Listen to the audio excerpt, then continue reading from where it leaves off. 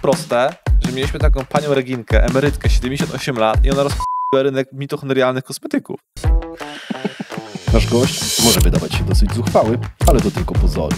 Myślę, że dużo tej wiedzy przekaże. Od strony właśnie e-commerce'u, od strony agencji, od strony tego, co się dzieje tak naprawdę. Nie boi się mówić o patologiach w branży, w której działa. Naprawdę jest tak źle w branży, że niedymanie klientów może być USP? Tak. Czyli sugerujesz, że właśnie duże agencje potrafią sprzedać 10 godzin, a tylko 2, tak na dobrą sprawę, specjalistów. Nie sugeruję, tylko wiem. Jedna firma na 300 miała zrobione dobrze skonfigurowaną marketing. Jak wiesz, staram się tworzyć content, który jest głęboki. Niestety czasem na tyle, że nie możemy opublikować odcinka z uwagi na potencjalne prawne konsekwencje. Kto wie, ten wie. Kto nie wie, też się kiedyś dowie. Dzisiejszy odcinek nie będzie inny. Twój gość to ktoś, o kim prawdopodobnie usłyszysz po raz pierwszy. Dlaczego? Bo robi biznes w cieniu, jest młody. Ktoś mógłby powiedzieć, że to po prostu za wcześnie. Sprawdzimy. Jako jeden z niewielu nie boi się mówić o patologiach w branży, w której działa, a jest to świat agencji marketingowych skupionych na e-commerce. W tym przypadku nie takich, o których słyszysz na co dzień, tylko takich, które rozwijają się w ciszy. Mam wrażenie, że to rozwój dzięki efektom właśnie, co też weźmiemy pod lupę. A ten sposób rozwoju to ścieżka, która nie należy do najłatwiejszych. Nasz gość może wydawać się dosyć zuchwały, ale to tylko pozory. Ma growth mindset, sprawdziłem to dla ciebie, nie boi się mylić i każdą swoją hipotezę sprawdza w eksperymentach. Ta otwartość na błędy i bezemocjonalne przyjmowanie wyników eksperymentów, w szczególności bez obrony ego, łączy moim zdaniem wszystkich ludzi, którzy osiągają więcej niż inni. Jest jeszcze jedna cecha szersza i nadrzędna, ale zachowam ją na razie dla siebie. Nasz gość stworzył agencję z ciekawym stosunkiem przychodu i zysku na osobę. Spróbujemy to rozłożyć na części pierwsze i podważyć. Jeśli nie myli się w deklaracjach, a ja w swoim researchu, to utrzymując te statystyki przy wzroście w stałym tempie, to w mojej opinii może w przyszłości zagrozić niejednemu podmiotowi z okładek, co jest prawdopodobnie niemal niemożliwe, ale to przecież robi większość przedsiębiorców właśnie. Oddaję Ci mojego gościa, właściciel agencji Semawo, twórca 7 e-commerce'ów własnych, w tym avocadostyle.pl, sklep dla brodacza.pl, pomadziarz.pl, a niedługo kolejnych. Prywatnie bardzo otwarty człowiek, który chce dzielić się całą swoją wiedzą za darmo, Tomasz Kwiatkowski. Cześć Tomasz. Cześć, witam. Bardzo to ładnie ująłeś. Jest to pierwszy podcast tego typu, więc mam nadzieję, że nie będę się mylił.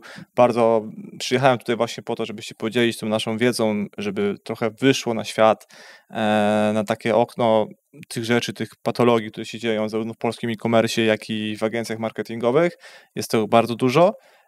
Jeszcze tylko dopowiem, że weszliśmy na rynek czeski i słowacki, także też staramy się pomagać firmom wchodzić też na rynki zewnętrzne, ościenne, no bo to najprościej na początku, nie? Mhm.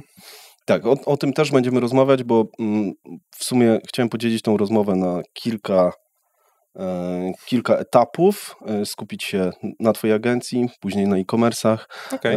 Ma to w miarę jakiś taki porządek, ale pewnie i tak zrobimy z tego chaos, a później znowu spróbujemy uporządkować.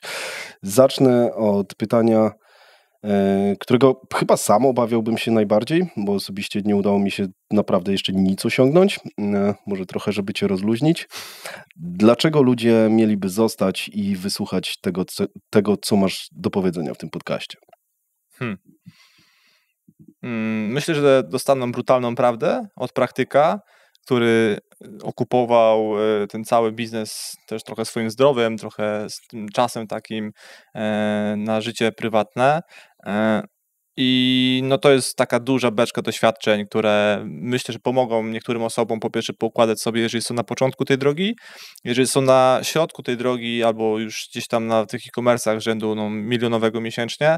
Myślę, że jest dużo takich fajnych tipów, fajnych pomysłów, które są w stanie po pierwsze zeskalować, po drugie rzucić troszeczkę inne spojrzenie na te biznesy swoje, nie? Bo wchodzimy trochę w szczegóły może.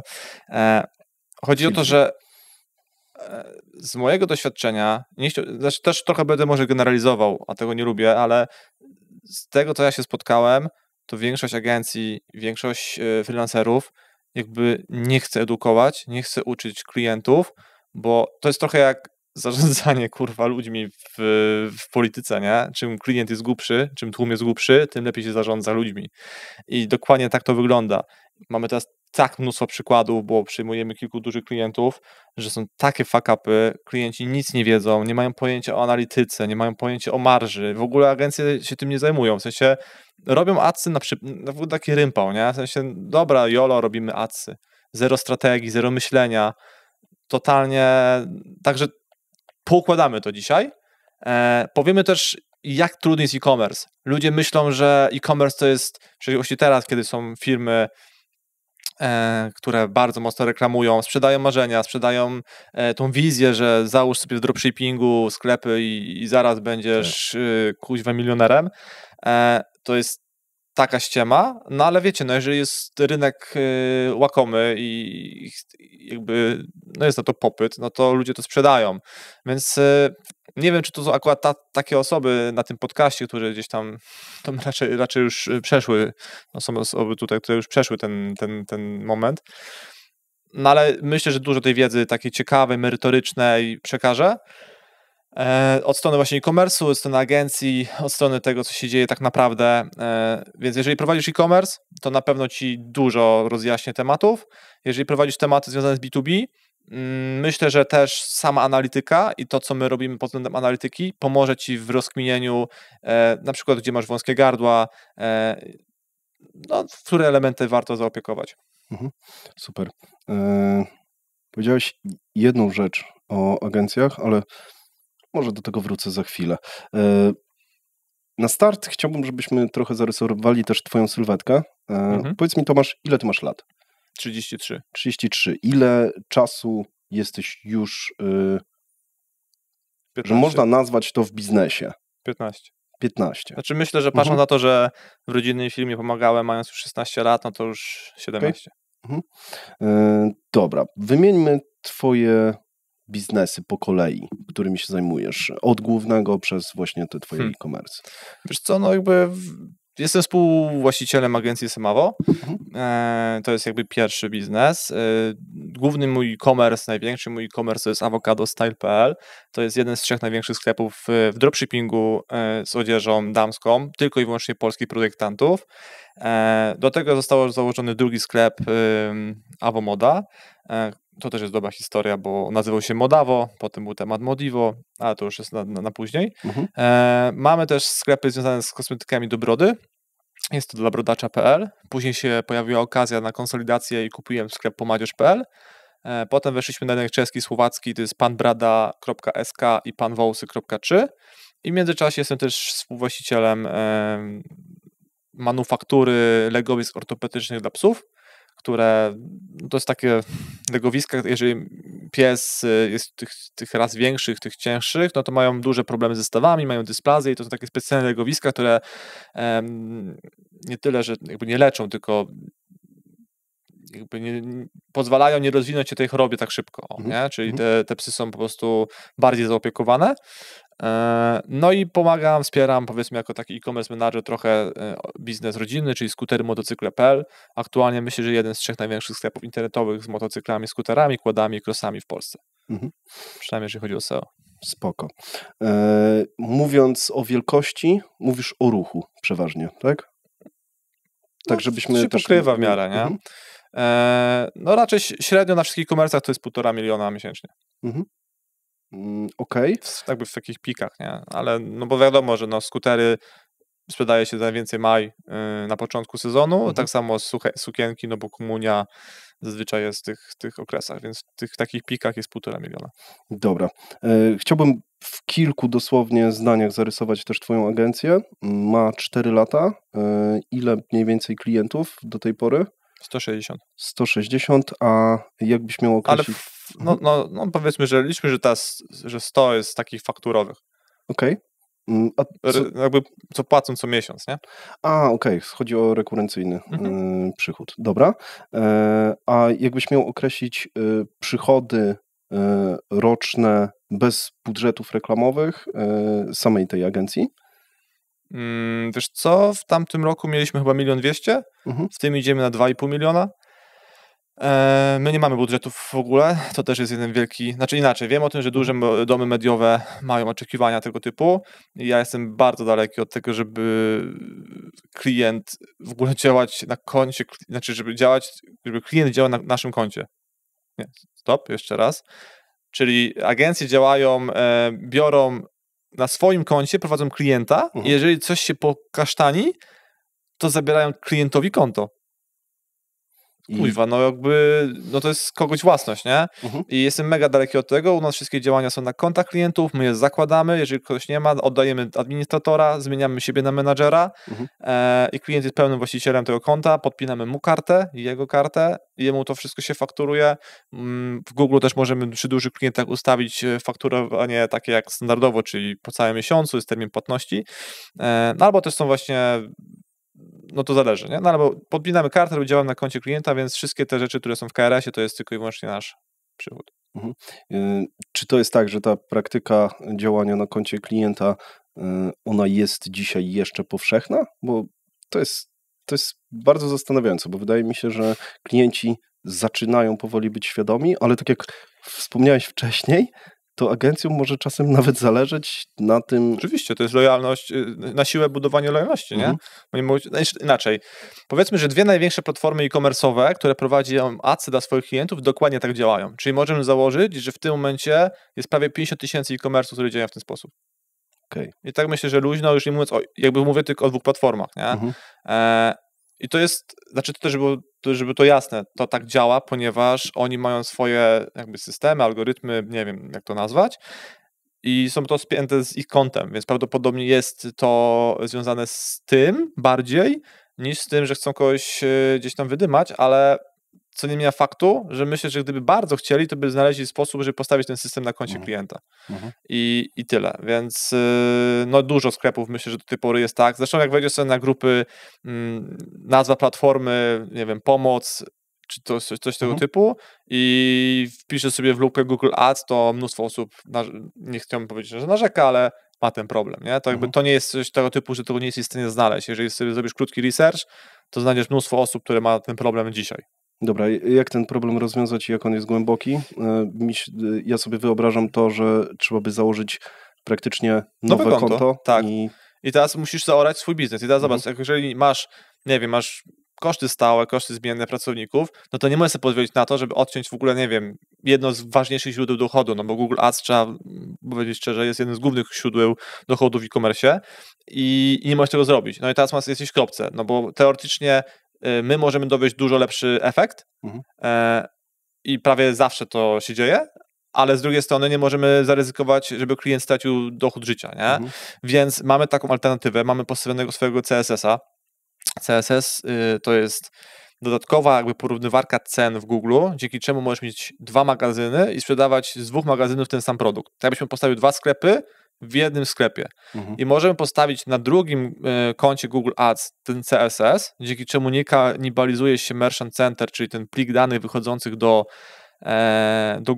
Google'a i możemy postawić drugie równoległe konto na CSS-ie, jest to totalnie bezpieczne, dzięki czemu my zaczynamy budować sobie to konto klienta od zera, i w pewnym momencie dochodzimy do takiego etapu, że on ma już po naszej stronie pulę na przykład obrotu 50 000, tam ma 50 000, jest w stanie z dnia na dzień to odciąć i przerzucić ten budżet do nas, nie?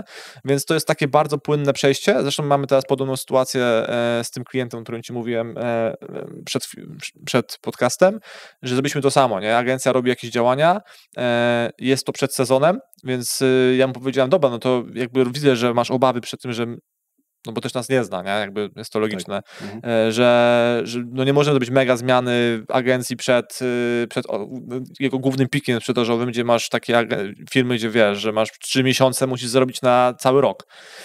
I mówimy, dobra, no to my odpalimy swojego CSS-a i w styczniu sobie zdecydujesz, czy my zrobiliśmy lepszą robotę, czy jesteśmy bardziej kompetentni, czy tamta aktualna agencja. I ja nie mam z tym żadnego problemu. My też mamy tak otwarte podejście, jeżeli masz jakiekolwiek odczucie, że może być coś nie tak, to my sami zaprosimy inną agencję do audytu. Jakby, jeżeli powiedzą, że coś jest nie tak, to super, to się czegoś dowiem. Ekstra. Fajne nastawienie. Dobra, czyli to jest taki dosyć płynny proces? Ile on mniej więcej trwa twoim zdaniem, żeby... To znaczy, wiem, że to zależy, tak?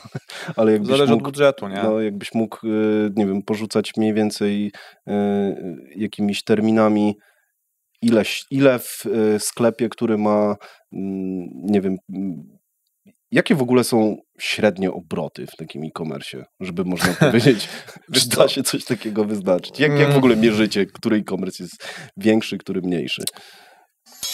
Wierzę, że w odpowiednim otoczeniu łatwiej robić biznes, w złym jest to bardzo trudne.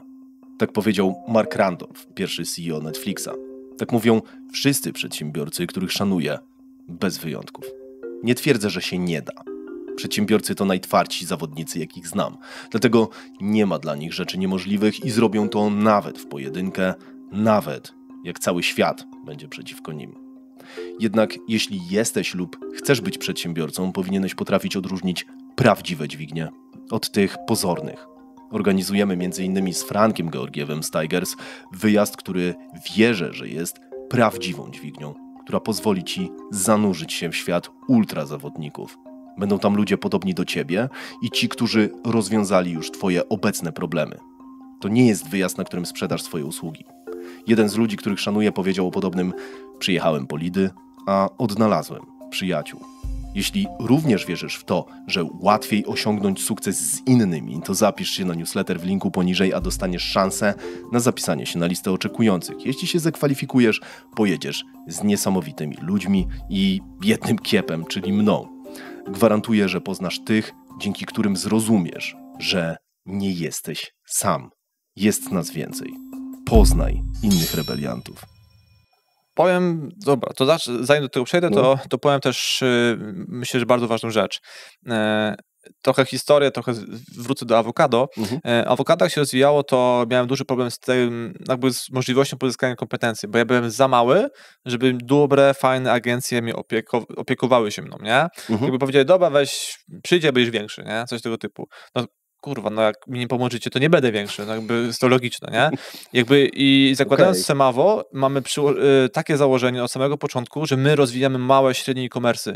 W sensie masz budżetu 1000-2000 złotych, zróbmy tak, żebyś ty za 10 miesięcy miał, nie wiem, budżetu 10 000, bo ci się to będzie spinało. Więc ja nikogo nie odrzucam, bo wiem o tym, że mały gracz może być za 3 lata, za 4 lata dzięki nam dużym graczem. I wtedy też, wiesz, no też jest potem lojalność i takie podejście partnerskie od samego początku, więc to jest bardzo istotne. I teraz w związku z powyższym ja nie segreguję, bo wiem o tym, że są agencje tego typu, że nie wiem, przyjmują tylko od budżetu 10 000 albo od obrotu 100 koła.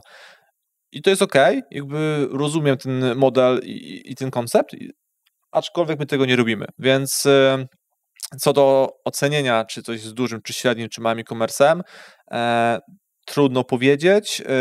Gdzieś tam powiedzmy, że do 100 000 obrotu to jest mały, no ale w sumie mały, no to jest jeszcze mikro dodajmy, nie? Do 20 000 jest mikro. Potem ale to mówimy o miesięcznych obrotach? Tak, no. Potem masz mały, powiedzmy, że do 500 000 jest średni, powyżej 500 000 już jest duży, nie? W sensie, nie, jakby ja wiem o tym, potem już są bardzo duże osoby, bardzo duże e-commerce, no bo jakby musi mieć tak duży ogrom kompetencji, żeby dojść do 1 000 000 albo nawet do 500 000, to jakby między 500 000 a 1 000 000 to już jest bardzo mała różnica, nie? W sensie osiągnięcie 500 000 to jest jak milestone, to jest przebicie tego, to jest wow, nie? Musi mieć tak dużo kompetencji od analityki, kurwa, księgowości, no adsów, Facebooków, Google'ów, SEO, pozycjonowania, logistyki, no jako właściciel e-commerce musisz umieć wszystko, nie? Więc nie traktuję tego liczbowo. No tak, chyba że sprzedajesz produkty, które są po prostu cholernie drogie, no to wtedy też nie musisz ich sprzedać tak dużo, chyba że to też jest... Też nie jest łatwo, w sensie, ja wiem o tym, możesz nazwać ten podcast, że e-commerce jest cholernie trudny, nie? Widzisz, mój ojciec sprzedaje motocykle i skutery, nie? Mamy jeden z naszych pierwszych klientów, sprzedaje premium sofy i szafy. I to są takie, wiesz, no sofa za 15-20 tysięcy.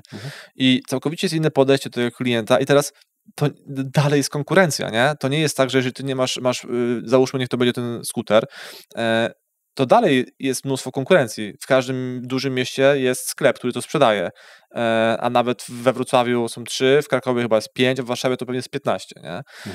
Więc dalej musi się przepychać w adsach, w pozycjonowaniu w dokładnie taki sam sposób, jak sprzedajesz sobie, nie wiem, szklanki, nie? Albo lampę. Nie ma żadnej różnicy. Wiadomo, że obrotowo właśnie. będzie prawdopodobnie dużo łatwiej osiągnąć pół miliona, no ale teraz zbuduj zaufanie, sprzedając online skuter, żeby dojść do $500 000. Jakby, co musisz zrobić na sklepie, jak musisz zrobić UX, CX, wiesz, ruch, ile ruchu musisz ściągnąć, żeby zapełnić ten lejek, żeby sprzedać za $500 000 skuterów online. Jakby wiesz, to nie sprzedaje się online skuterów. Znaczy pewnie tak, myślę, że większość by z was założyła, że to nie jest normalne. To tak, ludzie kupują w ogóle bez sprawdzenia skuter online z dostawą kurierem na chatę, nie? Masz 14 dni na zwrot. To ciekawe. I wiesz, i to też jest mega ciężkie. Już abstrahując od tego, jaka to jest w ogóle posprzedażowa obsługa, nie? No bo jak przyjeżdża do ciebie skuter, wiesz, który musisz sobie sam ustawić gaźnik i się nie znasz, albo tam to już jest ciul, bo to już skuter przychodzi, wiesz, z Chin w takich wielkich paczkach, nie?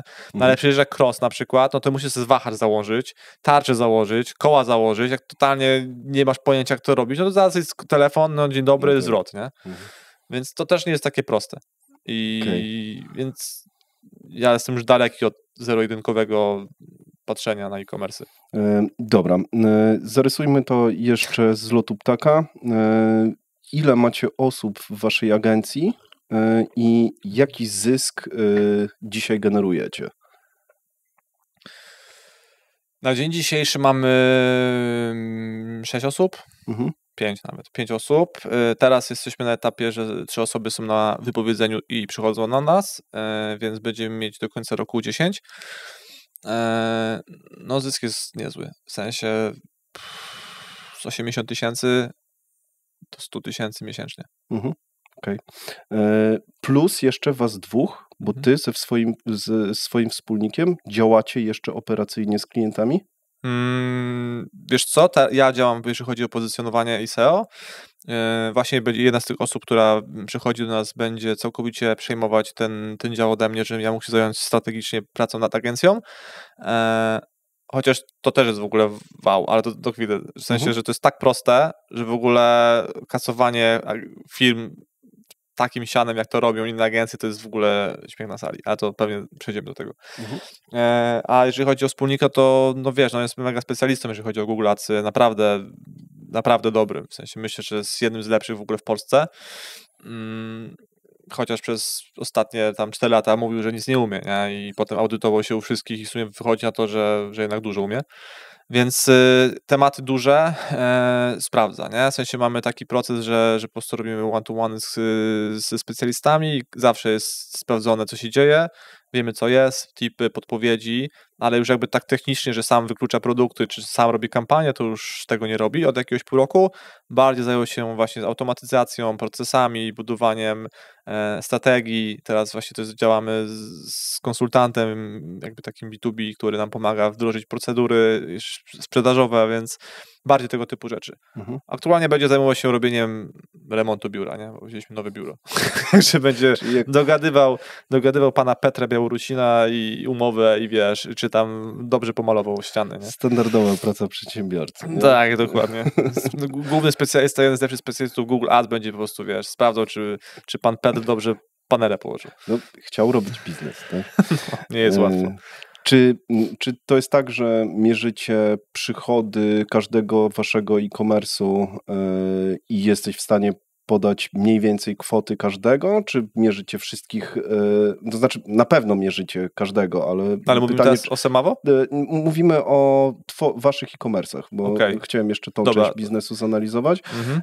Pytanie, czy masz to z głowy, albo czy jesteś w stanie określić... Jestem liczbowy. Wiesz co, po pierwsze To zależy, bo to jest tylko na KPI-erze. No tak. Ja mam to zrobiłem w taki sposób, że wszystkie moje e-commerce'y, znaczy wszystkie, oprócz Hektolov i skuterów, bo to jest na spółce ojca, są na JDG-u, nie? Więc jakby ciężko stwierdzić, który konkretnie ile zarabia. Oczywiście ja sobie to rozbiłem i łączę to grupami, nie? Czyli mam raczej odzież, czyli mam Avomoda, Avocado, Allegra i jakieś tam, nie wiem, CNA. No i tematy brodaczowe są też osobno, nie? No i teraz Avocado jakby przez ostatnie 2 lata cały mój zysk szedł na rozwój brodacza, więc teoretycznie nic nie wyciągałem, no bo jakby robiłem sobie tego brodacza.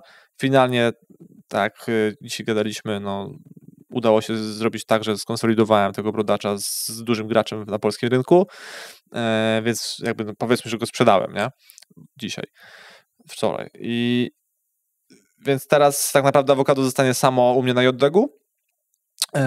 No tam jest obrotu na poziomie, nie wiem, 4 milionów rocznie. No i rentowność na e-commerce to jest około 3-4% netto. Więc no. Ale też... Bywa dużo więcej? Wiesz co, to jest kwestia inaczej. To też trzeba zrozumieć, że dochodzimy do poziomu kosztów stałych, które już nie rosną, nie? Czyli już rosną tylko i wyłącznie prowizje od adsów i prowizje od, nie wiem, od płatności odroczonych czy od płatności elektronicznych i to po prostu już nie rośnie. I my jesteśmy na tym etapie, że każdy wzrost powyżej tych 250 000 miesięcznie, to jest u nas ten poziom taki zero. Wszystko, co jest powyżej 250 jest po prostu już zyskiem, nie? Czyli cała marża idzie na zysk, a nie na pokrycie kosztów. Więc prawdopodobnie będzie więcej, zresztą też robimy do tego działania, robimy dywersyfikację. Chcemy zrobić dokładnie to samo z branżą biżuteryjną w Polsce, bo nie ma konceptu, że klient sobie wchodzi na sklep i on wie, że tam 100% tych produktów są polskie produkty, polska biżuteria, nie? Nawet się dowiedziałem o tym, że no bo chcieliśmy współpracować z tą marką, duża marka, zresztą nie wiem, w Poznaniu w galerii, chyba w Warszawie też jest w galerii i jakby mówi cały czas, że to jest polski brand i na poziomie współpracy wyszło, że oni jednak nie mają polskich produktów wszystkich. I my jakby odrzuciliśmy ich z możliwości współpracy z nami, więc chcemy zbudować tego typu rzeczy. No i znowu, Avocado inwestuje w to, czyli pracownicy, którzy robią tematy związane z biżuterią, jakby są finansowani z ciuchów, nie? Ciuchy zarabiają, no i znowu 100% inwestuję w to, no i tak trochę to wykręci. Wiecie, ja traktuję e-commerce jako grę, w sensie ja lubię, dla mnie biznes jest grą. Ona fajnie, że jakby fajnie, że zarabia, ale fajniejsze jest to, że rośnie, nie? W sensie, że wymyśliłem sobie, dobra, to teraz będziemy mieć bransoletki z opalem naturalnym, jak sobie wpiszecie, jesteśmy na pierwszym miejscu, nie? I zrobiliśmy to w miesiąc. I to jest spoko, mnie to jara, nie? Bardziej takie rzeczy. Dobra, to w takim układzie, czy nie myślałeś kiedyś, że skupienie się na jednym byłoby lepsze, bardziej dochodowe? Który z nich ma największy potencjał? Inaczej. Brodacz powstał dlatego, że się wkurzyłem na odzież, bo jest tak dużo zwrotów i klienci są tacy obleśni, typu zwroty, no musicie sobie wyobrazić, jak przychodzą zwroty, nie? Jakby raz było nawet tak, że wiele razy. Ostatnio było tak, że klientka zapomniała swoje majtki wyciągnąć z kombinezonu, nie? Jakby, kurwa. Także, no i mnie to trochę wkurzyło i chciałem znaleźć branżę, która nie ma zwrotów, która ma spoko marżowość, która ma fajny potencjał wzrostowy i jest bardziej męska, no bo jednak facet sprzedający sukienki to raczej nie jest jego konik. No i tak powstał brodacz, nie? Więc każdy z nich ma potencjał bycia największym, nie? Tylko, że pytanie, czy ja chcę, żeby Avocado było największe.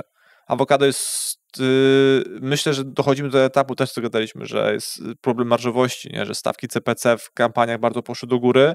Jeżeli ta marża jest na niskim poziomie, albo nie za dużym, to też jest po prostu mielenie dla mielenia, nie? Jakby my mamy tak to policzone, że jakby mi się nie opłaca mieć towaru już. W sensie kiedyś to było spoko, nie? No bo jakby dzięki temu, że mieliłem towar, no to ja dostałem najlepsze rabaty od kontrahentów, więc mam dzięki temu no lepszą marżę po prostu, nie? No ale od tego momentu już, do którego doszedłem, ja już nie dostanę lepszych rabatów, więc moim celem nie jest kręcenie dla kręcenia, nie? Teraz chcę zrobić tak, czyli na przykład produkty, które są bestsellerami, ale 70% się zwraca, po prostu wypieprzamy, nie? Bo po co? To więcej pracuje osoba na zwrotach, która po prostu sprawdza i tylko się wkurza, albo jeszcze przyjdzie kuźwa z majtkami produkt i w ogóle żal, nie? Więc... Macie tak, że czasem wolicie nie dostać produktu z powrotem, tylko oddać kasę i powiedzieć, dobra, to sobie go zostaw? Nie, Tak jak nie. Bo na tych chińskich niektórych portalach już tak jest, nie? Że pewne... No bo już się nie opłaca to, nie? No, dokładnie. Wiesz co? Nie, raczej staramy... Ale nigdy nie wiesz, który to jest produkt, nie? Tak. Nie, u nas jakby ja wiem o tym, że polityka w modzie i w odzieży jest taka, że wiesz, 100 dni na zwrot i w ogóle darmowy zwrot i w ogóle, to też jest w ogóle wałek, no to jest zgodne z prawem, że jeżeli mija ci 14 dni, to też jest tip dla e-commerce'ów tutaj, jak ci mija 14 dni ustawowej potencjału na zwrotu, a ty masz 30, to po 14 dniach przechodzisz na twój wewnętrzny regulamin i w twoim wewnętrznym regulaminie możesz napisać, że zwrot jest tylko na kartę podarunkową i hajs zostaje u ciebie. I są klienci, którzy zwracają w tych 14 dniach, no bo zwracają zazwyczaj szybko, a ci, co czekają do końca, no to już ten hajs nie oddajecie, nie? Tylko jest na karcie podarunkowej i też niektóre e-commerce z tego bardzo dużo korzystają i wiem o tym, że bardzo dużo na tym zarabiają, nie? No bo jeżeli masz zwrotów w odzieży 40%, i załóżmy, niech połowa wraca na kartę podarunkową, no to 20% hajsu zostaje u ciebie. To jest super, tak. Nie? Ale jednak przyjmujemy i sprawdzamy i jeżeli, no działamy zgodnie z prawem. Totalnie w sumie jesteśmy naprawdę zawsze od początku było tak, że wszystkie zmiany, regulaminy staraliśmy się, żeby było robione to przez prawników, żeby to było zgodne i to, co się dzieje na polskim e-commerce, wiesz, typu, że w ogóle omnibus w ogóle nie jest wdrożony, nie? W ogóle, kurwa, duże sklepy nie mają tego, nie? Jakby RODO w ogóle nie ma. W sensie do tej pory cookies nie ma. Tak, to też zauważyłem, że praktycznie olewka, chociaż cookiesy to jest w ogóle chyba, nie wiem, tricky temat z tego, co słyszę, bo większość firm musi włożyć grubą kasę, żeby to wdrożyć. No widziałem tam jakąś lukę. No to 400 zł i zrobimy. No właśnie, to nie jest przecież trudne. To znaczy, nie jest trudne, jak masz rzeczywiście jedną na przykład stronę, tak, ale jak masz zarządzanie, wiesz, 16 albo 30, jak na przykład w niektórych branżach, no to są tam tricky rzeczy z zarządzaniem tymi danymi wszystkimi. To nie jest taki trywialny problem, nie? No tutaj trzeba do specjalisty już się bezpośrednio odezwać, nie? Ale taki e-commerce to jest bez problemu. Dobra, mówiłeś, że założyłeś... nie odpowiedziałem ci na pytanie, co jest lepsze, nie? Dobrze, że zauważyłeś. Ja nie zauważyłem. Tak, ja po prostu, wiesz, dla mnie to jest kolejna gra, nie? Tak jakbyś się zaczął, wiesz, przyszedł gra i potem masz nowa gra plus. I dobra, to teraz zaczynamy nową branżę i zobaczymy, jak mi pójdzie, nie? I to trochę tak to działa, więc, ale już się zatrzymałem, już mam w biurze w ogóle taką umowę podpisaną z pracownikami, że mam zakaz kupowania nowych sklepów i zakaz nowych tematów, nie? Okay. Więc biżuteria jest ostatnią opcją, która jest po prostu dywersyfikacją do ciuchów i na awokado to będzie, raczej nie będziemy nic tam kombinować. Jeżeli chodzi o brodacze, no to mówię, no poszła konsolidacja, więc tu będzie mieć potężny wzrost będzie, nie? Także bardzo się cieszę i skupiamy się na Semawo. Jakby jest tak dużo tematów, że raz odpuściłem. Zresztą już mi się nie rozciąga tak czas. Niestety po 30 ciężej się regeneruje organizm. Inaczej. Dobra, to co powiedziałeś a propos tej gry, to mi się przypomina Przemek Jóźwakowski, bo on ma dokładnie takie samo podejście, że traktuje to jak klocki, grę i coś mu się nudzi i po prostu i idzie do następnego, czyli ty jesteś tą częścią biznesu, która cały czas ma nowe pomysły i trzeba go hamować, tak? No. Dobra. Tak, czy to jest tak, że czujesz, że masz jednak jakiś uzysk z tego, że właśnie było kilka tych e-commerce'ów i jeden mógł finansować drugiego? Czy może jednak byłby większy zwrot, jeżeli od początku trzymałbyś się pierwszego?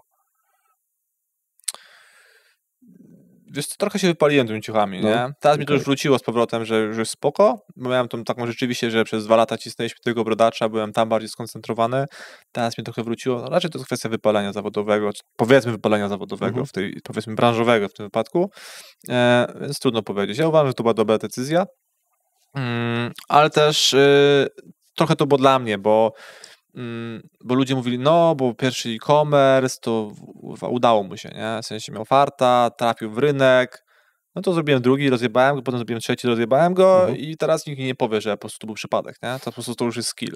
Ale to jest ważne, żeby Więc rzeczywiście umieć powtórzyć. jak przychodzi do mnie klient z e-commerce'em i to mi nie jest w stanie tego podważyć w żaden sposób, bo ja mu pokazuję tu wyniki, tu wyniki, tu wyniki, tu wyniki, nie?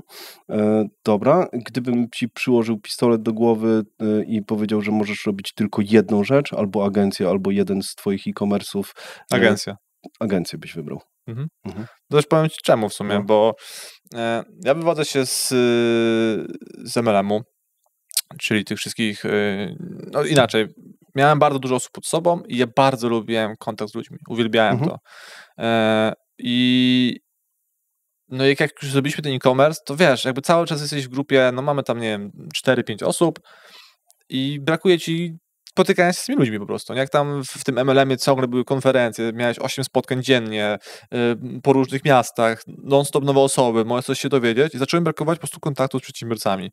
I myślę, że to jest mega spoko, że jakby my mamy, dlatego ja mam też mega kontakt z moimi klientami, traktuję ich naprawdę partnerów, wiesz, spotykamy się na kawkę, przyjeżdżamy sobie, rozmawiamy, bo po prostu ja tego potrzebowałem. W sensie potrzebowałem mieć kontaktu z takimi ludźmi, z innymi problemami trochę, nie? W awokado po prostu, no, wiesz, no, masz sklep internetowy, nie? Nie masz kontaktu z klientami swoimi. Nie wiesz, czy im się coś podoba, czy nie. No, dadzą ci opinię na tej aplikacji, no, ale finalnie no, albo cię tam opierdzielą, że zły produkt, albo powiedzą ci, że jest spoko produkt, nie? I bardzo lubię ten kontakt z tymi osobami, to, że w ogóle mogę pomagać ludziom, nie? To, że widzę, że wiesz, ktoś wdrożył jakąś rzecz, bo mu powiedziałem i nagle ma, nie wiem, 30% wzrostu. I to jest zajebiste. W sensie super. Nie mam takiego przełożenia w awokado mojej skilli, jakby, wiesz, mojej roboczej godziny na taki impact na kogoś. Jakby, wiesz, nie wiem, w awokado podniosę współczynnik konwersji o 0,01%, nie? A tutaj moja godzina może zmienić komuś życie. Okej. Czyli na przykład, nie? Czerpiesz większą satysfakcję po prostu z rozwiązywania problemów.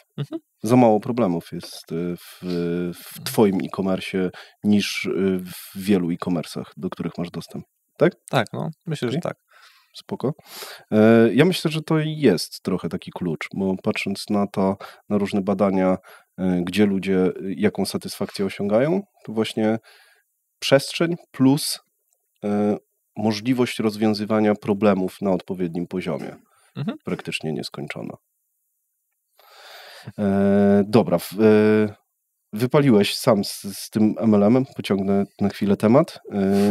Wielu ludzi źle kojarzy MLM i raczej by się do tego nie przyznało. Co ty dzisiaj myślisz w ogóle o MLM-ach? Dobra. Krótka wstawka. Pewnie o tym nie myślałeś, ale ten kanał oglądają osoby podobne do ciebie. Kilkukrotnie właściciele dużych firm i mniejszych biznesów mówili mi, że są to jedyne lub jedne z niewielu treści na polskim YouTube, które konsumują. To grupa, do której bardzo ciężko dotrzeć. Dlatego, jeśli masz dla nich wartościowy produkt, napisz na mnie maila. Sam wiesz, że warto rozmawiać. To może być jedyna okazja. A jeśli uważasz, że nasze odcinki wyróżniają się jakością i czujesz, tak jak ja, że inwestując w marketing wideo zwiększasz szansę na zdominowanie swojej niszy, odezwij się. Osobiście pokażę Ci statystyki 2 kanałów, które stworzyliśmy od zera. Jeśli masz już swój kanał, możemy pomóc Ci robić to lepiej. Jeśli dopiero o nim myślisz, szybkie warsztaty i pierwsze materiały według naszej metodyki powiedzą, czy ta forma sprawdzi się u Ciebie. Kontakt masz w opisie, wracam gadać. Wątpię, że tu są studenci albo młode osoby, które dopiero zaczynają swoją drogę biznesową, ale... Bywają też tacy. Mówią, że słuchają.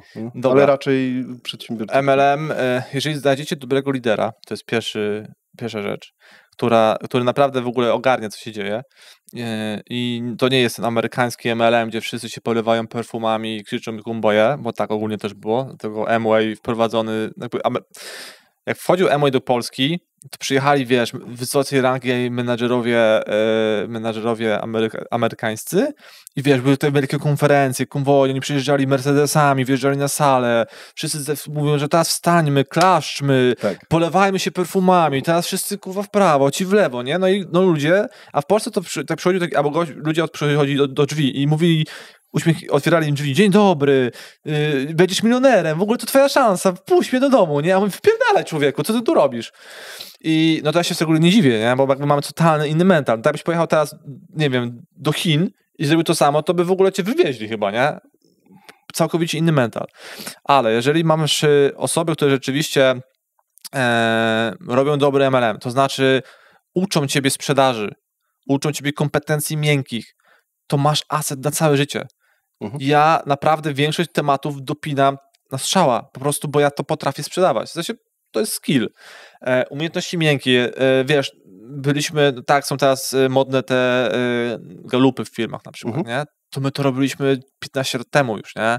Cały mój zespół miał takie badania robione, żeby wiedzieć, kto będzie dobrym liderem, kto będzie złym liderem. No w ogóle nauka bycia liderem, nie? To jest drugi element.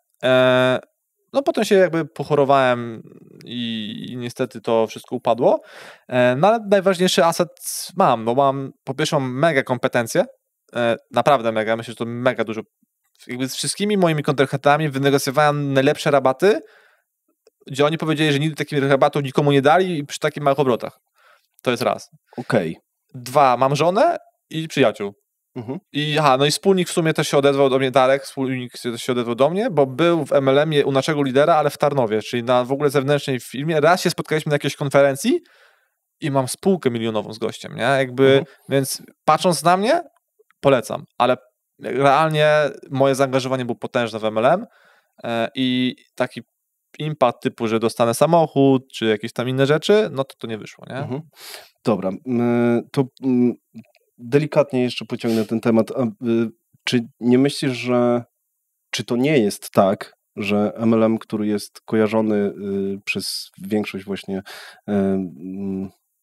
no Polaków, no. Tak jako piramida finansowa, sekta, no jakby otwarcie jak jest. Ale pytanie, czy to, czego uczą w większości takich MLM-ów, to nie jest taka właśnie twarda, chamska, amerykańska sprzedaż, która tak na dobrą sprawę ona nie działa w większości przypadków, no bo jest kilka szkół sprzedaży. Dobra, tak? Jak sobie weźmiemy taką szkołę sprzedaży typu Wilk z Wall Street, jak on robił obdzwonkę cold calli na giełdzie, kurde, no to nie zadziała w każdej branży. Dlatego zacząłem od najważniejszych rzeczy. Musisz trafić na dobrego lidera, bo jak trafisz na takiego typa, no to będziesz duplikował jego złe schematy, nie? Ja widziałem kiedyś szkolenie gościa, który się wywodził z MLM-ów o sprzedaży, no to kurczę, no takich bullshitów to dawno nie słyszałem. Nie? Ale widzisz, to działa na przykład dużo bardzo MLM-owców przeszło do OZE, nie? I tam to działa, bo oni potrafią jakby wejść i wcisnąć ludziom rzeczy, mimo że czegoś nie potrzebują. I to jest fakt, ja się z tym średnio tak zgadzam, wolę tą bardziej delikatną, taką relacyjną formę sprzedaży, ale no to działa, nie? Jakby widzę, ile moi wcześniejsi liderzy zarabiają siana w OZE, nie? Po prostu chodzą w wiosce od furtki do furtki i mają 20-30K, nie? Miesięcznie. Taka chyba najsłynniejsza sprawa, jaka mi się z MLM-em kojarzy, to jest Bill Ackman. On robił takiego shorta na tym MLM-ie Herbalife. Kojarzysz? Herbalife kojarzę, no. To są takie suplementy, nie? Powiedzmy. Oni chyba w ogóle sponsorowali ligę hiszpańską w piłce nożnej, czy jakiś... tak, oni są ogromni. Tak, no. Możliwe, że mieli na to kasę. No i on shortował ten MLM i chciał udowodnić, że to piramida finansowa. Nawet jakąś taką sprawę sądową wytoczył, dosyć grubą, o to, żeby udowodnić, że to jest piramida finansowa. Nie udało mu się to i finalnie po 5 latach shortowania zamknął chyba tego shorta z $1 miliard straty. No widzisz, jakby oglądał nasz podcast, to by nie stracił miliardów, bo teraz to wytłumaczę. No. Bo są tego typu właśnie piramidy finansowe, które mówią, że są jak MLM, jak FutureNet był kryptowalutowy. No. Więc jeżeli macie jakikolwiek MLM, który nie ma produktu, którym nie kupujesz, nie sprzedajesz produktu, to nie jest MLM. To jest wał, ściema i uciekaj. MLM to jest po prostu model biznesowy sprzedaży produktów. I tyle. Tak jak masz w normalnej firmie masz handlowca, albo budujesz sobie sieć handlowców. I to jest po prostu model sprzedaży. Musisz mieć produkt, który sprzedajesz i tyle. Więc jeżeli nie ma tam produktów, albo są holendarnie drogie, to prawdopodobnie to jest piramida finansowa, gdzie wkład nowych osób daje hajs na osoby, które są w strukturze. I wtedy uciekaj. Więc mamy bardzo dobre firmy. Duolife w Polsce jest bardzo fajną firmą. FM Group do tej pory chyba działa, w którym też kiedyś tam byłem. Więc jest kilka firm, które są bardzo warte, tylko trzeba znaleźć dobrego lidera. I jeżeli ktoś chce sobie poznać dużo kontaktów, to trochę jak idziesz na studia, nie? Jakby większą wartość prawdopodobnie będziesz mieć z tego, jakie poznasz ludzi na studiach, niż z tej wiedzy, którą się dowiesz. No to na pewno, tak. No? O ile to oczywiście nie są jakieś tam prawnicze, lekarskie, czy takie, które potrzebne są do robienia zawodu, nie? No tak, no nie chciałbym, żeby chirurg specjalizował się w networkingu. Tak. No. Dobra. Moje takie chyba jedyne pytanie do ciebie, które cały czas będzie wracać, to jak udało ci się nie wywalić po drodze? No bo jednak tych biznesów jest trochę. Kto powiedział, że się nie wywaliłem po drodze? No to właśnie sprostuj. Ale finalnie jesteś i utrzymujesz się na powierzchni. Oczywiście tam musiało być setki błędów, no bo trochę już widzę, jaki masz mindset, więc nie boisz się błędów i one... No błędy rosną, nie? Na siebie budują. Dokładnie, nie? Więc powiedz, jak ty to w ogóle widzisz, że udało ci się utrzymać? Co takiego sprawiło, że jesteś właśnie tutaj? Masz przychody, żyjesz, możesz się z tego utrzymać? Możesz? No nieźle. Wiesz co? Staram się rozkminić, jaka rzecz wpłynęła na to w moim charakterze. Myślę, że taka zawziętość, nie? Ja też wywodzę się ze sztuk walki. Wiesz, mam 3. dana w taekwondo, więc robisz to przez 7-8 lat, żeby mieć czarny pas, nie? Przez 7 lat, kurwa, robisz to samo kopnięcie, to samo uderzenie ręką, ten sam układ, ten sam blok, nie? I tu jest trochę to samo w SEO. Musisz zrobić kolekcję, opisać ją, kolejną kolekcję, opisać ją, 700 kolekcję, opisać ją. Po prostu ta konsekwencja, jakby skoncentrowanie na cel i świadomość, MLM też pomógł, świadomość tego, że odroczona gratyfikacja jest, nie? W biznesie jest bardzo mocno odroczona gratyfikacja i no myślę, że te elementy bardzo mi poukładały ten mental, żeby to zrobić, nie? Myślę, że taekwondo mnie ułożyło i MLM też mnie ułożył. Pod tym względem, no wiesz, ja po prostu dostałem 50 książek do przeczytania i szkoleń, i podcastów i tam, wiesz, katowałem to, więc te wszystkie, co prawda to było amerykańskie te książki, nie? Czyli tam od Carnegie'ego, już nie pamiętam tych ludzi w ogóle, no ale tam jak zostać milionerem, tego typu rzeczy. Trochę jest inne przełożenie na polski rynek, co prawda, no ale wiesz, wszyscy mówili, nie? Niektórzy, że wstań rano konsekwentnie, rób swoje, nie bój się, nie przejmuj się, porażki są normalną rzeczą w biznesie, więc ja tym przysiągłem, nie? I po prostu zacząłem to robić i ja staram się nie myśleć o tym, że mi nie idzie, w sensie to musi wypalić. Jak masz dobrą strategię, to jest tylko kwestia czasu. I tyle, nie? I tak samo było z brodaczem, jakby, no bo zaczynasz nowy biznes od zera i wiesz, bo mówię, czy moja strategia jest dobra, czy ja na pewno to potrafię zrobić, nie? No i nagle widzisz, że minął ten rok i nagle jest wzrost, potem jest kolejny rok i masz 100% wzrostu, nie? I mówisz, kurwa, jednak to działa. I to jest konsekwencja. I to mnie nauczyło chyba to, no bo wiesz, no chodź na treningi, kurwa, przez 7 lat non stop, nie? Jakby musi być konsekwentny. Albo w MLM-ie jeszcze, nie? Rób z zaangażowaniem spotkania, kuźwa, w kawiarni, w Starbucksie, jak zarabiasz 9,50, kurwa, nie? Na koniec miesiąca dostajesz wypłatę z firm MLM 9,50. I ty kolejny miesiąc mówisz, kurwa, w kolejny zarobię 10,50, nie? A w kolejnym już będzie 15, a potem będzie 200, 500, nie? No to musi być mega mindset ułożony, kurwa, żeby pójść i sprzedawać komuś wizję, mając 9,50 na koncie. Dobra, ty do tego wracasz, to ja też będę drążył. Ile ci się udało tam zarobić w najlepszym miesiącu? 1800. Tak? Bo mnie rozsypała choroba No. w momencie, kiedy wchodziłem na poziom dyrektorski. No. Przed samym tym 3 miesiące, 2 miesiące przed, nie? No dobra, to czy jak widzisz, że nie było tam jakichś no, przynajmniej minimalnych przychodów przy takim eforcie, to czy nie czujesz, że to jest jednak jeden wielki przekręt? No ale wiesz, jak zakładasz firmę, No. wczoraj o tym gadałem właśnie z tymi moimi przyszłymi wspólnikami, tak zakładasz firmę, to jest dokładnie to samo, stary. Jakby, Tak, nie wiem, no załóżmy, że robisz to za darmo, nie, wiesz. Na minusie jeszcze. Na minusie, bo w MLM jesteś na zero. Jakby tylko twój czas jest kosztem, nie? Więc chyba nie. No dobra, a nie myślisz, że to jest właśnie zrobiona konstrukcja na zasadzie takiej, żeby tylko praktycznie góra zarabiała i to przez tylko ci, którzy dojdą, wiesz, na samym początku, no to są takie główne zarzuty do MLM-u. Ty do tego wracasz, nie ja. Inaczej, no w moim przypadku akurat było tak, że no mnie wysypała choroba, nie? Ja po prostu nie mogłem robić tych rzeczy, nie miałem jeszcze tak zabetonowanej struktury, żeby to po prostu zaczęło samo się kręcić. I dlatego to się trochę rozpadło. I tyle. No trochę tak jest, że jednak rzeczywiście te osoby, które były na początku, mają łatwiej, ale też jest dużo przykładów na polskim rynku osób, które weszły do firmy, która ma 10 lat, mają zabetonowaną strukturę już, wszystkich dyrektorów poukładanych i gościu w rok zrobił na przykład lepsze wyniki niż oni, kurwa, wszyscy razem wzięci, nie? Czyli jednak miał kompetencje i miał skill, czyli miał coś lepiej, nie? Więc da się to zrobić. Prawdopodobnie to są jednostki i prawdopodobnie te same jednostki w biznesie stacjonarnym zrobią tak samo biznes. No bo znowu, 1% ludzi w MLM-ie zarabia hajs, a w biznesie prawdziwym ile osób zarabia hajs? 1%? 2%? No to jaka jest różnica? Po prostu masz inny biznes, inny model biznesowy. Tutaj ryzykujesz wszystkim, prawdopodobnie masz dużą szansę większego wzrostu, no bo w biznesie swoim masz no limit, nie? W MLM-ie masz plan tak zwany, który określa, ile masz maksymalnie zarobić na przykład, nie? Ale tu ryzyko, w MLM-ie jakie masz ryzyka, nie? Masz tylko to, że ci nie wyjdzie. No a nie potrzebujesz produktu, nie potrzebujesz magazynu, nie potrzebujesz produkcji, nie potrzebujesz atestów, nie potrzebujesz logistyki, dystrybucji, systemów informatycznych, żeby to działało w ogóle, nie?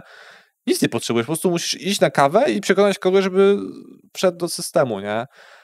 Więc ryzyko w MLM jest dużo mniejsze, więc jak ktoś jest młody, to uważam, że warto pójść na szkolenia, warto pójść na konferencje. Mieliśmy dostęp do... Ja powiedziałem, zapomniałem. No taki Brian Tracy był, nie? No to wiesz, my pojechaliśmy tam, nie? Były szkolenia. Anthony Robbins, czyli takie najlepsi szkoleniowcy amerykańscy przyjeżdżali i MLM-y to mają. Znaczy tacy mówcy motywacyjni, tak nazwijmy. Powiedzmy, też, no też, no. I to też jest spoko, nie? Normalnie byś nie poszedł tam. Prawdopodobnie byś prowadził swój biznes i sprzedawał jakieś tam rzeczy, to byś nawet nie wpadł na to, żeby pojechać do Antonego Robbinsa, czy Briana Tracy'ego, czy kogokolwiek, żeby się doedukować, bo ty po prostu nie masz czasu na doedukowanie. A tam doedukowanie jest twoją pracą, bo jeżeli będziesz lepszym sprzedającym, lepszą osobą rekrutującą, tym będziesz mieć lepsze wyniki. Więc jest to bardzo ciężkie, nawet bym powiedział, że mega bardzo ciężkie, ale jest to do zrobienia. Tak samo jest w biznesie. Myślę, że patrząc na to, że 80% e-commerce'ów pada w pierwszym roku, albo 90%, a teraz to w ogóle jest zawilka po covidowa już, taka, że naprawdę pada to jak muchy, to mamy to samo, nie? Tak, tylko że... prowadząc biznes, prowadzisz go w warunkach, które są ustalone rynkowo przez kapitalistyczny system. Wchodząc do MLM-u, jednak zaczynasz grać w grę, której zasady ustawiło kilku ludzi. No ale wiesz, masz wiele MLM-ów, nie? Możesz sobie wybrać takie zasady, które będą pasować tobie.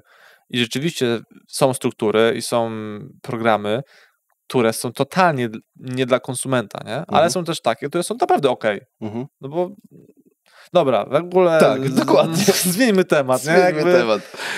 Ale ciekawy to jest temat w ogóle do pogadania, bo mam wrażenie, że ludzie się boją o tym mówić, dokładnie. Tak. Dlatego znów, dobra, podsumujmy. Dzięki temu mam wspólnika, mam żonę, mam przyjaciół, mam zajebiste kompetencje i prawdopodobnie bez tego bym nie zdążył awokado, nie byłby rentowne, bo w momencie, kiedy było ciężko, to ja po prostu moimi skillami mogłem wynegocjować takie warunki i takie rzeczy, że normalnie bym tego nie zrobił. Kropka. Dobra, jaką czujesz, że najważniejszą dla ciebie umiejętność wyciągnąłeś właśnie z tej MLM-owej lekcji? Mówisz, że to jest sztuka negocjacji, czy jakieś takie samozaparcia, czy coś jeszcze innego? Myślę, że jednej ciężko będzie wybrać, nie? Rzeczywiście ta umiejętność odroczonej gratyfikacji, pewność siebie, no bo wiesz, jesteś nastawiony na 1000 nie. Dzwonisz do gościa, nie chcę. Nie? I musisz kurwa mieć mega twardą skorupę, żeby to mentalnie przyjąć, nie? Tyle razy nie na japę, nie? I no to masz kolejne rzeczy. No dużo rzeczy, kurczę, naprawdę, jeżeli robisz coś inaczej, myślę, że każde robienie czegokolwiek profesjonalnie buduje w tobie wiele rzeczy. I czy to będzie MLM, czy to będzie biznes, czy to będzie sport, czy to będzie nawet, nie wiem, gra w szachy, kurwa. No nie wiem, uczyć cierpliwości pewnie. Oczywiście, no i bardzo strategicznego myślenia. No. Ja jestem bardzo kiepski w szachy, ale chciałbym być dobry. Mam brata, który zawsze mnie rozwala w sekundę. No. Dobra.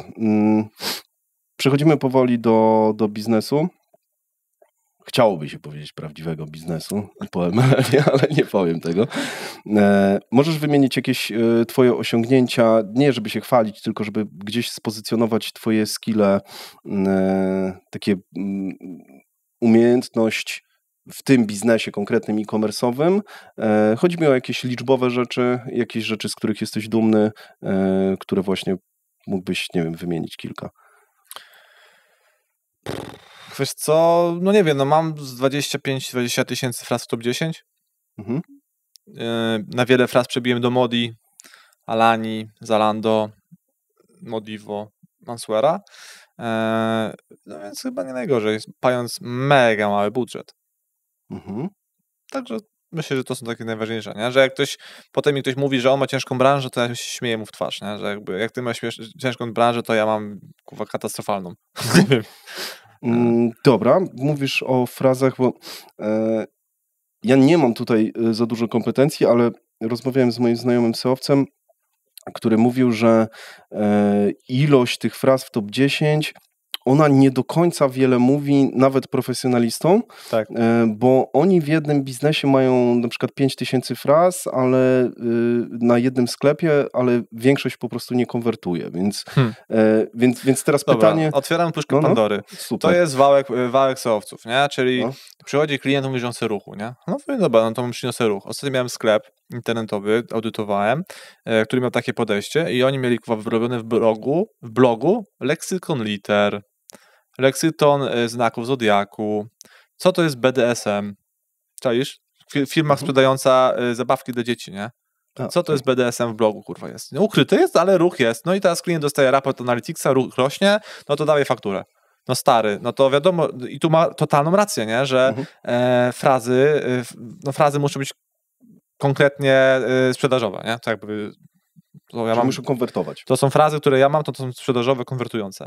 Więc tak, i teraz jeżeli ludzie się łapią na to, że SEO robi się od efektu i efektem jest ruch, nie? Jakby to fajnie, no to idziesz sobie do kiosku i powiesz za mleko, no wie pani, ja mam 100 000 ruchu, nie? To niech pani mi tam mleko da i kawę, nie? W dupie mam twój ruch, nie? No, więc rozliczanie za ruch jest bez sensu na maksa, bo są takie sztuczki, takie pierdoły, które można zrobić, żeby wyciągnąć ruch, że to jest, no, wiesz, to jest tak z raportami, no. Tak przygotuje ci zawsze agencja raport, że oni są zajebiści. Dobra. To jak w takim razie, czy rozliczać się, czy robić właśnie to SEO, żeby to miało sens? Jaką tu masz, jakieś swoje przemyślenia na... Okej.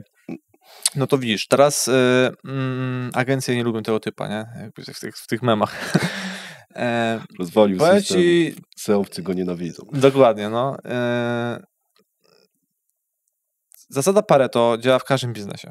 I uważam, że 20% rzeczy, które zrobi sam klient, wygenerują 80% tego ruchu i sprzedaży. I ja po prostu przekazuję temu klientowi, naszym klientom, co ma zrobić, żeby te 20% zrobił samemu, nie?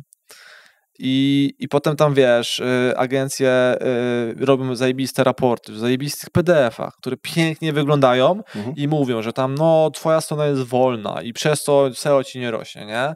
i potem no to sobie wejść na stronę, nie wiem, Zalando, MediaMarktu, MediaExpertu i te współczynniki są prawdopodobnie 3 razy gorsze niż ten klient, który ma audyt. A jakoś są pierwsi wszędzie, nie? I to jest takie zero-jedynkowe, nie? Gdzieś tam było w jakiś czas temu update, że szybkość strony jest najważniejsza i wszystkie agencje robili prospecting, że szybkość jest najważniejsza i wiesz, pozyskiwali klientów na szybkość, nie? A dalej jest właśnie... Mailu jeszcze z wynikiem. Tak, no oczywiście, oczywiście, że jest oczywiście chujowy, no wiadomo. Tak. Jak zrobisz tak raport, że będzie tak, że na pewno jest źle.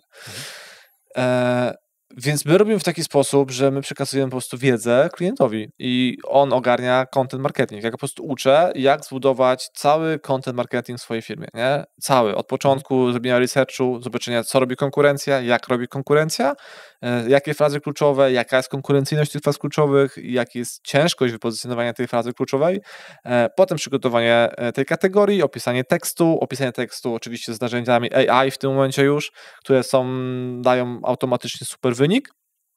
I no nie wiem, teraz mamy tego klienta, myślę, że się Kasia nie obrazi, jak powiem nazwę, Cool Mama, no to ogarnęliśmy w miesiąc 130% wzrostu w SEO, nie? Po prostu usiadli i zaczęli po prostu robić teksty. I tyle, nie? My kupujemy po prostu dodatkowo linki i dzięki temu, że omijamy całego ten copywriting, bo no, założenie jest tego typu, że no jest w agencji musi być copywriter. Copywriter przygotuje ci teksty na bloga, przygotuje ci teksty, nie wiem, na produkty czy na kategorie. Copywriter w 90% się nie zna na temacie. Tak. No bo, jak nie wiem, no mamy klienta, który ma przenośniki pneumatyczne Big Bag do jakiejś kuźwa paszy w ogóle, nie? No to copywriter, który pisze tam tekst, prawdopodobnie się gówno zna, więc bierze hajs za to, że napisał tekst. Prawdopodobnie napisał w czacie GPT. Potem ja dostaję ten tekst, ja się też nie znam. Pytam się copywritera, czy on jest spoko, że tak. No to ja kasuję klienta też za to, że ja ogarnąłem ten tekst dla niego i klient finalnie płaci, wiesz, 3 razy, nie? A teksty są słabe. Teksty są mega słabe, nie? A ja wolę, żeby nauczyć jego specjalistkę od produktu, powiedzieć mu, nie wiem, o 10 najważniejszych rzeczach, jeżeli chodzi o SEO i oni to sami napiszą, to sprawdzę.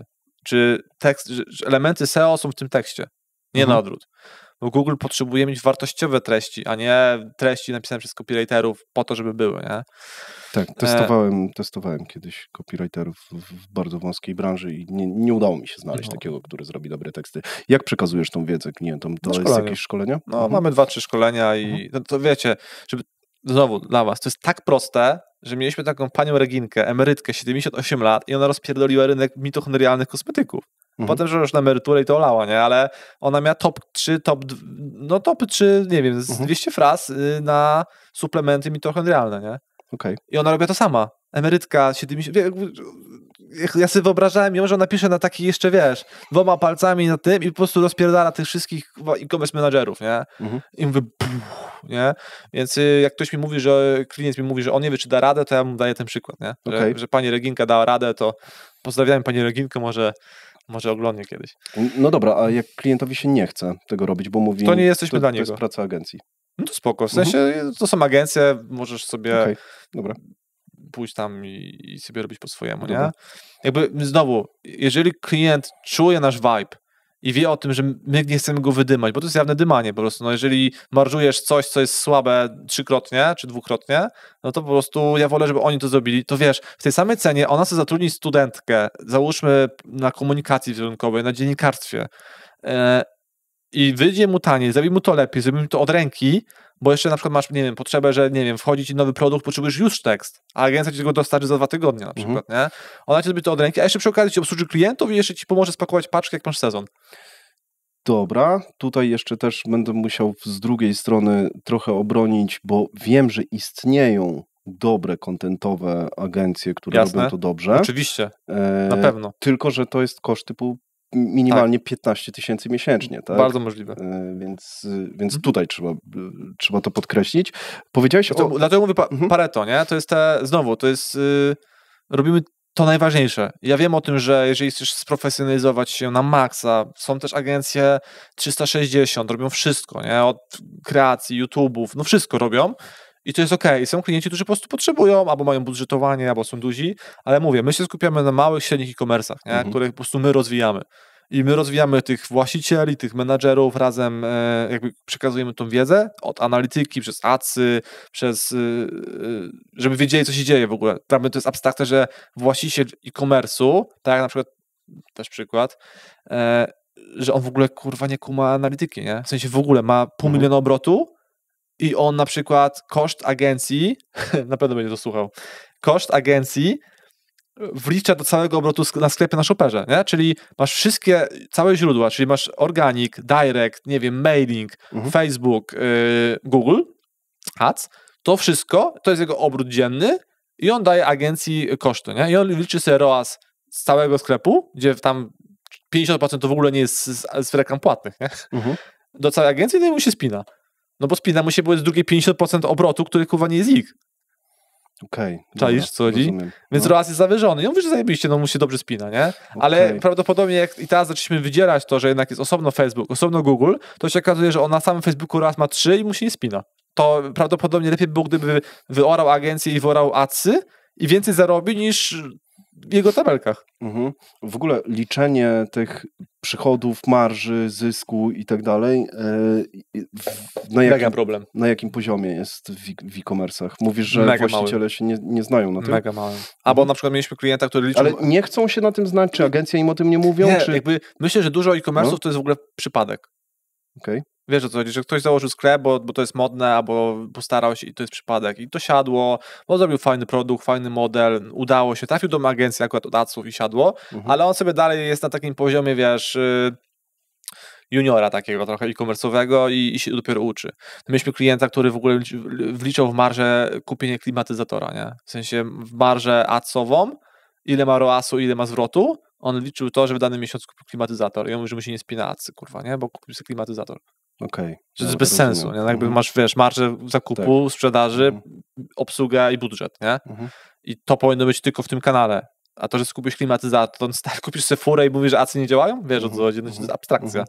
I on, jakby dla niego to w ogóle nie było nic dziwnego. Jakbym to powiedziałem i oczy mu się otworzyły, kurwa, no rzeczywiście, nie? I zakładam, że mnóstwo jest takich osób, które liczą dziwne rzeczy do swojej marży. Albo jakby, wiesz, bo też jest marża... Z drugiej strony ja mam wrażenie, że chyba ludzie, nie wiem, czy to jest w ogóle nie wiedzą, moje wrażenie. czym się różni marża. Nie? Ludzie na przykład mówią, że mają marżę 200%. Tak. No. Z dupy, w ogóle nie ma możliwości. Mogą być narzut 200%, a nie marżę. Tak, dokładnie. Albo na przykład jest tak, że... Znaczy, ja mam wrażenie, że większość ludzi nie dodaje kosztów przy liczeniu na przykład kosztów, nie wiem, pozyskania leada, klienta i tak dalej. To raczej tam one są niedowartościowane, te liczby. Znaczy też musimy powiedzieć o marży produktowej, a jeszcze oprócz marży produktowej masz, wiesz, spakowanie paczki, powiedzmy, nie wiem, robocza godzina podzielona na tą paczkę pracownika, nie wiem, koszty opakowań, koszty ewentualnego zwrotu, więc są jeszcze koszty alternatywne tego i to jest okej, ale jakby zero-jedynkowe do ROAS-u, do Google Adsów ja potrzebuję, ile ty masz marży, ile masz procent zwrotów, ile masz prowizji agencyjnej i ja wtedy jestem w stanie wyliczyć, jaki ty masz ROAS zerowy i wszystko, co jest powyżej ROAS-u zerowego, to jest twój zysk. A co ty z tym zrobisz? Czy ty kupisz sobie klimatyzator, czy kupisz sobie samochód, to jest twoje, nie? Z drugiej strony są takie koszty, które są niezbędne do prowadzenia biuro, działalności. Księgowość. No właśnie, nie? Więc... Ale jak nie będziesz mieć Google Adsów odpalonych, to one dalej będą. Tak. Więc wiesz, wliczać teraz ROAS... bo ty mówisz z samej kampanii płatnej. Okej, dobra, no to tak, to jest oczywiste. No tak, jak masz klimatyzator wrzucony w koszty kampanii adsowej i mówisz, że się nie spina, dobra, to teraz bez już sensu. totalnie rozumiem. Mówiłeś o AI w SEO. Możesz rozwinąć... A są narzędzia, przykładowo, są narzędzia do przygotowania pisania tekstów. Jest, nie będę wymieniał nazw, ale ktoś sobie na pewno znajdzie w necie.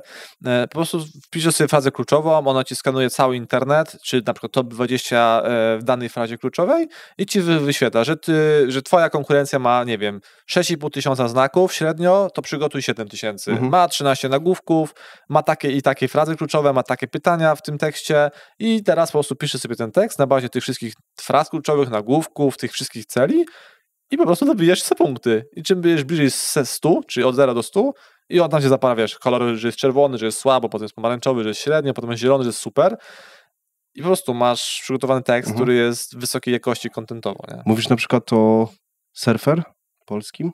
No, też na przykład. dobre narzędzie? Ja nie używam, ale wiem o tym, że klienci używają, inne agencje używają i myślę, że tutaj naprawdę chłopaki zrobili fajną robotę. Super, że to jest polska firma, nie? No. Zajebiście. Także tutaj propsuję. Super.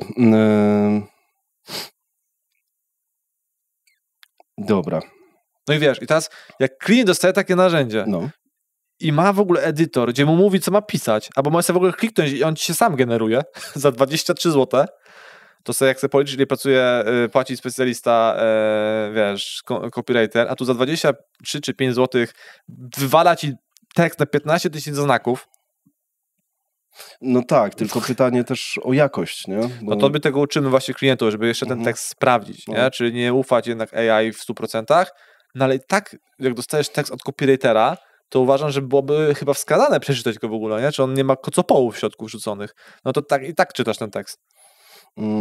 Tak, no z tym, że no nie wiem, czy twoim zdaniem jesteśmy na takim etapie, że moglibyśmy się posiłkować praktycznie tą metodą jako jedną z głównych, bo ja trochę w to nie wierzę. W sensie pisania tym narzędziem? No robimy to od początku roku i genialny wzrost. Tak? Bo wiesz, i to znowu... Ostatnio taki test dosyć duży, za mniej więcej 200 000 wyłożyli na to. Zaraz sobie przypomnę, kto. Na pewno znasz, oni materace mają e-commerce. Sembot, dokładnie. I ostatnio wrzucali post, że przepalili jakieś 200 000 złotych właśnie na testy związane z tekstami robionymi przez AI i mówi, że to wyszło bardzo słabo i że tak jak wierzył w to bardzo mocno, tak dzisiaj nie do końca już w to wierzy. I na przykład jeżeli chodzi, wiesz, nie wiem, tak, w pewnych przypadkach może to działać, ja w ogóle absolutnie nie mam kompetencji, żeby się na ten temat wypowiadać, ale na przykład jeżeli chodzi o soft do robienia, nie wiem, shortów, jakichś w ogóle wycinków z filmów albo w ogóle jakiegoś montażu, totalnie temu w ogóle nie wierzę, że to dzisiaj jest na takim poziomie, żeby to było jakościowo. Nie działa. My też jeszcze raz, żeby było jasne, to jest narzędzie, które ma wspierać osobę, która to robi, a nie robić za nią. I ja przekazuję dalej w 100% wiedzy, jak robić content, nawet bez. Są klienci, którzy nie korzystają. Korzystają albo z czata, po prostu, żeby albo odbić sobie myśli po na prostu. przykład, albo piszą sami teksty, ale nadal jest ileś tam rzeczy, które w tym tekście pod celu muszą być, tak, nagłówki, linki wewnętrzne, długość tego tekstu, nasycenie tych fraz kluczowych, to rzeczy dalej muszą być. I to jest tylko narzędzie, które ci pomaga, żeby to było poprawnie lub niepoprawnie, albo żebyś nie musiał sobie tego sam liczyć. Na przykład, czy masz 5 razy frazę wykorzystaną, czy nie, bo po prawej stronie masz informację, że jest 5 razy fraza, nie? I to jest tylko i wyłącznie ułatwienie. Czyli jako wspomaganie, jako rozszerzenie umysłu spoko, nie jako zastępowanie w tym momencie jeszcze człowieka. Tak. Ale za to dzięki temu, na przykład to narzędzie, z którego my korzystamy, pewnie zakładam, że każdy to ma też inne, w sumie bo testowałem, to daje ci też frazy pokrewne, nie? Czyli jak masz sukienkę czarną, to jeszcze ci daje sukienkę czarną z falbanami, z koronką i czymś jeszcze i ty wiesz o tym, że warto o tym napisać, bo konkurenci o tym napisali i dzięki temu się wypozycjonujesz nie na jedną frazę, tylko na 15. Tak zwany long tail. Czyli jeszcze ci rozszerza jakby perspektywę. Tak, oprócz tego, że możesz napisać dodatkowy akapit o czymś jeszcze, bo na to byś prawdopodobnie nie wpadł, nie? I to jest spoko, że daje ci taki trochę agendę do tego, co powinno być. Super. Powiedz mi, Tomasz, kim ty obecnie się czujesz? Czy ty jesteś przedsiębiorcą? Czy ty jesteś e-commerce'owcem? Kim ty jesteś? Patrząc na to, że robię tak dużo rzeczy, to chyba przedsiębiorcą. Takim rasowym już. Jaką byś jedną rzecz z przeszłości wymienił, która wpłynęła twoim zdaniem na to, kim jesteś? Wymienił? Ale tak. Myślałem, że zamienił, nie. A to też jest dobre. Znaczy wiesz, no, już trochę powiedzieliśmy, nie? I rzecz, która wpłynęła na to, kim jestem, no to myślę, że na pewno sztuki walki, myślę, że na pewno MLM, nie? Jakby to są elementy, że takie przeoranie taka zmiana. 1000 razy nie, albo nie wiem, pewnie 10 000 razy nie na twarz, nauczyło tej takiej twardoty, nie? Takiej, nie jak to powiedzieć, zresztą twardą skórę trochę, nie? Jakby, no bo wiem o tym, bo widzę po ludziach, że po prostu jak ktoś ci powie coś nie, to ty po prostu masz doła, nie? A ja mówię, Tak. no spoko, nie? No to zapytam jeszcze raz jutro. Tak, no dokładnie. Myślisz, że to jest kluczowe, właśnie ta cecha, jeżeli chodzi o biznes? Myślę, że jedna z wielu, nie? Jakby konsekwencja też jest, myślę, że bardzo istotna, bo to z tego, że jesteś odporny na nie, jeżeli nie jesteś konsekwentny, żeby pójść drugi raz następnego dnia. Więc jest dużo cech. Jakby wiem o tym, że chciałbyś dojść do jakiejś jednej, ale niestety tu ci nie pomogę, nie? Znaczy, nie, ja też czuję, że to jest zestaw, nie? No. Tylko jedno z kluczowych to jest, moim zdaniem, to jest właśnie trochę ogolenie się z tego właśnie ego, tak żeby ono nie wpływało na podejmowanie twoich decyzji. No z tym też przepracowałem trochę, nie? Żeby jednak ja mam taki problem, czy problem inaczej. Ja mam intuicję i wiem o tym, że nie wszystkie osoby mają taką intuicję jak ja. W sensie moja intuicja tak działa, że prawdopodobnie bardzo rzadko się mylę. Jeżeli ja mam to intuicyjnie, że po prostu to jest strzała, wiem, że to jest dobre, to prawdopodobnie jest dobre, tylko ja muszę teraz rozkminić, czemu to jest dobre, nie? W sensie dorzucić analitykę do tego, czemu mój pomysł jest okej. I na przykład mój wspólnik tego nie ma, albo ma bardzo, no po prostu jest, bardzo mało ludzi to ma. To ma podobno 10% ludzi tylko tak ma, nie? I taką intuicję. I niektórzy potrzebują opierać się na danych, na statystykach, na prognozach, na strategiach, a ja po prostu robię. I to jest na pewno rzecz, którą myślę, że każdy ma jakąś rzecz, która jest wyjątkowa w tej danej osobie, nie? W danym charakterze, czy danej personie, osobowości. I myślę, że to jest moje, nie? Że ta intuicja jest na tyle mocna, że po prostu wchodzę, ja wiem, byliśmy wczoraj przy tej konsolidacji, wiesz, wpadłem tam na magazyn, zobaczyć, poznać tam człowieka i ja mam pyk, to ja już mam 14 rzeczy do zmiany, nie? Do optymalizacji. Ja po prostu to widzę, ja nie muszę myśleć, kombinować, ja po prostu już to mam. I to pewnie jest jakiś elementem, który, ktoś to powiedział ostatnio, nazwał to błyskotliwością. Tak samo jak w sprzedaży to jest bardzo istotne, to też gadałem właśnie z Magdą, która była u ciebie na podcaście, właśnie ona to powiedziała, to jest błyskotliwość, że jak mam klienta, który mi odpowiada na jakiś, nie wiem, ma jakąś obiekcję, to ja nie muszę się zastanawiać i wrócić do niego jutro z czymś. Nie? Ja po prostu to wiem od razu. To jest takie pyk i ja już wiem, co powiedzieć. I to jest takie flow. Wspólnik się śmieje, że to jest flow. Okej, dobra, ale czujesz, że masz to jako wrodzoną cechę? Tak, czy naprawdę? No. Tak? Okej. No. Wierzysz w to, że istnieje coś takiego jak nasz jakiś taki core? Tak. Tak? Że wierzymy, że jesteśmy po prostu jakimiś ludźmi i to nie to, że widziałeś wiele tych e-commerce'ów pozwala ci powiedzieć. Znaczy poniekąd też, nie? Ale no właśnie, bo intuicja... Ale ja to miałem od zawsze, nie? W sensie, jak jeszcze bawiłem się w rapera i grałem trochę tych koncertów, to wiesz, jakby negocjacja tego, żeby akurat małego tam Tomka z Wrocławia wzięli na support PZ-a, nie? Albo Górala. I teraz przekonaj menadżera Górala, że to akurat ty masz być, a chętnych jest pewnie 500, nie? I ja już wtedy to miałem, czyli jeszcze przed MLM-em.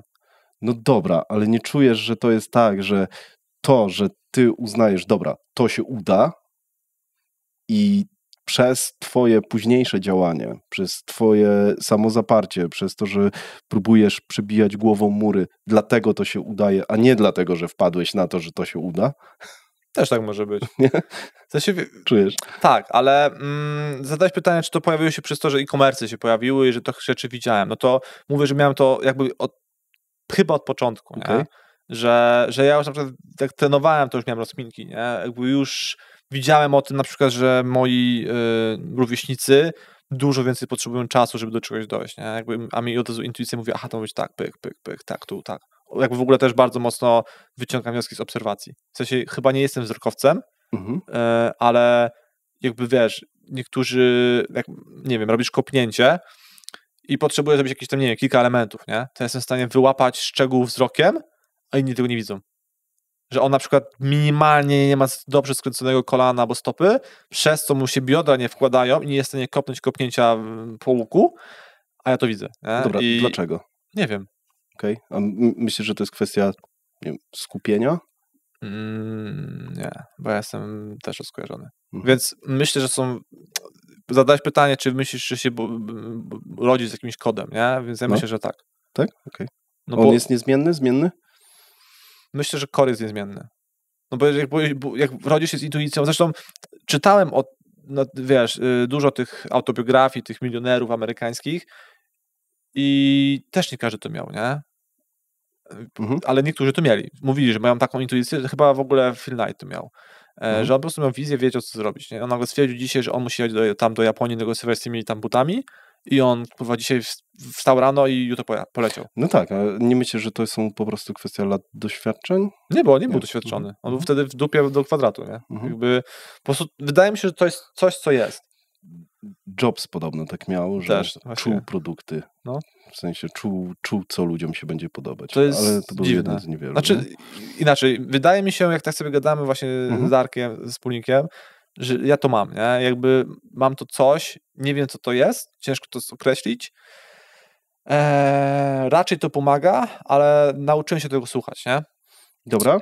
Czy to jest tak, że kiedyś cię to zawiodło i podjąłeś decyzję, która była dużą stratą przez to, że czułeś, że tak. ja wiem? Tak. Nie, no to nie chciałem powiedzieć, że to jest niezawodne, nie? Bo byłbym nieszczery. Wiesz co? No ale inaczej. Raczej nie... Dam ci przykład. Chciałem skonsolidować awokado z tego względu, żeby mieć większą marżę, większe możliwości, produkcję za sobą, wejść do spółki. No i wiesz, i miałem taką sytuację, że dogadałem się z tym kontrahentem, od którego kupuję towar. Notabene miałem z nim jeszcze stopę taką relacyjną, przyjacielską. On był u mnie na weselu, na moim, gdzie był środek COVID-a i było, 30 osób, więc bardzo wąskie grono wybrane jednak. Ja byłem u niego na weselu, dogadaliśmy deala, wszystko spieliśmy. Miał być bardzo fajny deal z tego, no i zaczął mnie ghostować. Po prostu przepadł typ, nie? Jakby do tej pory się nie odezwał. Okej. No i jakby... A na jakim to było etapie? No nie, to takie, że przybyliśmy piątkę, ja zwolniłem ludzi. Że przynosimy całą firmę do niego, więc powiedziałem ludziom, że słuchajcie, musicie odejść, nie? I widzę, że 2 tygodnie się do mnie nie odzywa, mówię, kurwa, no to chyba muszę ich zatrudnić z powrotem, albo w ogóle coś, jakby to był taki najbardziej dziwny moment. I po pierwsze, intuicyjnie super, to chociażby to, że dzisiaj wczoraj dopiąłem tego deala, to jakby nie oznacza, że jest dopięty, nie? Jak podpiszę dokumenty, to spoko. To też nie chcę mówić nazwy ani nic. Wierzę w chłopaków i wierzę w ten projekt zajebiście. Jak będą to słyszeć, to naprawdę wierzę w ten projekt. Ale patrząc na to, że zostałem tak dymnięty, no to jakoś tam nie podpalam się. Zresztą u mnie tam mój menadżer i też przyjaciel tak samo powiedział, dobra, wypiję na razie piwo zero, bo to to jeszcze nie jest na piwo normalne, nie? Dobra, a możesz coś więcej w ogóle powiedzieć o tej transakcji? Dlaczego i po co? I co to da? Okej. Tej wcześniejszej, czy tej co teraz? Tej wczorajszej. Wiesz co, dobra. O wcześniejszej też. No. Dobra, to zacznę od wcześniejszej, bo wcześniejsza aktualna wynikła ze wcześniejszej. Oprócz tego, że trochę się znudziłem ciuchami, to jest fakt i chciałbym scedować elementy związane z obsługą, z zwrotami tam, no bo oni też, chodzi o to, że oni też to robią. Więc po prostu bez sensu robić to w 2 miejscach, skoro mogło być to jedna osoba, optymizujemy koszty, pracownicy mogą zająć się innymi rzeczami, jakimiś bardziej, które generują przychód, a nie stratę, no bo zwrot to tylko strata. To jest jeden temat. Drugi temat większy, on miał duże stoki magazynowe, można było to wyprzedawać, można było robić outlety, można było, my mamy też mnóstwo danych z innych marek, produkować produkty, które są popularne, na które jest popyt, do kategorii, na których jest popyt, więc jest dużo więcej pomysłów byłoby, gdybyśmy byli razem w grupie i prawdopodobnie byśmy urosnęli 2, 3, 4-krotnie szybciej. I to samo jest z aktualną firmą, że po prostu możemy szybciej urosnąć. Już nie chodzi o kapitał sam, nie? Chodzi o to, że oni mając dystrybucję, mając marki na wyłączność, my zaczniemy bardziej pilnować rynek, bo on oczywiście w Polsce to wszystko jest pozaniżane, to jakby klasyk, więc zaczniemy, mieć dystrybucje selektywne, pilnować marki, mieć wspólne promocje, pozwolić barberom, żeby oni zarabiali w barbershopach. To jest w ogóle wał, kiedyś był taki duży wał, nie? Że główny dystrybutor obiecał, objechać całą Polskę, a na lewej spółce żony zaczął sprzedawać ceny poniżej ceny na Allegro, nie? W sensie barber kupić mógł na Allegro taniej od jego chyba żony, czy tam jakiejś spółki pokrewnej, niż od niego w hurcie. No to czemu klient miał kupić u Barbera produkt, skoro na Allegro miał taniej, nie?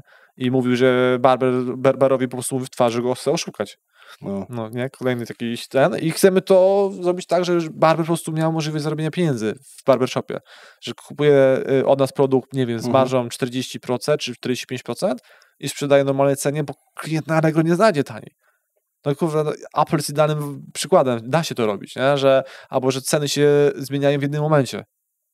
Nie? Jakby, jak masz zmianę cen, to jest wszędzie. Na iSpocie, tam nie wiem, jak jest w Cortlandzie, oficjalne stronie są zawsze zmienione ceny razem. A nie, że teraz gościu będzie przez 3 miesiące podnosił ceny, bo on nie umie systemu informatycznego, mimo że jest na shopperze, na którym ja też jestem i wszyscy inni też są, nie? I to jest jedno kliknięcie. Dobra, tylko... I podnosi ceny, kurwa, przez tydzień. Tutaj czuję taki dosyć tricky temat a propos kontrolowania ceny, bo nie, no ja wiem, jak prawnie wiem, jak w większości przypadków właśnie jest to opór nielegalny, nie? Tak. Żeby kontrolować to trzeba cenę. zrobić bardzo mądrze, jak najbardziej. Bardziej chodzi o to, żeby zbudować dystrybucję selektywną, no bo jeżeli masz teraz, oni mają, wiesz, produkcję, dystrybucję, brakuje im tylko B2C jakby, nie? To zrobienie tego mądrze będzie dobre dla każdego. Będzie dobre dla tego sklepu, że on kupi i będzie sprzedawał w normalnych warunkach i będzie na tym miał dobrą marżę i dobry zarobek.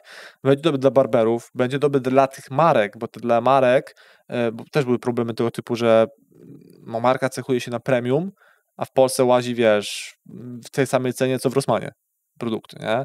I ta marka w Polsce już nie jest uznawana za premium, bo jest po prostu już gorszy sort, więc dla nich też to jest bardzo istotne, żeby ona była w dobrej polityce cenowej.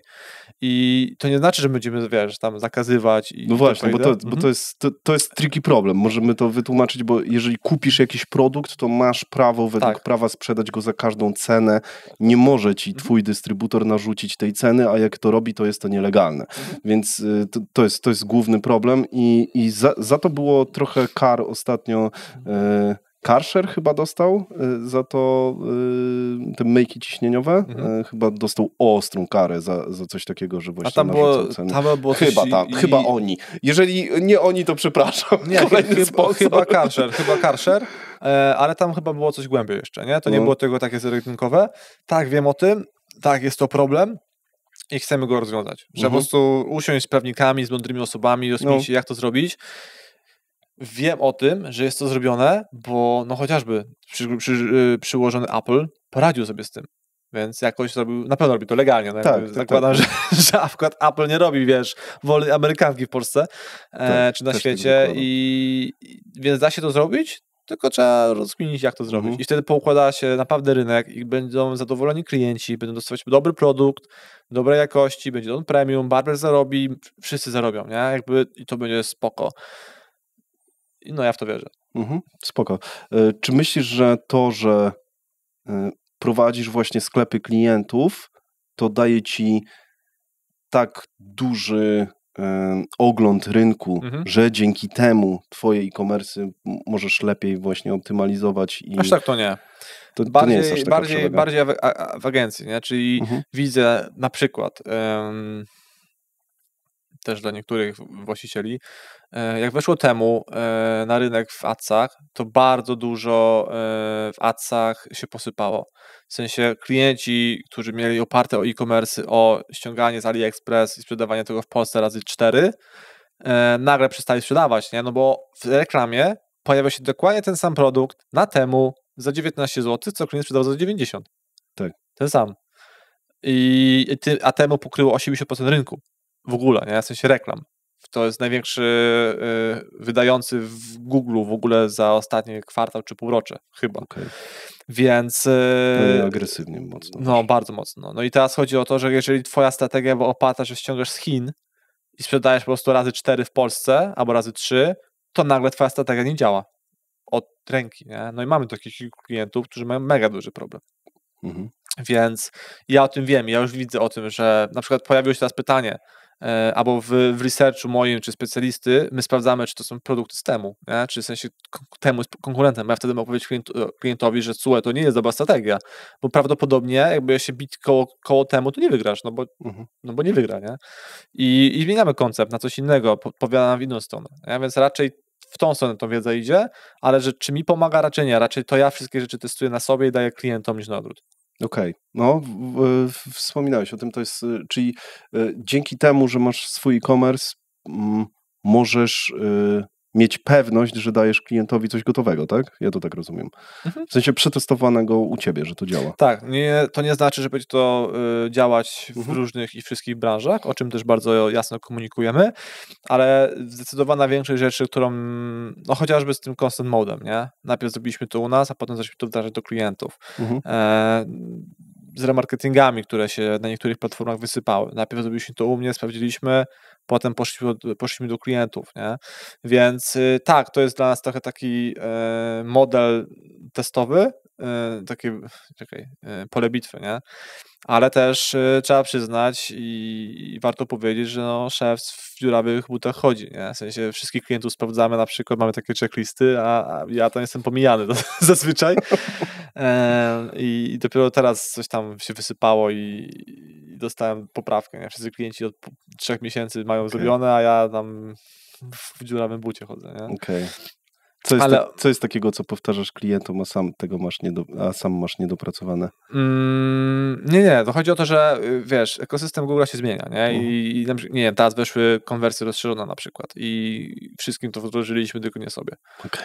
Po prostu takie rzeczy, nie? Więc czyli raczej reagowanie na aktualne. Tak, ale to będzie też zaopiekowane teraz, bo teraz się trochę wkurzyłem i będzie specjalista jakby przydzielony do moich sklepów, jakby, nie? Okej. No, może to być istotne. Jak byś nazwał, czym się zajmuje wasza firma, gdybyś miał tak jak dziecku trochę wytłumaczyć? Edukujemy i pomagamy rozwijać małe i średnie e-commerce. Oczywiście dużo też pomożemy i ogarniemy, ale jakoś tam, no musimy się w jakiś sposób stargetować, nie? Tak. I no raczej to, nie? Czyli od początku my mamy tą fajną możliwość pracy z właścicielami, nie? I pomagania, rozkminki, edukacji tego właściciela jest dla mnie super. Ja widzę, jak oni rosną, nie? W sensie mentalnie, że nagle inaczej podejmują decyzje na temat, nie wiem, budżetowania, na adsy, bo patrzą już na analitykę. My w ogóle zaczynamy analitykę budować ludziom. Jakby to jest też absurd i skandal, że agencje marketingowe w ogóle nie mają analityków, nie? W sensie totalnie. Jakby konfiguracja analityki, nie wiem, od 4 lat mieliśmy 200 klientów, załóżmy, nie? Audytowaliśmy 300 razem. I jedna firma na 300 miała zrobioną dobrze skonfigurowaną analitykę. GA4, tak od A do Z, że po prostu my weszliśmy i nie było nic do zrobienia. I tu już jest problem, nie? Czyli na samym poziomie, bo potem na bazie analityki ktoś analizuje te dane, w większości nikt, no ale powinien analizować. Zarówno specjalista, który robi ci te reklamy, no bo wiesz, chociażby w Analyticsie budujesz listy marketingowe, czy no możesz wykluczyć jakieś spamy, filtry, no mnóstwo jest tam rzeczy, to powinno się zrobić i to nie jest to zrobione, nie jest to zaopiekowane i to jest bardzo istotne, więc my w ogóle jak zaczynamy współpracę, to pierwsze co audyt analityki, jeżeli nie ma zrobionego, a wiemy o tym, że w 99% na e-commerce w Polsce nie ma, to robimy analitykę i dopiero potem startujemy z adsami. Bo jak mamy się rozliczać od obrotu i od efektu, jeżeli nie wiadomo, jaki jest efekt? Okej. Do tego zaraz jeszcze wrócimy. Kto jest w takim razie waszym klientem? Jakbyś określił, kto jest, kto nie jest? Gdzie są jakieś granice, czy w ogóle je wyznaczasz? Wiesz co? Nie mam granic, bo obsługujemy duże e-commerce, obsługujemy też małe i średnie, więc nie ma granic. Ja chcę współpracować partnersko. W sensie ja nie chcę mieć klienta, który nie będzie zaangażowany w rozwój jego e-commerce'u. Czyli jeżeli rzeczywiście są klienci, którzy mają kapitał siano i chcą, dobra, to zróbcie mi sprzedaż, to ja takiego klienta nie chcę. Ja chcę mieć klienta, z którym ja będę rozkminiał, co tu zrobić dalej, który będę tworzyć strategię, który będzie aktywnie zaangażowany w swój e-commerce. Bez różnicy od wielkości. Bo wtedy mój specjalista jest w stanie mu pomóc. No bo jakby musicie mieć też świadomość, że specjalista od Google Adsów nie buduje strategii. On nie rozkminia tych rzeczy. Nasi to rozkminiają, bo mają nakaz myślenia, bo mają szkolenia e-commerce'owe z mojej strony i jakby te problemy są przekazywane, ale większość specjalistów ma to w dupie. I będzie mieć to w dupie i musi mieć tego świadomość. Nawet inaczej, no sam fakt tego, że rozlicza się od budżetu, a nie od efektu. No przecież, dobra, to miał być zaraz. Mów. No to chociażby to, że rozlicza się nie od efektu, jakby wiemy, to jest tricky, nie? Jakby musi mieć mega pewność siebie i mega skilla i kompetencje, żeby przejść na success fee. I no bo od budżetu, no to znowu, klienci mówią, jakby nie idzie, no to agencja ci powie, no to mamy za mały budżet, trzeba więcej budżetu, to będzie szło, nie? No to one dostaną więcej faktura, a ty jesteś po prostu bardziej w dupie. Po prostu, bo więcej wydać na budżet, więcej wydać na agencję, jesteś w takiej samej w dupie, tylko do kwadratu. A my dopiero skalujemy biznes, jak się spina. Wiesz, jak dojdziemy do poziomu, że klient albo jest na zero i zarabia, to dopiero podnosimy budżety, a nie, że my podnosimy budżety, bo to nie idzie. Że to jest jakby w ogóle abstrakcja. Albo masz godzinówkę i też są jakby znowu, ja szanuję te modele biznesowe, mój jest inny z mojego doświadczenia. Masz specjalistę na godzinówkę i wiem w agencjach wygląda, że jeżeli wiesz, to są w dużych agencjach jest to weryfikowane, ile poświęca dany specjalista na dany projekt. Tak. I wiemy o tym, że jeżeli mamy zakontraktowane na przykład 10 godzin pracy specjalisty na projekcie, jak przepracuje 4, no to zysk jest zyskiem ekstra. Ale jak już masz 10,5, to ci zadzwonią od razu, że hej, przekroczyliśmy budżet, tak. Dawaj siano, nie? I większość razy pracują 4 godziny, a nie 10. Bo widzimy to, teraz przejęliśmy znowu dużą agencję, znaczy jesteśmy w trakcie, w ostatnim miesiącu były 2 zmiany. Klient płaci 7 000, były 2 zmiany na adsach. Ktoś może powiedzieć, że jest tak dobra kampania, że nic nie trzeba robić. To zróbmy tak, żeby była lepsza po prostu, nie? Zróbmy coś innego, wymyślmy strategię, jakiś, nie wiem, pomysł osobną, no nieważne, no to już jest do rozkminki. Ale wiesz, 2 zmiany, kurwa, płacisz komuś 7 koła i był u ciebie na koncie 2 godziny. Dobra, czyli sugerujesz, że właśnie duże agencje potrafią sprzedać 10 godzin, a tylko 2, tak na dobrą sprawę, specjalisty. Nie sugeruję, tylko wiem. Dobra. Ale nie mogę mówić nazw. To jakąś pierwszą literę. Nie. Dobra. Jak wygląda w takim razie to rozliczenie za success fee? Jeżeli już zacząłeś ten temat, rozwalmy to na części pierwsze. Dobra. Jaka jest podstawa, kiedy ona się kończy i tak dalej. U nas jest to standardowo 5% netto od obrotu z Google Ads, bez kosztu wysyłki, nie mniej niż 1000 zł netto. I teraz bez kosztu wysyłki, bo to jest kolejny mega zajebisty wał i teraz też to wyszło przy tym kliencie, znowu duża agencja, że koszty wysyłki są wrzucone do RAS-u, do obrotu, nie? I oni raportują klientowi, że tego, nie wiem, 100 000, a z tego jest, wiesz, 20 000 jest wysyłka. I ROAS jest zajebiste, nie? Ale realnie jak tak chcę policzyć, to w sumie nie jesteś może do przodu nawet. Więc jest bez wysyłki i my to konfigurujemy, żeby to było zawsze bez wysyłki. Czyli jeżeli w standardowym tym modelu przejdziesz 20 000 obrotu, no to wchodzisz na procent, wtedy nie ma podstawy, jest sam procent. Oczywiście procent jest negocjowalny, jest ustalany indywidualnie, no bo jest różna marża, niektórzy mają 15% w ogóle, więc no nie możemy zabrać 30% całej marży klientowi, nie? Więc wtedy jest mniejszy procent od budżetu, od obrotu. Jeżeli przyjmujemy duże konto, które ma już jakiś obrót, no to jesteśmy mega elastyczni. Mi zależy na tym, że klient musi mieć do nas partnerskie podejście, musi wiedzieć o tym, że my będziemy po prostu siedzieć i kminić, jak rozjebać mu temat. Pozytywnie oczywiście, nie? I na koniec miesiąca on musi się cieszyć, że zapłaci nam fakturę.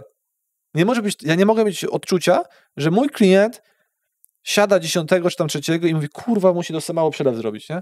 On ma powiedzieć, kurwa, 10 000 przelewam, to znaczy zarobiłem 40 na czysto. Zajebiście. I 10 000 tam przelewa i jest szczęśliwy. I w tą stronę chcę iść, bo ja bym tak chciał być obsługiwany jako awokado. W sensie, wiesz o co, że ja się potem cieszyć, że zostało to dowiezione, a nie płakać. Zaczynam rozumieć powoli ten twój model i myśleć o kasie, bo patrząc na to, że macie tak dużo rekurencyjnych klientów, ale przy takiej ilości ten zysk nie jest tak duży jak na liczbę klientów w średniej agencji, ale jest bardzo duży, patrząc na liczbę pracowników. I teraz albo tutaj jest coś, co daje jakiś wasz produkt, nie wiem, w 10-20% klientów, który podbija wam ten zysk, albo macie za mało ludzi, albo są jeszcze kontraktorzy dodatkowi, albo jesteśmy tacy zajebiści. Albo jesteście tacy zajebiści właśnie, że jest powtarzalny, że wiesz, że potraficie zrobić za małą kasę klientów. Jak byś to skomentował? W sensie, jak są rozłożone przychody per klientów? Czy to jest tak, że wszyscy klienci płacą średnio mniej więcej tyle samo za waszą obsługę miesięcznie? Czy jest jakiś procent klientów, który płaci bardzo dużo i duży procent, który płaci bardzo mało? Nie. Znowu.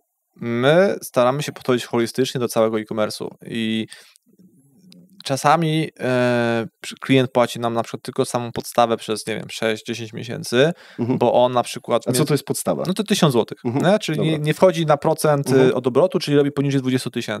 Okay. I zazwyczaj jest to związane z tym, że ogarnia tematy, które mu podpowiadamy mu, czy popraw koszyk, popraw kartę produktu, popraw jakieś tam menu, popraw zdjęcia. I teraz w zależności, czy to jest mały e-commerce, który na przykład sam właściciel robi wszystko, no to się wydłuża w czasie po prostu, nie?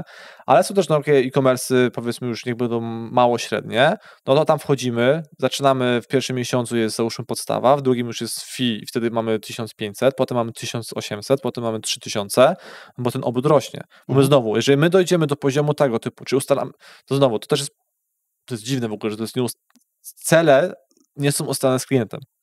To jest w ogóle powalone. I teraz mamy ustalony ROAS zerowy, czyli strzelam, mamy 50% marży, 2% zwrotów, prowizja semawo to jest 5%. Marża ROAS zerowy to jest 2,60, znaczy 260%. Czyli jeżeli wydam, to jest netto do netto bez wysyłki, jeżeli wydam 260 złotówkę i zrobię 2,60, jestem na zero. Jak zrobię 3,60, to zarobiłem na każdej złotówce. Ekstra, nie? No i wiemy o tym, czyli jeżeli jest 2,60, no to już jest spoko, no bo klient nie traci. To już jest w ogóle na początku w Google Adsach, żebyście mieli świadomość, to jest zajebiście, jak klient nie traci. Okej, czyli na początku to jest inwestycja przez jakiś czas przeważnie. Tak, bo Google potrzebuje się nakarmić danymi. I czym więcej dasz budżetu, tym szybciej się nakarmi danymi, po prostu, nie? Czyli jak jesteś na stracie, to jest super. I my, to jest pierwszy element. Drugi element jest taki, że my wyznaczamy z klientem, kiedy on będzie zadowolony i kiedy możemy skalować no limit. Czyli na przykład wiemy o tym, że 2,6 jest spoko, ale są jeszcze oczywiście koszty, tak właśnie księgowość. No limit w cudzysłowie. Nie. Okej, dobra, dojdziemy do tego. Czyli są koszty księgowe, logistyki, bla, bla, bla. I wiemy o tym, że na przykład on przy 5 będzie spoko, no bo on zarabia dwukrotność tego, co wkłada, i to jest dla niego super wynik. I to oczywiście to są teoretyczne rzeczy, nie? I my wtedy, jeżeli trzymamy ten ROAS 5, nie, 2,6 to masz 5,2, nie? 5,2, no to podnosimy budżet, nie wiem, o 15% w tym miesiącu, w kolejnym o 15%, o 15, o 15, o 15. No i za rok będzie ten budżet od początku już razy 5 na przykład, nie? Więc jeżeli dalej utrzymujemy ten poziom, czyli klient zaczynał od 1000 miesięcznie i miał 5000 obrotu, no to za 10 miesięcy będzie mieć 10 000 i 56 000 obrotu. Potem będzie dawał 100 000 i ma 500 000 obrotu. Okej, ROAS spada, przy większym budżecie ROAS spada, są na to rozwiązania, no ale znowu, my wiemy o tym, no bo rozliczamy się od sprzedaży. A nie podniesiemy budżetu klientowi, dopóki nie będzie się spinało. Czaisz? To jest w ogóle totalnie w drugą stronę niż podnoszenie budżetu. Bo my wiemy o tym, że podnoszenie budżetu zmniejszy ROAS, więc trzeba zrobić tak, żeby nie zmniejszył.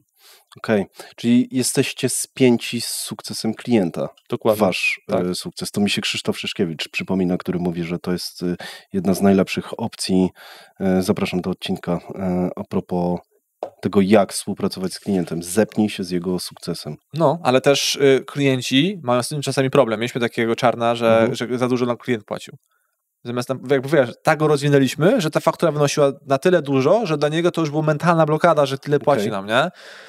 I zamiast napisać, jakby pogadajmy, nie? Jakby dogadajmy się jakoś, no to zczernował, nie? I potem ta kolejna, jakby nie odpiął nas z konta, potem poszedł do innej agencji i agencja po kolejna minus 50% w 2 miesiące. Okej, wrócił? Myślę, że przez to, że ego nie pozwoliło wrócić. Ego? Okej. Ja jestem otwarty. Nie dało mu się wytłumaczyć, że kurczę, stary, jesteśmy spięci z twoim sukcesem i im więcej nam płacisz, tym więcej zarabiasz? Nie. Czy tak rzeczywiście jest w każdym przypadku, że im więcej płaci wam klient, tym więcej zarabia? Czy zdarzają się przypadki, w których to nie działa? Teraz kolejna rzecz, która nas, myślę, że wyróżnia na rynku, jest świadomość e-commerce'u. To znaczy, że mamy ten problem z 2 osobami, że my mamy blokadę od strony mojej na skalowanie, bo ja po prostu gadam sobie z tymi klientami i wiem, co się dzieje.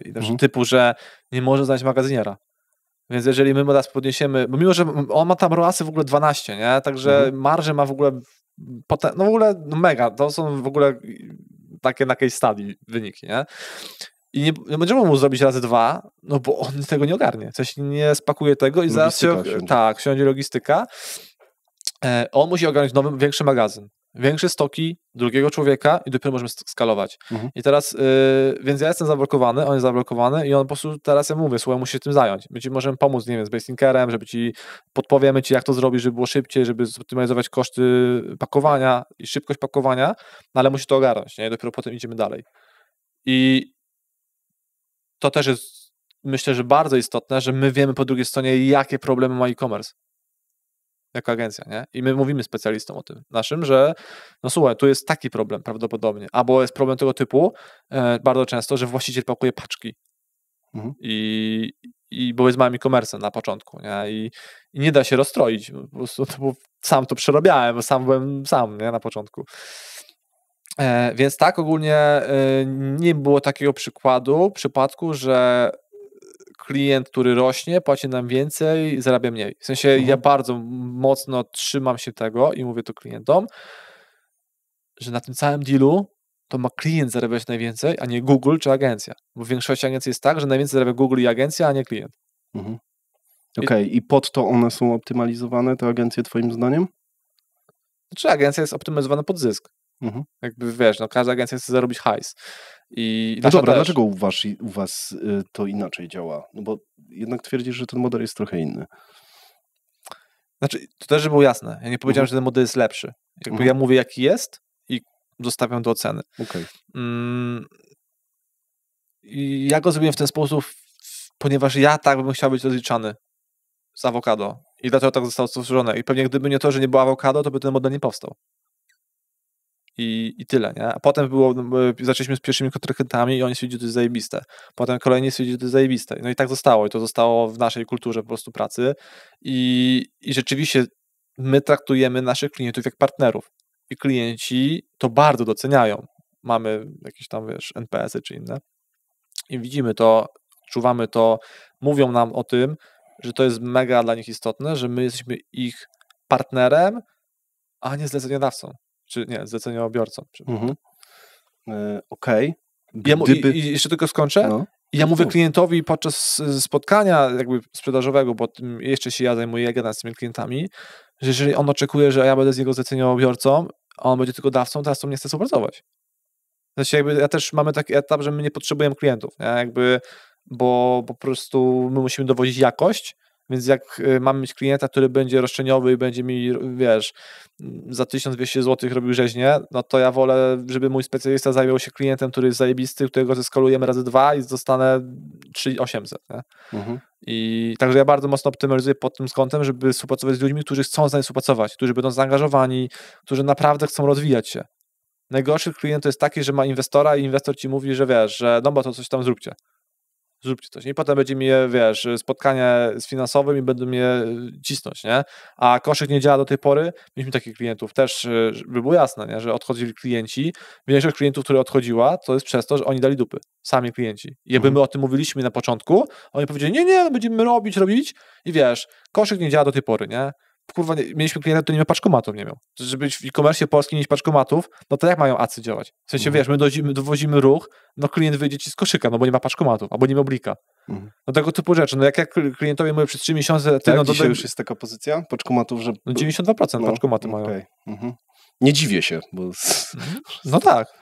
Albo to, wiesz, to są takie już małe pierdoły, typu, że no to skoro wiesz o tym, że 92% klientów wybiera paczkomat, to daj go na samą górę. A bo w ogóle Oczywiste, ludzie, tak. no oczywiste, a mnóstwo tych osób nie ma. Wejdziesz na 10-osobowych e-commerce'ów i strzelam, że na 5 tego nie ma. No na Allegro nie ma, bo swoje biorą. No dobra, ale to jest akurat logiczne. No tak. Albo na przykład, że paczkomat jest droższy niż kurier. To jest pojebane na przykład. Jak ma zrobić paczkomaty droższe? Wow. Albo że są dopłaty, dopłaty do płatności elektronicznych no możesz sobie zrobić tam, wiesz. No możesz. No bo masz prowizję od tego, nie? No masz, No i Blik też jest płatnością elektroniczną. No jak ma klient dopłacić, nie wiem, procent do Blika, żeby zapłacić, no to lol, nie? Albo typu, że mieliśmy sklep, który... To zmień cenę produktu i tyle. W OT ileś tam, nie? I tyle. Dokładnie, tak samo jak ludzie... będę doradcą. Ludzie wolą darmową dostawę niż promocję. W sensie lepiej podnieść cenę o dychę i dać darmowy paczkomat, albo darmowy DPD pick-up, czy inne, żeby też nie reklamować paczkomatów. Jakikolwiek automat paczkowy, w moim wypadku jest akurat to DPD w tym momencie, ale też jest GLS, jest DHL, czy tam Orlen paczka i dać darmową możliwość dostawy klientowi i to dużo lepiej skonwertuje niż robienie promocji na przykład, nie?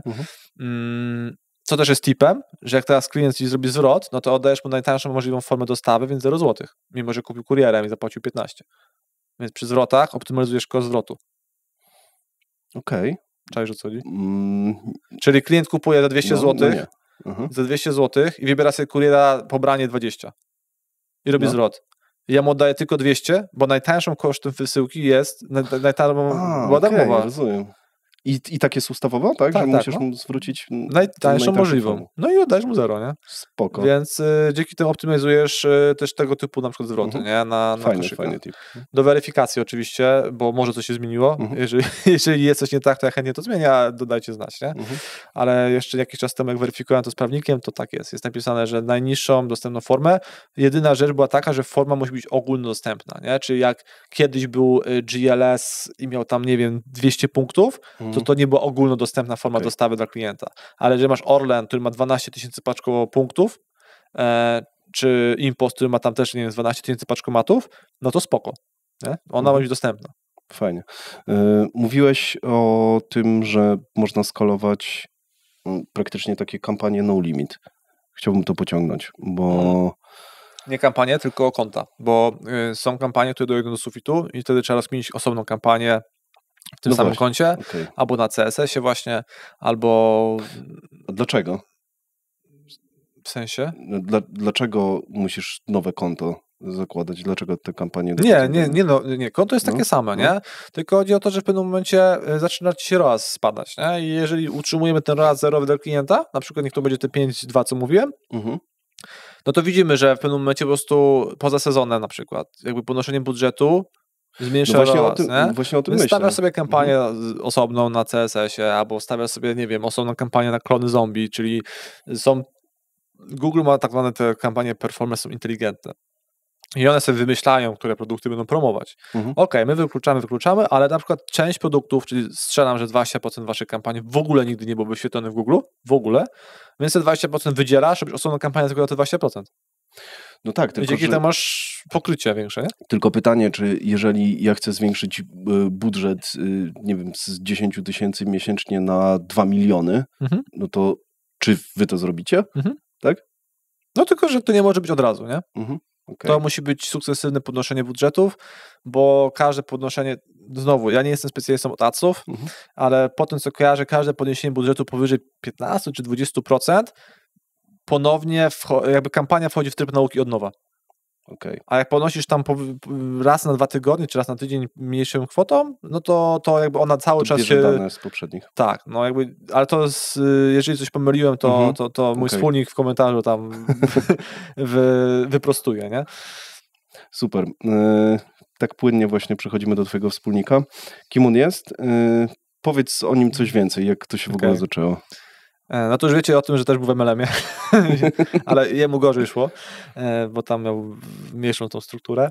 Wiesz co, on pracował w Google, w siedzibie Google'a, był w supporcie technicznym, no i po prostu w pewnym momencie stwierdziliśmy, że dobra, to zrób ACMI, coś tam zobaczymy, jak ci pójdzie, potem stwierdziliśmy, że to może mojemu klientowi zrobisz, w sensie kontrahentowi, od którego kupowaliśmy produkty i tak w sumie powstało Semawo.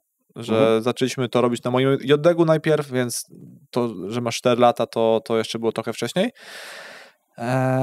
No i zaczęliśmy obsługiwać wielu klientów. Jak tam rzeczywiście był taki moment, że już było to rentowne, to przeszliśmy na spółkę z o.o. Okej. Za co jest odpowiedzialny twój wspólnik, za co ty jesteś odpowiedzialny? Czy to jest ostry podział, jeżeli chodzi o kompetencje i odpowiedzialność i jak to w ogóle wygląda? Wy jesteście po połowie podzieleni tym biznesem?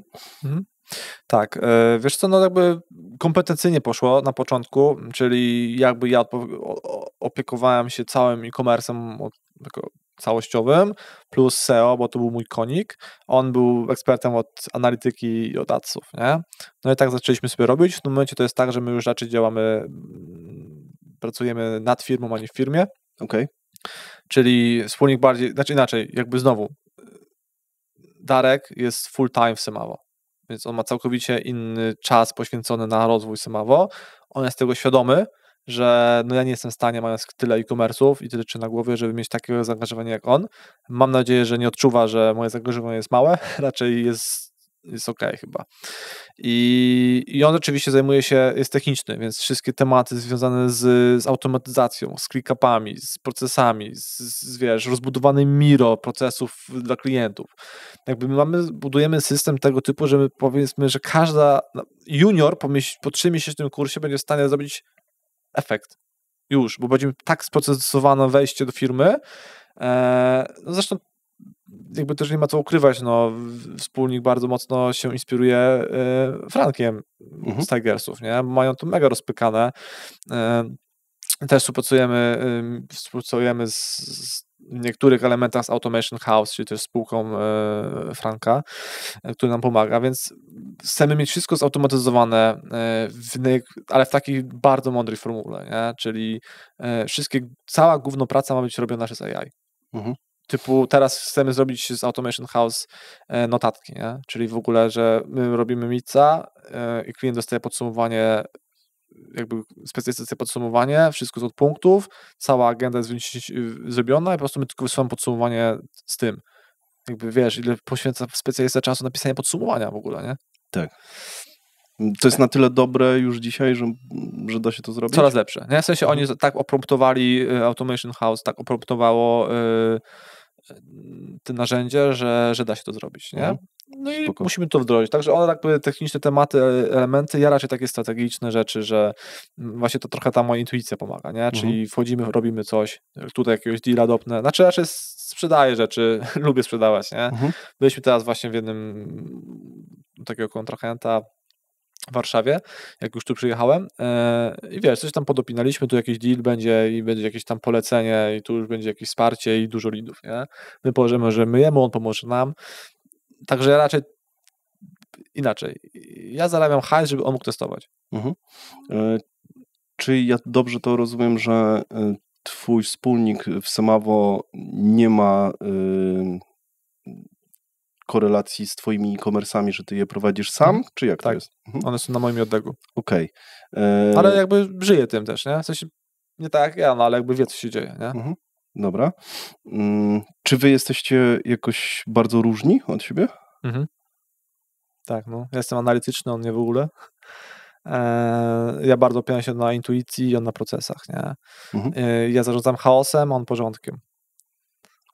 Także pod tym względem mamy duży problem, ale wiem o tym, że żeby organizacja urosła, to ona nie może być w moim chaosie, nie? Ona nie może być w mojej głowie, tylko musi być na kartce, w tym wypadku to w systemach informatycznych, w jakimś CRM-ie, czy właśnie w ClickUpie w naszym wypadku i on się tym zajmuje, bo to musi być zrobione. Jeżeli mamy się zeskalować, a robimy to teraz, to musi to być zrobione bardzo porządnie, nie?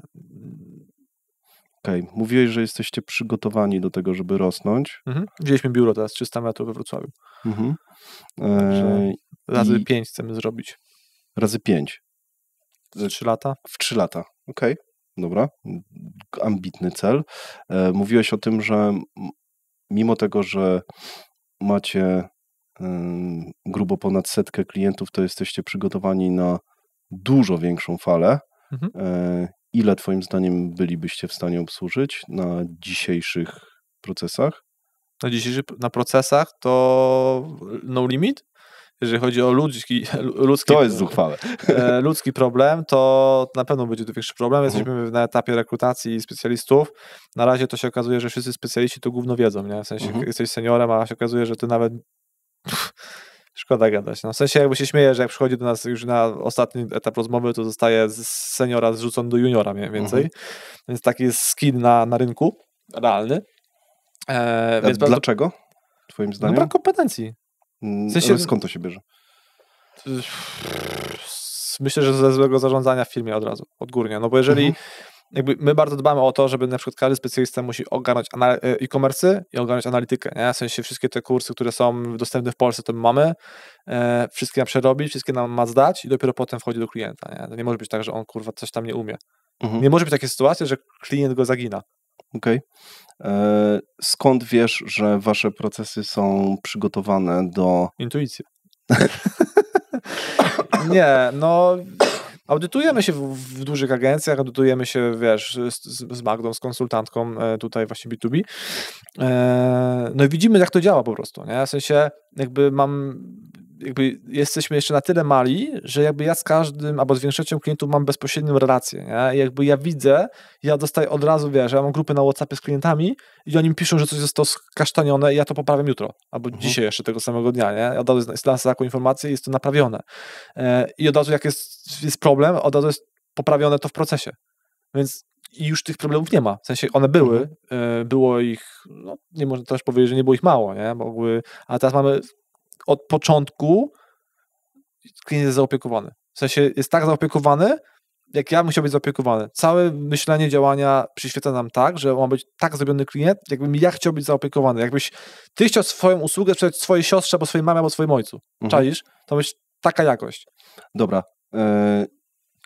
Czyli zbijasz to z mądrymi głowami, które wiedzą, jak wyglądają większe wzorce. Lepszymi, tak? No, zdecydowanie lepszymi.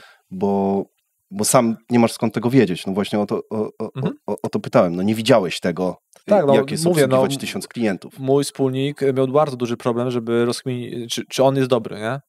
I on się audytował naprawdę z tymi największymi agencjami. Braliśmy, wiesz, audyty po 1000 zł za godzinę gadki i wychodziło, że on jakby już nie odstaje, nie? Teraz zaczęliśmy już audytować za granicą, bo w Polsce już nie ma wiedzy dla nas.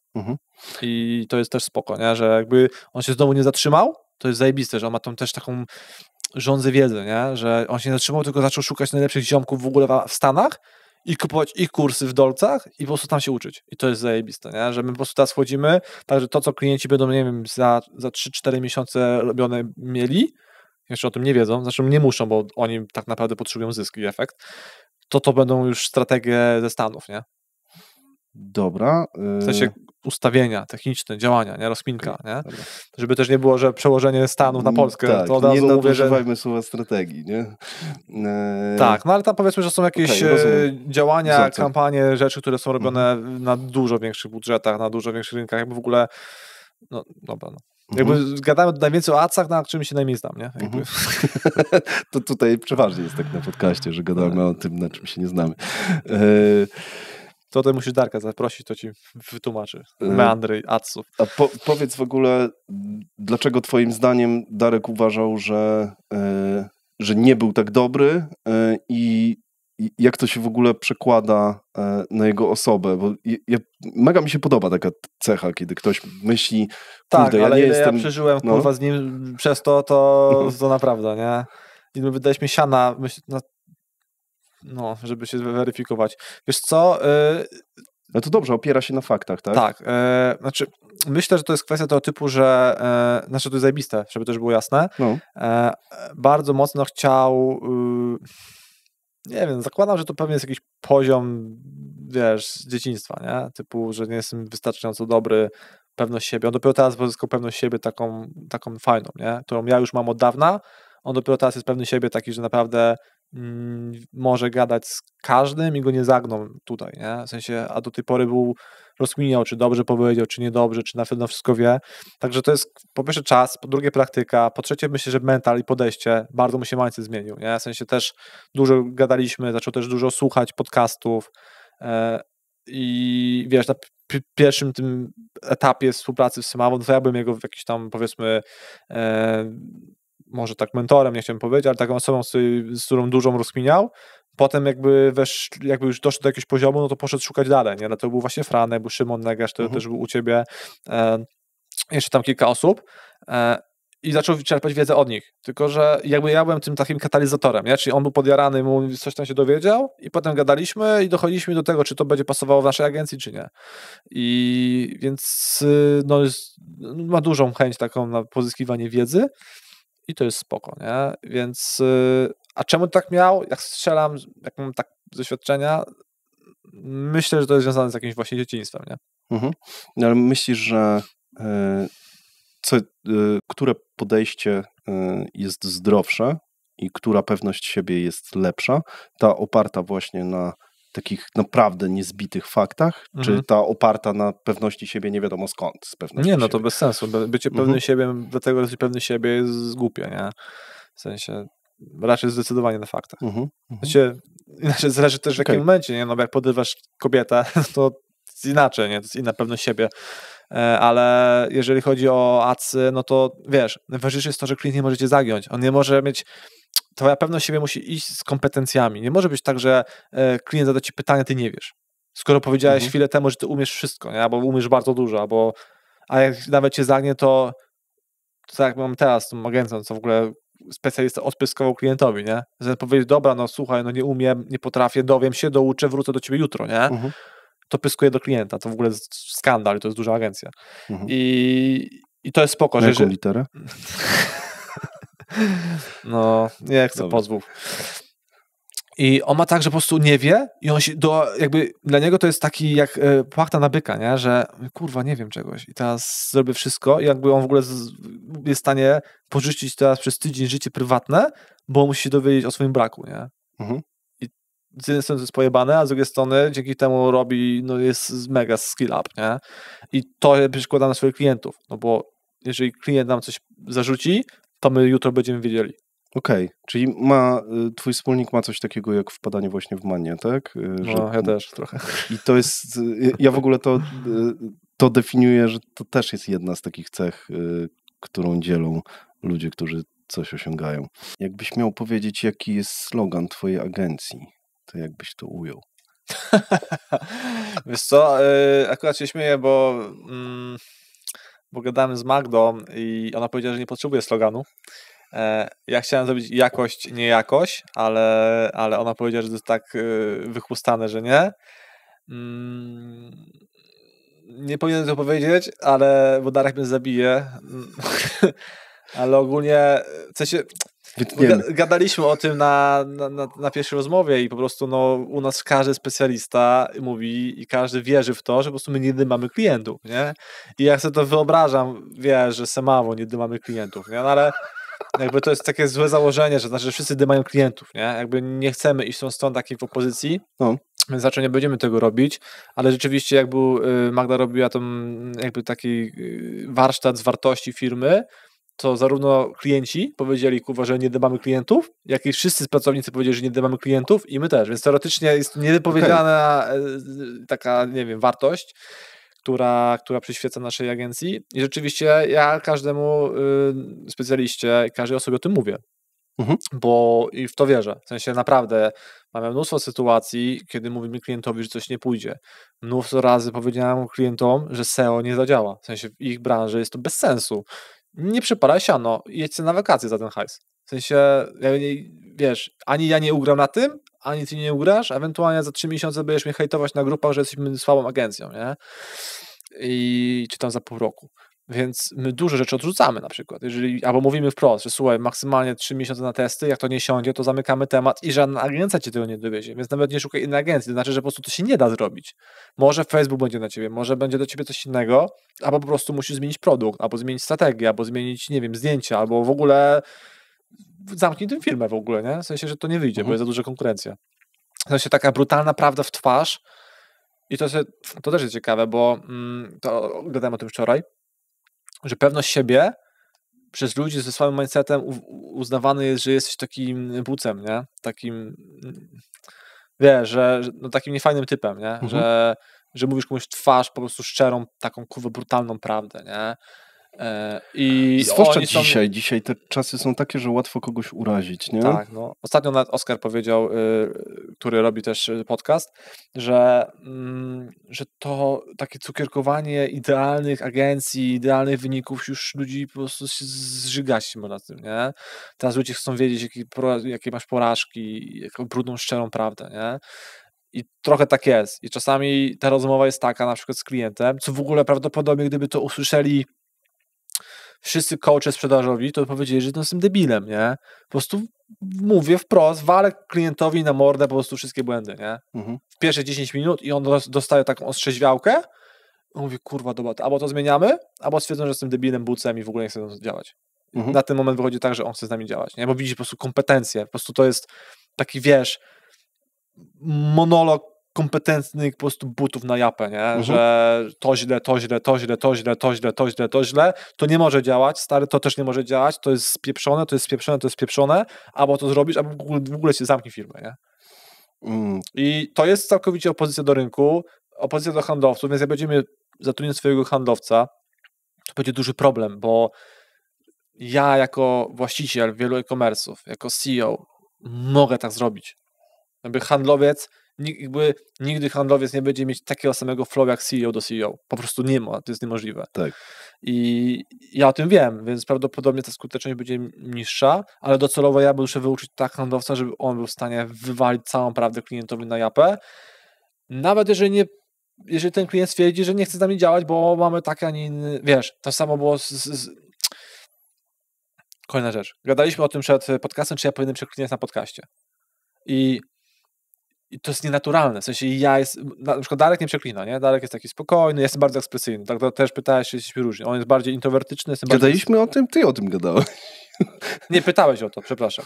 Pytałeś o to. I tak, więc jakby mamy totalnego ekspresja, który może napierdzielać non-stop i walić jak karabinek. W tym podcaście można mówić wszystko, to jest taki podcast. Wiem, więc dlatego też tu jestem. Z drugiej strony, wiesz, no bo teraz jeżeli ja miałbym celić słowa i wiesz, i mówić powoli i nagle przez telefon do mnie zadzwoni, załóżmy ktoś, nie wiem, z polecenia, ogląda ten podcast i będzie całkowicie inny typ, no to już się coś nie zgrywa, nie? W ogóle być naturalny.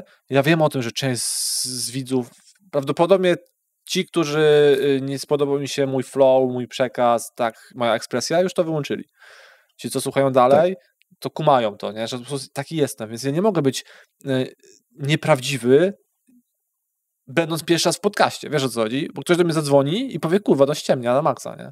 Tak. To jest wszystko, szybko to zweryfikują ludzie, jakby ja chcę być transparentny. Zresztą naszą główną wartością firmy to jest transparentność i szczera prawda. Okej. Naprawdę jest tak źle w branży, że niedymanie klientów może być USP? Tak. Okej.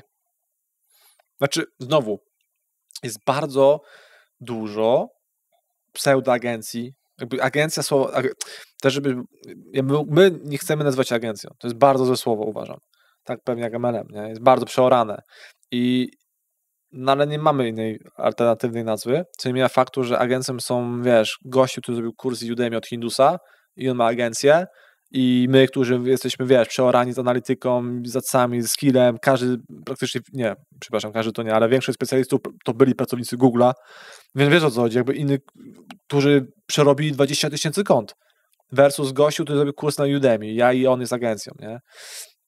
Więc, a niestety większość firm jest u takich agencji freelancerów, takich właśnie tego typu i znowu, tak samo są duże agencje, są fajne agencje i tutaj myślę, znaczy te właściciele tych agencji, którzy są widoczni, znani w internecie, w sensie na wielu podcastach możesz ich przewinąć, to oni to wiedzą. Problem jest z tym, że wydaje mi się, że jest zła duplikacja, nie wiem, wiedzy, powiedzmy, nie? Czyli nie jest, jakby tracisz na każdym etapie, czyli właściciel przekazuje komuś, TR przekazuje komuś, specjalista juniorowi i ten junior ma 60% wiedzy. I tu jest problem. Nie? I potem problemem jest to, że właśnie pokazują się ci, którzy wiedzą, ale w ich strukturach nie ma tej wiedzy. Jest to niedopilnowane. U nas jest bardzo mocno pilnowane przez Darka, za to mega jest props. Jak to robicie, ten transfer wiedzy? To do Darka. Okay. Nie, no jakby szkolenia, działania na żywo, one-to-one ze specjalistami. Ale macie do tego proces. Tak, no. I bardzo mocno o to dbamy, nie? I tu jest problem, w sensie, że są naprawdę agencje, które mają fajny model biznesowy, fajne rozliczenie i fajnego właściciela i gdzieś tam na samym końcu, gdzieś tam ostatnim ogniwem jest ten specjalista, albo raczej nie specjalista, który po prostu nie ma kompetencji, nie? No bo nie jest sprawdzony poprawnie. No jakby umie postawić kampanię produktową i ona sobie działa, no i to jest jakby cała jego kompetencja. I potem trzeba wejść głębiej trochę, nie? I jakby już to głębiej jest ciężkie. To jest jeden temat, a drugi temat to jest, myślę, że jest mindset specjalistów. My jakby staramy się od samego początku uczyć, że my jesteśmy partnerem, my pomagamy i ty masz się edukować sam. Mamy nawet wymóg, że mają wchodzić na grupy, wiesz, na LinkedInie i na fejsie i czytać posty innych ludzi i rozkminiać, co oni tam piszą w ogóle, nie? Okej.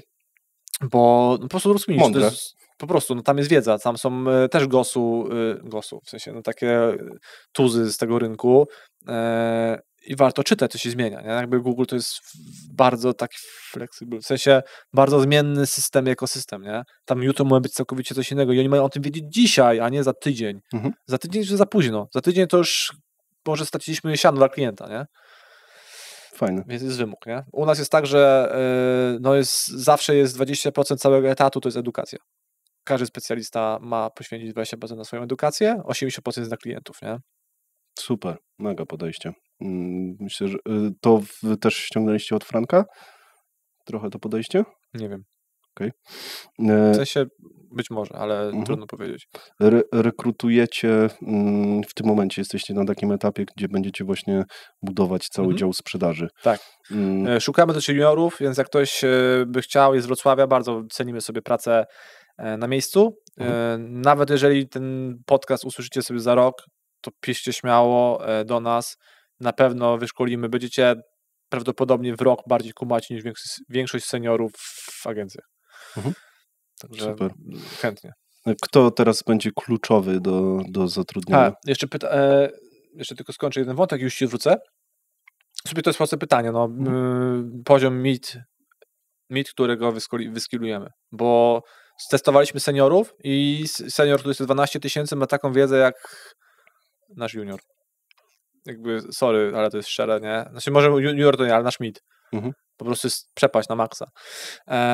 Macie taką checklistę, jakie umiejętności powinien mieć? Robimy. Znaczy zrobiliśmy audyt i teraz przyszedł gościu i zrobił audyt, który jest w ogóle prawą ręką tam jakiegoś prezesa czy czegoś w jakiejś innej agencji i wiesz, zrobił 15% tego, co nasz MIT w audycie. 15 czy 20%, nie? Potem jak pokazaliśmy, na co my patrzymy, to wiesz, nie? Takie, o kuźwa, jak szeroko wchodzimy w konto w ogóle. Ale znowu, meandry adsów, bardziej Darek niż ja. Jeszcze jest jednym plusem, bo mówiłeś o tym, rozmawialiśmy o tym, że jesteśmy, korelujemy z zyskiem, czy tam sprzedażą klienta, nie? Mamy jeszcze program motywacyjno-premiowo-prowizyjny dla naszych specjalistów i oni dostają też hajs od faktur klientów. Więc wiesz, na poziomie specjaliście zależy, nam zależy i klientowi zależy. Nie może być tylko, że mi i klientowi. Specjalista też musi chcieć zrobić wynik, bo dostanie większą prowizję. Okej, czyli dobra, ale czy jego podstawa jest jest jednak główną częścią, jest normalna rynkowa, a po prostu on dostaje bonus za to. Bonus, no. Super. Teraz specjalista dostał 5 koła premii na przykład, nie? Za to, że dowiózł wyniki zajebiste. Fajnie.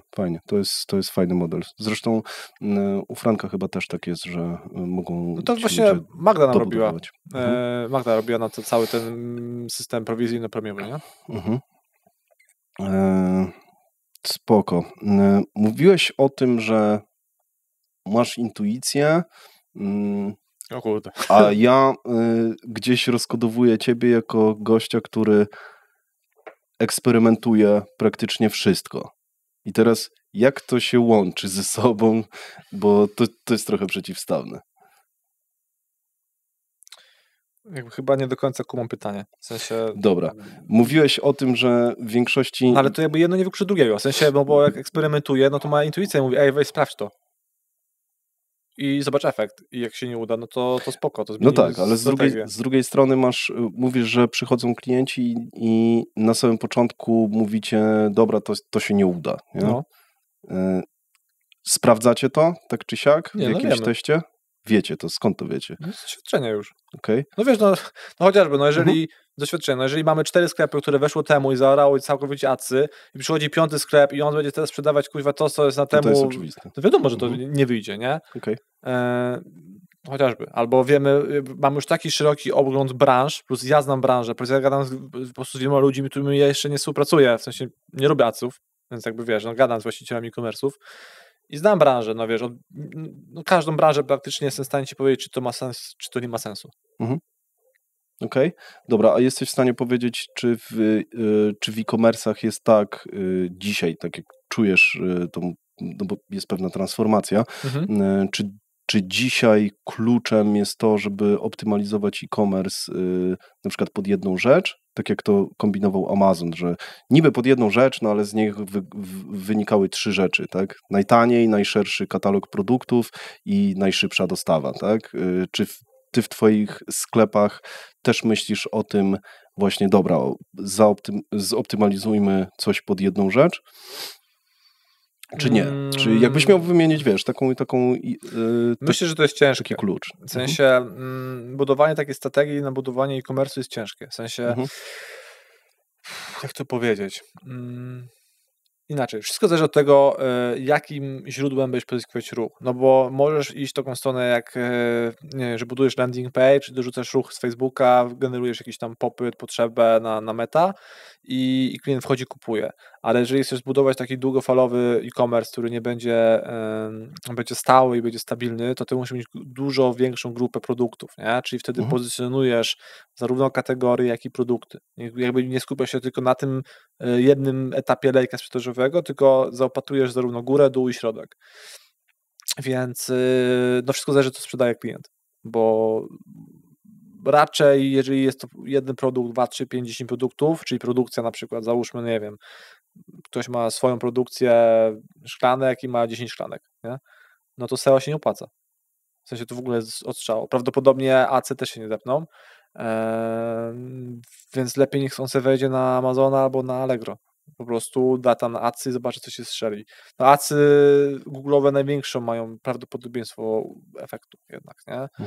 Bo, znaczy to też jest bardzo istotne, to też myślę, że w ogóle to jest śmieszne, że tego agencje nie robią, że załóżmy, masz frazę nie wiem, czyszczenie tapicerek Warszawa, nie?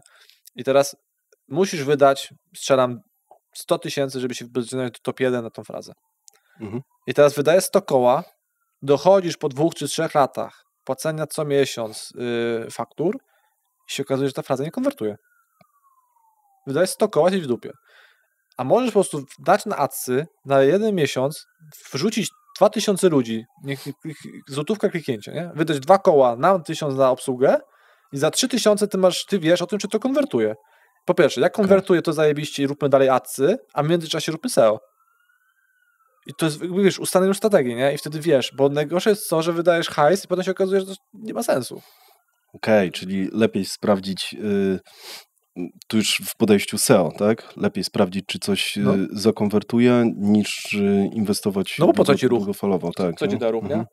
I potem się okazuje, że na przykład w sumie rozmawialiśmy pranie tapicerek, akurat to jest takie konwertujące raczej, nie? Ale nie wiem, no czyszczenie ścian. I teraz pytanie, czy klient chce się dowiedzieć, jak się czyścić ściany, bo sobie sam wyczyści, czy szuka ekipy do czyszczenia ścian. I prawdopodobnie słowo ekipa do czyszczenia ścian będzie konwertujące, a samo czyszczenie ścian nie. No i teraz weźmy to, sprawdźmy najpierw, zanim damy 100 000 na SEO.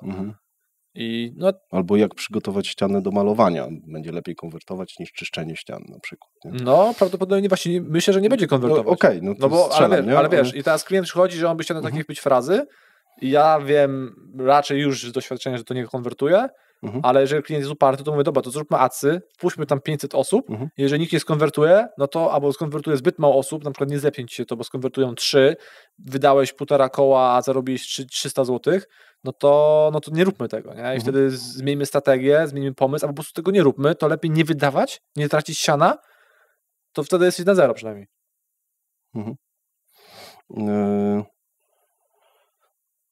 Macie tylu klientów, że mi się wydaje, że fajnym by było takie ćwiczenie, pytanie, czy je robiliście. Do segmentacji trochę wrócę, że brałeś dosłownie wszystkich swoich klientów i grupowałeś ich właśnie pod kątem tego, który, nie wiem, najłatwiej mu się sprzedaje, którego najłatwiej nam się obsługuje, który będzie miał największą dźwignię z naszych działań i tak dalej, i tak dalej. I tych, którzy w tym zbiorze się znaleźli, w dużej liczbie zbiorów się znaleźli, to z nim chcecie współpracować najbardziej. Chodzi mi o to, czy zastanawialiście się mocno nad tym, kto byłby waszym idealnym klientem i skupić się tylko na tej grupie, czy myślisz, że szerokość będzie lepsza? Szerokość będzie wyzwaniem, bo to, co powiedziałeś, czyli będziemy mieć zajebisty klient, z zajebistym produktem, z zajebistą marżą, z zajebistą ceną, to każda agencja da efekt. A co z resztą rynku?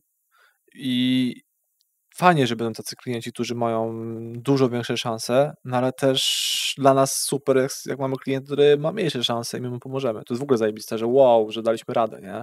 Że wszystkie 4 agencje to położyły, mamy takich kilka klientów i wszystkie agencje położyły, a my to spykaliśmy, nie? Na przykład.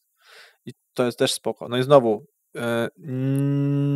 mówię klientowi, że widzę, że jest na przykład będzie ciężej, możemy zaryzykować, sprawdzić, ale jakby nie odrzucam. Nie? W sensie powiem, to jest jego call już wtedy. Znowu, brutalna prawda na japę, twoja decyzja. Albo próbujemy, ale jesteś świadomy i wtedy, żebyś mi nigdy nie powiedział, że nie mówiłem, albo w ogóle tego nie rób, bo ja myślę, że to się nie uda. Okej. Bardziej w tą stronę. W sensie jakby ja wiem o co ci chodzi i to byłoby super, żeby pozyskać tylko fajnych, średnich przedsiębiorców z właścicielem, który jest zaangażowany i bla, bla, bla, bla. Po pierwsze bardzo na to ogranicza, po drugie ogranicza to, nie? Znaczy, z tego co wyczułem, to zaangażowanie właściciela musi chyba być, tak? No bo przynajmniej osoby gdzieś, która jest pod właścicielem. Bo jak ktoś będzie olewał, bo w sensie jak nie będzie właśnie osoby u klienta, która no mamy taki jest przykład teraz, zajebisty. Właśnie to jest jeden z niewielu klientów, gdzie masz strukturę, że jest naprawdę bardzo duża firma i wiesz, tam jest prezes, zarząd, pod zarządem jest marketingowiec, jest dyrektor marketingu i dopiero marketingowiec, który się zmienia, kurwa, wiesz, zwalniają go i ciągle jest nowy. Dyrektor marketingu w ogóle jakby inaczej, to są tam już jest tak, jak to ma pręży, to ma muskuły, nie? To ma większe i pokazuje kto jest fajniejszy, kogo pomysły są lepsze. I na przykład jest taka sytuacja, klient jest producentem, ROAS zerowy, nie wiem, marżę ma 90% czy 80%, nie? Wyniki kręcimy mu 12 ROAS-u, czyli 12 zł zarabia na złotówce i on mówi, że on teraz protestuje ograniczenie budżetu, nie? I ograniczył nam budżet w ogóle, zmniejszył o połowę budżet. To po co? No bo on chce sobie sprawdzić, kurwa, rozumiesz? Gdzie on ma analitykę obok i może sprawdzić, nawet robiąc to, i to jest klient, który powinien mieć razy 5 i prawdopodobnie gdyby o tym prezes wiedział, to by to wszystkie wypierdolił na pysk, nie? No bo traci co miesiąc 500 000. Bo gdzieś tam, wiesz, dyrektor marketingu z pracownikiem, zarządem przepychają się, kto ma rację. To tam ego jest grane, tak? No tak strzelam. No i wiesz, ja powinienem napisać do prezesa, no ale no nie będę, jakby nie powiem. No tak. Wiesz, no co, powiem mu, siema w ogóle, ty wiesz, co się dzieje w filmie, dzieje stary w ogóle, jakby to nie jest to, nie? Z trzeciej strony, jako prezes fajnie by było dostać taką informację, ale no wiadomo, że to się politycznie źle rozcieńczy, nie? No dokładnie, więc tego nie robimy i dlatego też niekoniecznie chcę, nie? Bo ja powiem po prostu prezesowi na twarz, hej, stary, co ty w ogóle robisz, nie? Tak, z tymi klimatyzatorami, czy z tymi liczeniami. Jakby mówię mu wprost, stary, o czym ty mówisz w ogóle? Jak ty na to wpadłeś, nie? I ja wiem o tym, że to jest brutalne i że prawdopodobnie wszyscy marketingowcy potem powiedzą, co ten Kwiatkowski robi w ogóle, ale konwertuję. Z jaką inną agencją porównałbyś swoją agencję? Z żadną? W sensie jest jedna agencja, który właściciel ma e-commerce z Warszawy, nazywa się Just Idea i właściciel też ma e-commerce duży e-commerce, dużo większy niż moje e-commerce'y, w sensie naprawdę dużo większy, ma rozpykane wszystko, jakby jest tam, gdzie my jesteśmy teraz, on jest razy 3 już, nie? Okay. Ale on bierze też klientów z budżetami 10-15 tysięcy, w sensie on się tam targetuje w te segmenty i tam rzeczywiście, żeby do niego wejść, no to musisz mieć już budżet 20 koła na przykład, czy tam 15. Nie chciałem przekręcić, no ale tak jak gadaliśmy, to tak mniej więcej mówił, więc i jakby to jest okej. I my prawdopodobnie się nigdy nie zamkniemy na małych klientów. W sensie ja bym nie chciał, nie? W sensie, kurwa, takie małe awokado, gdzieś są tacy ludzie, którzy potrzebują tego wsparcia, nie? Że oni naprawdę chcą się uczyć, chcą się rozwijać, potrzebują tego bodźca po prostu, nie? Ja tego nie miałem, ja musiałem szukać, wiesz, w internecie, grzebać, kombinować, kopać się z koniami. Jakbym takiego Tomasza 10 lat temu spotkał, prawdopodobnie bym się wyskalował razy 3 od teraz, nie? W sensie to, co mam teraz, to 3. I nie chcę stracić takiego kolejnego awokado, nie? Który robi na adsach, nie wiem, 300-400 tysięcy w sezonie i mógłby zapłacić nam zajebistą fakturę. Dobra, czyli to jest takie, no to jest gruba deklaracja, nie?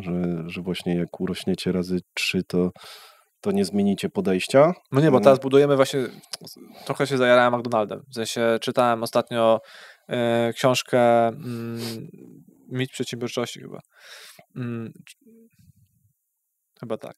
I tam właśnie było o tym, on opisywał systemy, nie? Że McDonald's, ten gościu, co przejął McDonalda, to właśnie był zafascynowany systemem franczyzy, budowania systemu. No chyba tak. I zafascynowany był modelem takiego procesowania wszystkiego, co się da, nie? Typu, że w każdym miejscu masz frytki 7 sekund w oleju i nie więcej, nie? I ja uważam, to jest niezrobione jeszcze u nas, ale widzę, że Darek po walkach, oporach jednak idzie w tą stronę, więc chyba to zrobimy. Ja uważam, że my jesteśmy w stanie zbudować taki system, że mimo, że jest junior, który powiedzmy, że ma mniejszą wypłatę, ma mniejsze kompetencje, to on w tych zasadach Pareto, on dowiezie ten wynik klientowi, nawet jak będzie małym klientem. I my chcemy mieć tak to zbudowane, że po prostu nawet jeżeli wchodzi mały klient, to on stanie juniora, ale ten junior i tak będzie zajebiście wykształcony, jeżeli chodzi o kompetencje zarówno adsowe, analityczne, jak i e-commerce'owe. Czyli żeby system był odporny na błędy ludzkie, tak? Tak, no.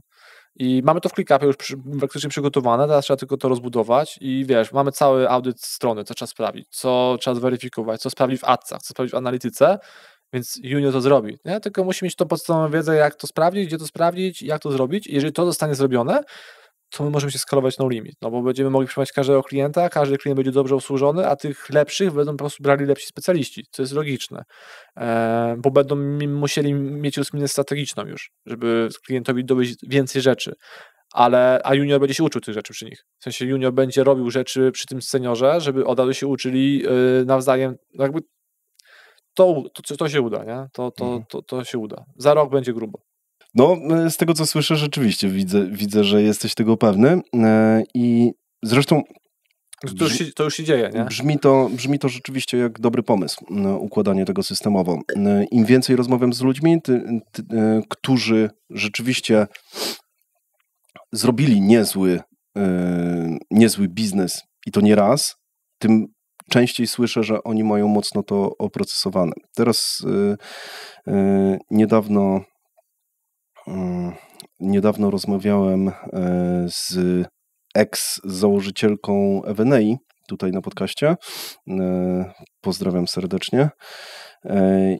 I ona właśnie mówiła o tym, że prowadzi 15 lat biznes i praktycznie wszystko mają dzisiaj sprocesowane, że jak ona wchodzi do nowego biznesu, Aga Maciejowska, że jak wchodzi do biznesu, to kurde, no ja jestem 15 lat w biznesie, więc no ja wiem, że to musi być sprocesowane i tyle, nie mam co do tego żadnych wątpliwości. No my w agencji jesteśmy na takim etapie, tutaj myślę, że to jest zasługa właśnie Franka Georgiewa, że my budujemy cały taki nasz wewnętrzny system, nie? Że w ogóle będziemy mieli wszystkie KPI poukładane, ja będę wchodził w specjalistę, będę wiedział jaki jest ROAS na danym kliencie, jaki jest efekt i jak będę to live w ogóle, nie?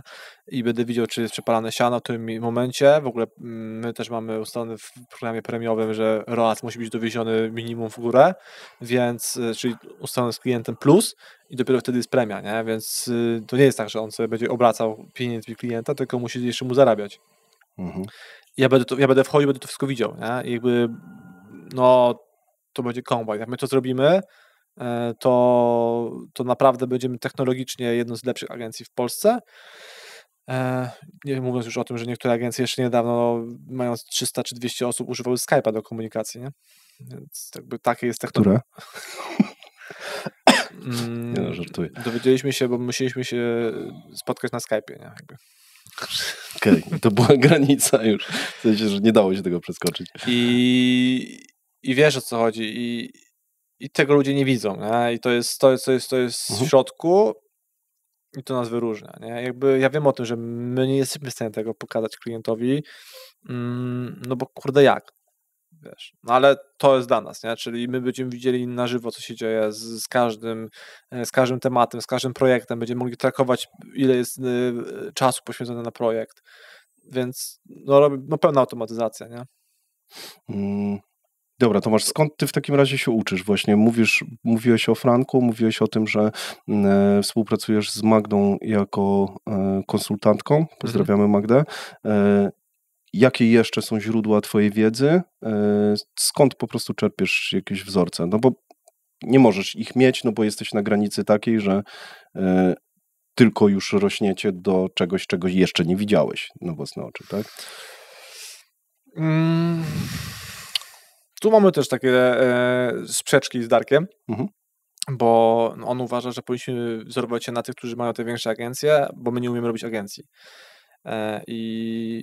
A ja mu mówię, że zrobiliśmy agencję, która robi 2 miliony i jakoś umiemy, nie? To albo nie umiemy, albo umiemy, no bo jakbyśmy nie umieli, to czemu zrobiliśmy 2 miliony? Więc coś tam potrafimy i myślę, że jesteśmy w stanie zrobić jeszcze razy 5 bez wsparcia zewnętrznego, po prostu robiąc na tym, jakbyśmy chcieli być obsługiwani, po prostu, tak normalnie, po ludzku. Wiadomo, że to przyspieszy, mając jakieś frameworki innych agencji, jakąś wiedzę, więc staram się oczywiście słuchać podcasty, jakby ja mieszkam pod Wrocławiem, więc jakby te 40 minut w korkach czasami wracam, więc zależy, jak jestem zmęczony po pracy, no to jakąś tam muzykę mocno, żeby się dobudzić, a jeżeli tak jest spokojnie, no to sobie włączam podcast, zależy co wpadnie, no na Gaczach w sumie, jedynym podcastem, którego słucham na bieżąco jest Negacz, nie? Tak naprawdę, Szymon Negacz. No ale tak to mi wyskoczy, nie? Mój algorytm tak podrzuca filmiki, że one są ciekawe. Jakby staram się też e-commerce'owo jakieś tam słuchać. Convertis ma bardzo fajne podcasty e-commerce'owe. No też właśnie Oskar robi z Daga teraz podcasty, to tam niektóre mnie interesują, to też słucham. No książki, Jakie książki byś polecił? Ostatnio ludzie mi zarzucają, że za mało się o książki pytam. To przy okazji, może jakieś byś polecił. Wiesz co, no, myślę, że każdemu polecam Jak zdobyć przyjaciół i zjednać sobie ludzi, chyba tak to się mówi, Carnegie'ego. To jest, uważam, że bardzo istotna książka i każdy ją powinien przeczytać, jeżeli prowadzi firmę, w ogóle planuje jakiekolwiek działania, bo też się przyda w związkach, więc też spoko. I myślę, że taką rozkminkę strategiczną to jest właśnie Film Night, nie, z Nike'iem. Ostatnio raczej czytam tematy, no teraz jakieś o e-commerce czytałem, mit przedsiębiorczości właśnie czytałem, Szef to nie zawód czytałem. Raczej to są elementy, które tam wiem, szukam tych 1, 2, 3 elementów, które mi dołączą tą całość, nie? I właśnie oni tam opowiadali, no choćby to, że skalowanie procesów, nie? To zmieniliśmy już pomysł, żeby teraz nie robić tylko i wyłącznie, wiesz, jeden senior, jesteś bardzo mocno ograniczony od jednej osoby, zamiast tego zbudować system i móc wymieniać tych ludzi, jeżeli jakby jesteś odporny na zmiany rynkowe, nie? Nawet jeżeli byśmy chcieli wejść za granicę, no to rekrutujemy nawet juniora niemieckiego, załóżmy, i on przechodzi proces i on po prostu dalej ma tego skilla, bo skill jest uniwersalny w tym, nie? I nas nic nie ogranicza i to na przykład z tej książki jest, nie? Mimo że całą resztę wiedziałem. Więc... Czyli lubisz czasem przeczytać książkę i dowiedzieć się tylko jednej rzeczy na przykład? Nie lubię, nie? Ale wiem o tym, że tak trzeba. No, czasami się męczę strasznie z książkami. No, podcasty chyba najlepsze. Staram się wybiórczo. Też jakby miałem taki moment, że katowaliśmy podcasty codziennie po 3 godziny, nie? Teraz już mam dość tego. W sensie sorry Szymon, ale mam dość twojego głosu już. Jakby, po prostu żona już ma dość też, tak samo, bo ona ciągle jeździ ze mną, jakby razem pracujemy, no to po prostu też jest ciężko, nie? Więc tak mam Podobny śnieg mam nie do zniesienia. Ty masz? Tak, podobno. No nie wiem. Nie chciałem powiedzieć, że mi się podoba, ale nie przeszkadza. Nie, także teraz troszeczkę mniej podcastów. Musi mi mózg przeanalizować to, co się dowiedziałem, nie? Także właśnie jakiś wyjazd. A Szymona Negacza cały podcast przesłuchałeś od początku do końca? Są tacy zawodnicy, no? Nie. Ale... Ja miałem tak w pewnym momencie, że prawie wszystkie miałem przesłuchane. To mądre rzeczy gada. Nie mam na to czasu. W sensie raczej jak jest, no teraz jest pojawił się jakiś nowy, to pewnie jak będę wracał od ciebie, to sobie włączę. Ale tak, no staram się, ale no jest tak dużo rzeczy, jak dużo rzeczy wyprocesuję w firmie, żebym nie robił gówno pracy, to będę więcej czasu na takie edukacyjne rzeczy, nie? Okej. Kiedy czujesz, że wyjdziesz 100% z procesów, czy może to już jest ten moment? Trudno powiedzieć. W sensie zawsze coś można sprocesować. Ktoś powiedział bardzo mądrze, że jeżeli coś nie generuje chaosu w firmie, to nie procesuj, bo ludzie procesują wszystko niektórzy. W sensie się nafiksują, że wszystko jest procesowane i procesują rzeczy, które zaoszczędzą 2 sekundy. Nie? Wydają 5 koła na proces, żeby zaoszczędzić 2 sekundy. To bez sensu na maksa. I jeśli pracowników, specjalistów wkurwia coś, że mają to coś dodatkowo robić, bo wszyscy wynosi procesowanie wszystkiego. Więc procesuj tylko to, co generuje chaos w firmie i co ci przeszkadza. Okay. Usłyszałem to od kogoś, to bardzo mądre uważam. Dobra, no. Ciekawe. Powiedziałeś mi coś dziwnego a propos umów, jak rozmawialiśmy, że zdarza wam się nie podpisywać umów. Jak to wygląda? Normalnie. W sensie nie podpisujemy umów. Coś więcej, tak? No, nie wiem. No po prostu, tak się powiedziałem, no, jeżeli klient nie chce ze mną współpracować, to po co mam go trzymać? Po prostu, no jakby chcemy mieć tylko partnerów, a nie zleceniodawców. To nie jest standardowe. Nie. Zostanie to zmienione niestety, bo prostą umową, taką maksymalnie na 2 kartki A4, bo zaczynają być problemy z płatnościami, bo jest problem na e-commerce i lepiej mieć podkładkę, nie? Na tym było tylko tak, że wysłaliśmy maila, warunki potwierdź proszę i cześć. Teraz będziemy mieć umowę, ona będzie bez żadnych okresów wypowiedzeń, tam specjalnie żadnych, kar umownych, niczego, ona będzie tak naprawdę prostą umową, po prostu podpisaną, oczywiście elektronicznie i tyle. I to zostanie zrobione prawdopodobnie do końca roku. Nas klienci zmusili, ale tak przez ile mogłem, to trzymałem się, że żadnych umów i to działa. W sensie my naprawdę mamy mnóstwo klientów, którzy działają z nami już 4. rok, nie? Czy 5. I nie odchodzą. No nie odchodzą. No, w sensie no dobra. LTV mamy super. Ale skąd ta decyzja?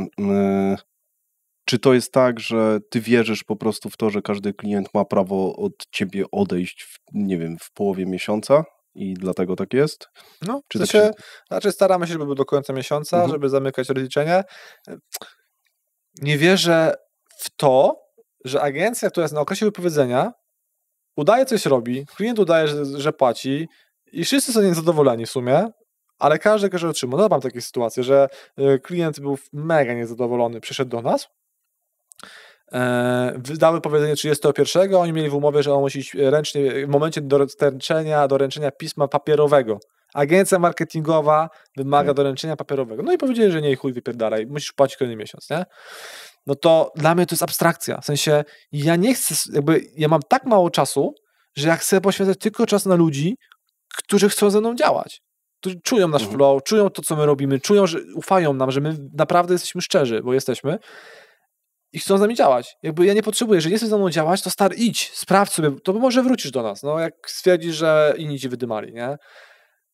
I to jest, myślę, że wartością dużą. I to, że ta będzie umowa, jest bardzo mocno sprzeczna z tym, co ja robię, ale wiem o tym, że firma musi mieć te umowy, ale lobuję, żeby była jak najprostsza, jak najmniej czegokolwiek, nie? Żeby były tylko warunki, że potem nie było, że było 5%, a on będzie teraz płacił mi 3%, bo mi się tak wydawało, nie? I nie mam, wydawało, to się nie dogadamy, nie? I tylko dlatego będzie ta umowa, ale ja do tej pory mega nie chciałem. I super, no. Odszedł klient, przyszedł kolejny. myślisz, że to się będzie dało zrobić w skali, nie wiem, 5 razy większej niż jesteście teraz? Też Bez to umów? samo, znaczy może nie bez umów, ale bez właśnie na przykład jakiegoś okresu wypowiedzenia. Tak. Tak? W sensie, jakby, wiesz... Znaczy ja w to wierzę, nie? No spoko. Tylko widzę firmy, które to mają. Ale potrzebują mieć hajs, a my mamy hajs, bo mamy dobry model rozliczeniowy i nasi specjaliści dowożą klientowi hajs. Więc mamy faktury i zresztą sam sprawdzałeś w KRS-ie, że jest dobrze. Więc nie potrzebujemy na siłę trzymać klienta, żeby zarobić 1000 zł na nim, skoro i specjalista będzie 10 godzin marnował na typach, który za chwilę odejdzie, tak? Który nie chce z nami działać, no bo inaczej by nie rozwiązał umowy. A przez ten czas może poświęcić czas na przykład na kluczowego klienta kolejne te 10 godzin i zrobić fakturę razy 2.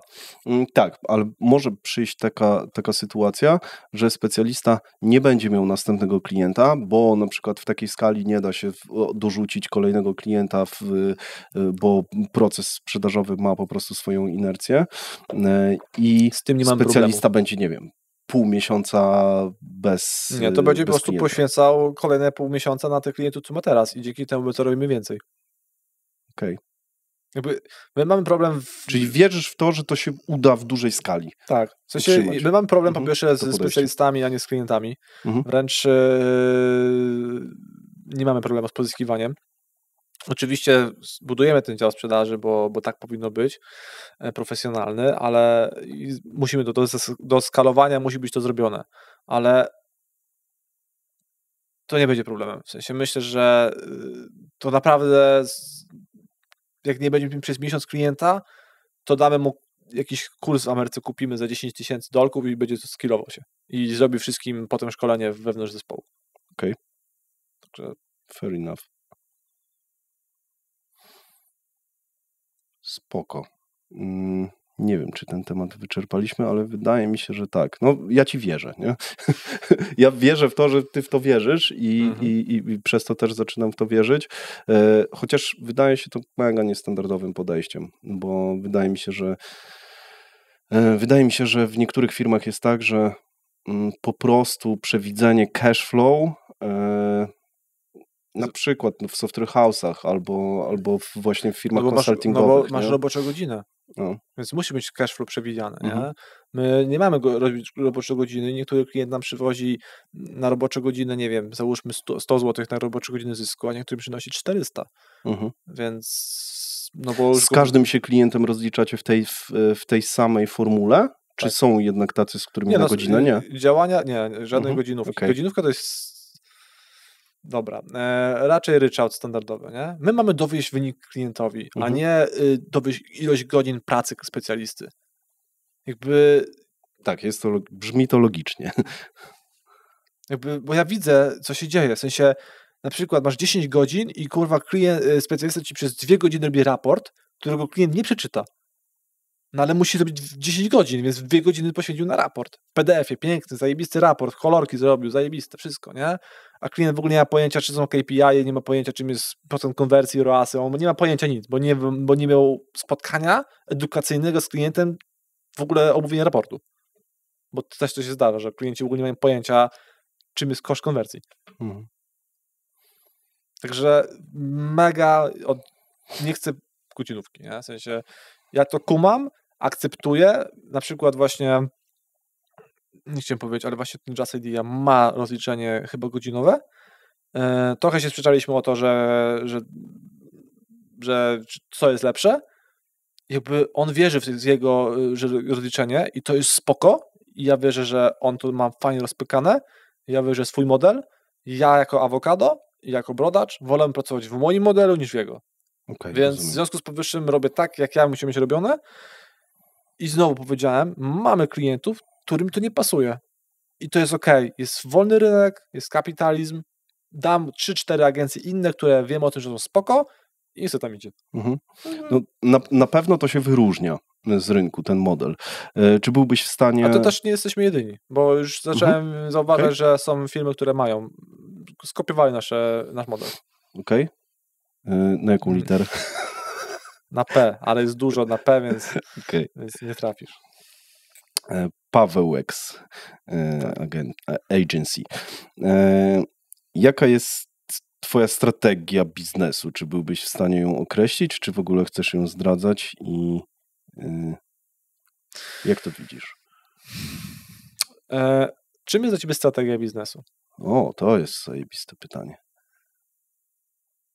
A czym dla ciebie jest? Nie, właśnie czym jest dla ciebie? Bo to jest bardzo... Dla mnie strategia to są takie działania, które mają doprowadzić twoją firmę do pewnego celu.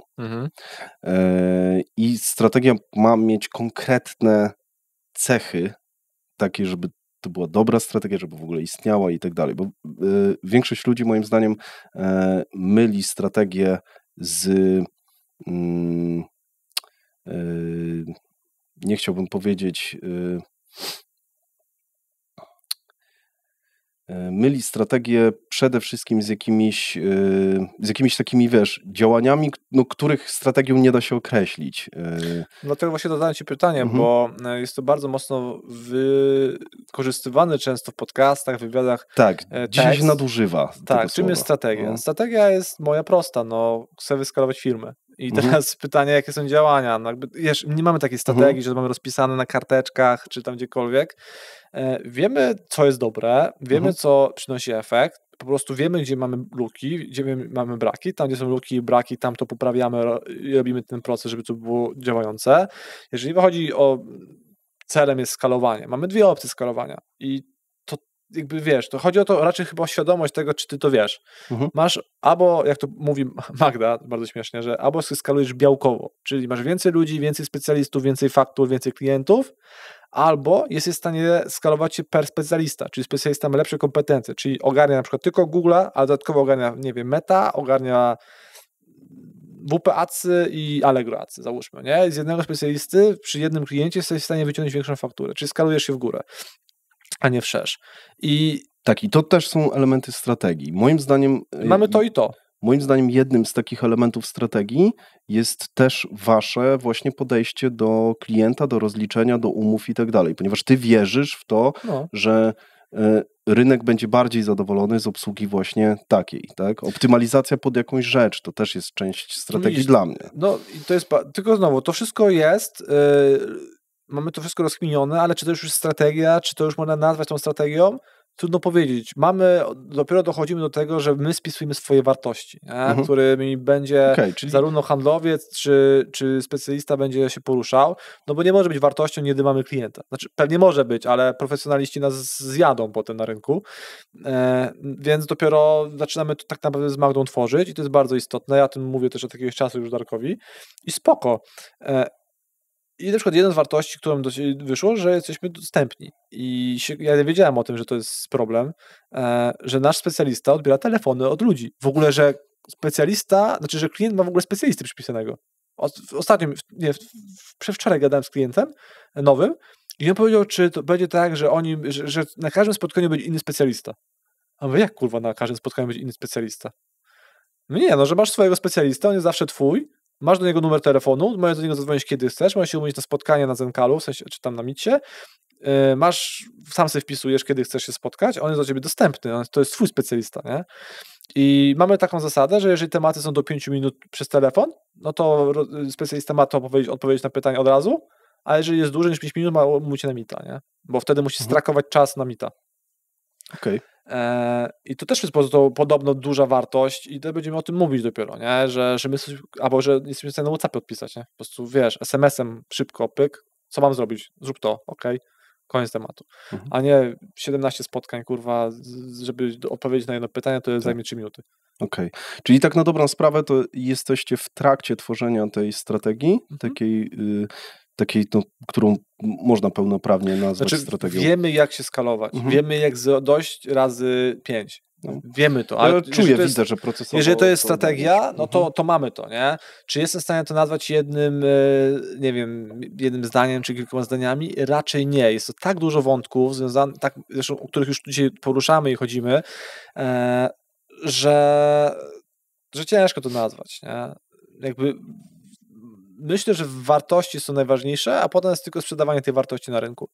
Wiesz, my nawet nie mamy zrobionej strony w ogóle pod SEO, nie mamy reklam zrobionych, nie mamy robionych adsów, jakby nie potrzebowaliśmy do tej pory i dalej nie potrzebujemy, no ale no jeżeli chcemy się sprofesjonalizować, no to musimy zacząć dbać o swój wizerunek w internecie. Dlatego też ten podcast, nie? Bo jakby nigdy nie potrzebowałem wychodzić do gdziekolwiek. No dobra, a zdobyliście ponad 100 klientów bez praktycznie takich działań. Co twoim zdaniem sprawiło, że właśnie zdobyliście tych klientów? Myślę, że te rzeczy, które rozmawialiśmy, nie? Autentyczność, szczerość, moje e-commerce, to jest największy booster, że po prostu gość wie, o czym mówi z dwóch stron. Agencyjne i strony e-commerce'owe, że on po prostu doszedł tam, nie? Ja mówię klientowi, słuchaj, ja wiem, jak rozwinąć e-commerce do 1,5 miliona, więcej nie umiem. Jak dojdziemy jak dowiem się, jak zrobić 3, to ci powiem. Okay. I oni dowiedzą, nie? Jakby... Fair enough. To skąd klienci przychodzili? Ty ich zdobywałeś? Grupy facebookowe, polecenia. Gdzieś tam pisałem do kogoś na fejsie, ktoś się odzywał, gdzieś zadzwoniłem, tutaj small talk jakiś, tutaj jakiś networking zrobiłem, no taki raczej luźno, nie? Tu z kimś pogadam, tu coś widzę.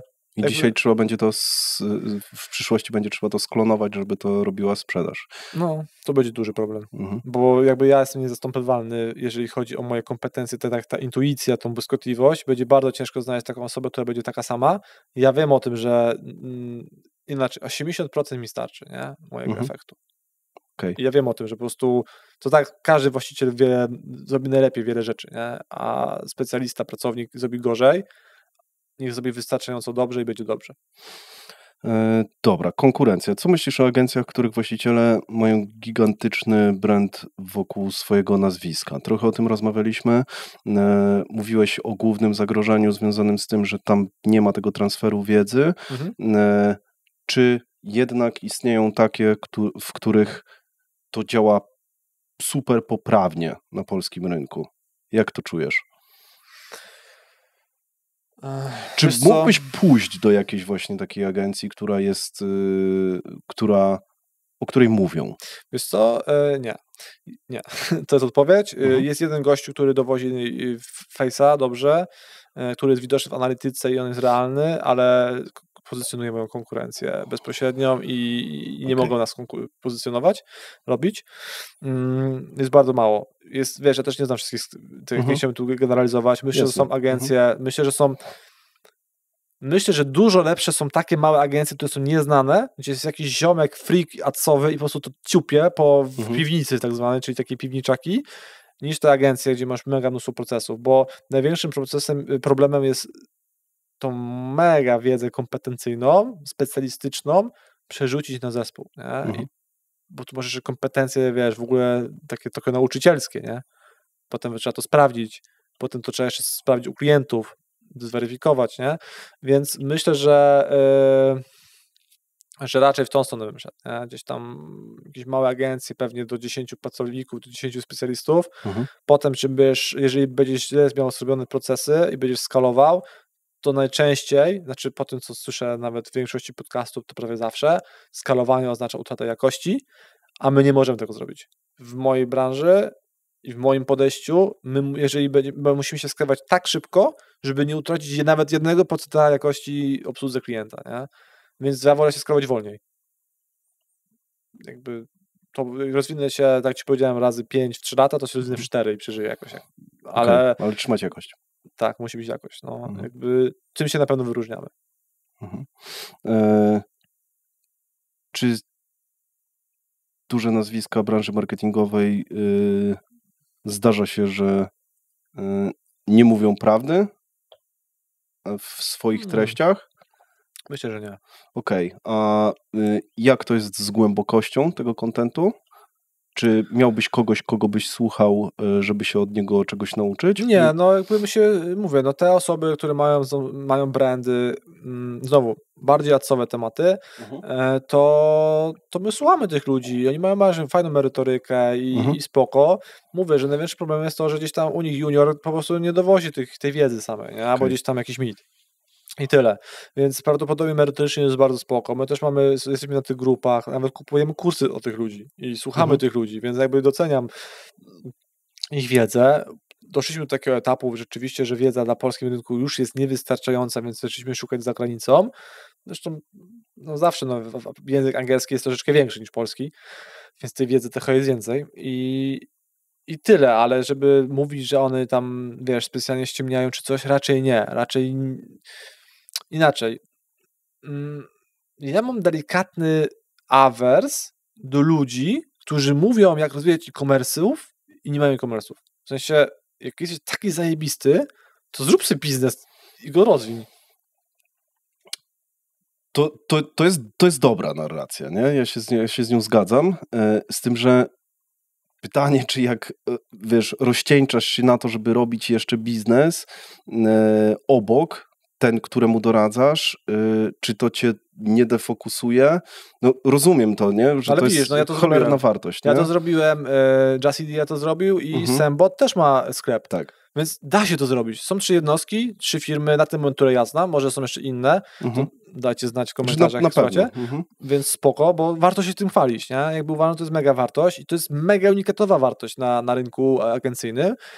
I po prostu uważam tak, że no jeżeli jesteś tak zajebistym specjalistą, po prostu no masakra, no to zrób swój e-commerce. Zrób 10 milion obrotu i pogadamy.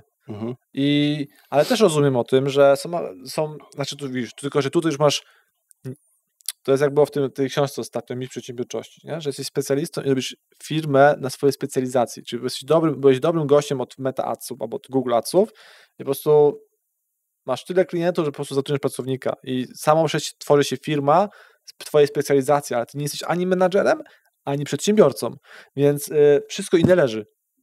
Twoja specjalizacja dalej jest na mega wysokim poziomie, ale już na przykład elementy menadżerskie, czy właśnie jako przedsiębiorca, no bo menadżer myśli tu i teraz, żeby wszystko działało tak trzeba, a przedsiębiorca myśli trochę do przodu, nie? I tu leży.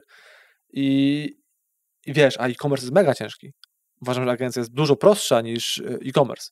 Dużo prostsza. Nie? W sensie tu masz, jakie masz problemy w agencji, nie? No jakby jeżeli masz kompetencje, jakiś masz churn rate, nie? No to ewentualnie musisz się trochę poduczyć, żeby budować relacje z klientem, żeby on nie odchodził z jakiegoś powodu, nie? A tu może ci się wysypać, nie wiem, no platforma, wtyczka, kuźwa, pracownik na urlopie, tu to nie działa, tu coś, tu magazyn, tu przyszedł produkt, kurwa, albo sukienki są rozprute, krzywo guziki uszyte, rozlały się płyny, w sensie kosmetyki, nie? No 1000 w ogóle pożarów codziennie. A w agencji w sumie, jak sobie przychodzimy do mała, to sobie w sumie bierzemy kawkę, sprawdzamy adsy i sobie klepiemy, nie? Jakby poziom skilla, który potrzebuję, żeby mieć e-commerce, a agencje to są 2 levele. Jakby ja czaję i też rozumiem, że po prostu oni tego nie chcą zrobić, bo oni nie dadzą rady. Po prostu nie dadzą rady. Oni są dobrzy w jakiejś tam małej, wąskiej grupie, wąskiej dziedzinie, wąskiej specjalizacji i to jest okej, żeby też nie było, że to jest okej. Ale no myślę, że mój skill przedsiębiorczości jest dużo szerszy przez to, że ja po prostu przeżyłem wszystkie te pożary. Nie? I teraz klient musi się zdecydować, czy chce działać z osobą, która jakby jest tylko w swojej bańce, bo to można tak nazwać, czy ona jest tym samym gościem na polu bitwy, co tam napieprza codziennie wszystkie pożary, a przy okazji jest w tej bańce. Tak, totalnie się zgadzam, że to jest szerokie, fajne i rzeczywiście ten insight płynący z tego e-commerce'u jest dodatkowym uzyskiem u was, dodatkową wiedzą, której w takich agencjach nie ma, z tym, że musimy podkreślić, że mogą istnieć świetne agencje bez swojego e-commerce'u, bo tak jak sam powiedziałeś, agencja może być trochę prostsza, no jest na pewno innym biznesem, więc można mieć kompetencje w prowadzeniu dobrej agencji i nie mieć kompetencji w prowadzeniu dobrego e-commerce'u, a i tak im doradzać. Nie? To się nie wyklucza. Ale rzeczywiście tutaj u was jest to potwierdzenie. My umiemy też w e-commerce. Tak? Mówię, największym problemem w agencjach jest to, myślę, że jest transfer wiedzy w dół. Po prostu. I ja nawet mówię swoim ludziom, jakby nawet jeżeli widzimy, że agencja robi fajny wynik, w sensie jak audytujemy, to mówimy, słuchaj, no zrobi zajebisty wynik, zostań z nimi. Jak jakieś posypie, to przyjdź do nas. Jakby my na siłę nie przejmujemy. To jest mega takie etyczne i lojalne, myślę. No stary, no ktoś zaangażował swój czas, wiesz, zrobił ci efekt, zrobił ci fajny wynik, jesteś zadowolony, to nie zmieniaj. Jakby daj im kredyt zaufania, nie? Niech zarabiają na tobie. I to jest spoko, no ale jak zaczną kasztanić, no to jakby nie mieć skrupułów, nie? No jakby finalnie to jest biznes i to jest twój zysk i ty masz zarabiać, a nie agencja. Więc dalej uważam, że to jest kwestia. I często jest tak w tych agencjach, że właśnie to nie, że nie agencja daje dupy, tylko ten na końcu łańcuch, nie? Ten ostatni, często junior, nie? I nawet ten klient powiedział teraz, co go przejęliśmy, że w momencie, kiedy zmienił się specjalista, to po prostu się posypało. Okej. Czyli taka wrażliwość na konkretnego człowieka, który ma styczność z klientem i brak takiej standaryzacji. Tak? No tak myślę, nie? Bo jakby też nie chcę demonizować branży, bo myślę, że naprawdę te osoby, które są znane publicznie, mają te fajne personal brandy, naprawdę są dobrzy, nie? Z nimi bym współpracował. Ale czy z ich ludźmi bym współpracował, to bym się zastanowił. W ten sposób, nie? Mega trudno jest przenieść taką wiedzę. Myślisz, że będziecie właśnie umieli to robić, tak jak mówisz, słyszę, że myślicie o tym, że procesujecie to. Do tej pory to wychodzi. Mam nadzieję, że będzie wychodzić nadal. Powiem tak dyplomatycznie. Nie? Polityków już mieliśmy tu kilku. Tak. Dobra. Ja myślę, że znaleźliśmy, że fajnie odpowiedziałeś na to pytanie, które chciałem zadać, bo chciałem właśnie porównać modele tych agencji, w czym one są słabsze. I wydaje mi się, że wymieniłeś właśnie to ogniwo, że ten transfer wiedzy i standaryzacja nie jest taka sama na każdym poziomie. Zastanawiam się, czy to też nie jest tak, że na przykład w biznesie konsultingowym też bywa tak często, mam wrażenie, że istnieją takie biznesy konsultingowe, gdzie właśnie to też jest podobno ściema straszna. Zależy właśnie od specjalisty konkretnego. No myślę, że tu akurat Szymon Legacz jest idealnym przykładem, że wszedł w niszę, gdzie ci specjaliści, konsultanci po prostu byli słabi. No i on przyszedł z merytoryką, z kompetencjami, potem to sprocesował i zrobił zajebistą firmę. Właśnie i on, mało tego, on ma super sprocesowany ten transfer wiedzy. Z tego, co on opowiadał, że mają taką wewnętrzną akademię, gdzie szkolą tych ludzi, gdzie to jest rzeczywiście sprocesowane. Ekstra sprawa, nie? I tak jak mówisz, to jest nisza transferu wiedzy. Dobra, wejdziemy trochę do początku twojego biznesu. Mówiliśmy o tym MLM-ie. Bardzo, bardzo szybko to przeskoczymy. Mówiłeś później o chorobie. Co się stało? Neuroborelioza. Czyli borelioza, która atakuje mózg, a nie stawy. Okej. Jak to wykryłeś w ogóle? Czy to był przypadek? No, szamani i te wszystkie sprawy. Jakby to poszło, jakby medycyna konwencjonalna zawiodła totalnie, nie? No. Finalnie wyszło, jak poszedłem do babki, zrobiłem takie badanie LTT, chyba się nazywało, które wysyłają do Monachium i jest wtedy było najlepszym badaniem z krwi, takim konwencjonalnym, który ci mówił, czy masz tą boreliozę, czy nie masz. Bo badania, które są refundowane, to masz 20% skuteczności, że się dowiesz tak lub nie, no to zajebista skuteczność, nie? A drugi w ogóle też ma 50% i w sumie nie wiesz, czy nie wiesz. Dostałem wynik pozytywno dodatnio ujemny. Chuj wie, jeszcze jest 20% szansy, że to jest prawdziwy wynik, nie? No, zrobiliśmy tego LTT, no i babeczka miała to nie w swoim jakby nie było to badanie, które było akceptowalne przez NFZ, czy tam przez lekarzy, nie? No i oni stwierdzili, że ona w to nie wierzy, że to w ogóle nie wiadomo, co to jest, żebym z tym szedł i że ogólnie ona uważa, że jestem chory psychicznie i że wymyślam, kurwa, i że mam w ogóle problem z ojcem mam, nie? W sensie i w tym momencie wyszedłem i stwierdziłem, że szukam szamana jakiegoś, nie? No i znaleźliśmy po prostu ludzi, którzy... Nie, bo to było tak, że ja znalazłem szamana, to oczywiście to jest kolokwialnie mega na maksa mówię. No osoby po prostu medycyny naturalnej, medycyny chińskiej, naturoterapii, homeopatii i tych innych. I oni mi powiedzieli, że mam boreliozę, nie? Ja po prostu poszedłem stwierdzić, zrobiłem te badanie, wyszedł ten pozytywny, dodatnio ujemny. Potem stwierdziłem, że dobra, to szukam dalej, zrobiłem tego LTT. Wysłaliśmy do Monachium, wyszedł mi bardzo mocno pozytywny. I wiesz, potem poszedłem Jezus, na zakaźny i mi powiedzieli, że mam problem z ojcem, nie? No i zacząłem się leczyć po prostu u nich, no i się wyleczyłem metodami konwencjonalnymi, przez biorezonans, poprzez generator plazmowy. Zresztą gościu, który to wymyślał, nagle spłonął i samobójstwo popełnił, nie? Jakby tak, bo wymyślił, jak leczyć raka, nie? A jak w ogóle na to wpadłeś, żeby... Szukałem, byłem... Ale żeby to zdiagnozować, że... Nie, szukałem ja już wszystko, jakby miałem robione wszystkie rzeczy, w sensie, wszystkie, nie? A jak to się objawiało, że... Po prostu chroniczna migrena i chroniczny brak siły do wstawania. Czasami po prostu nie wstawałem w ogóle nie wstawałem. Okej. Dlatego też zacząłem robić e-commerce, no bo musiałem robić coś na chacie, jak miałem energię, jakąkolwiek. No i potem się wyleczyłem i do tej pory mam jakby skutki tego, nie? No bo masz cały rozpieprzony układ odpornościowy, rozpieprzony układ flory bakteryjnej w brzuchu, masz mnóstwo rzeczy, nie? A biznes nie pomaga ze stresem. No to prawda. Ja jako hipochondryk trochę też myślę, że mam właśnie takie choroby i dlatego pytam, jak to w ogóle wpadłeś na to, żeby to zdiagnozować.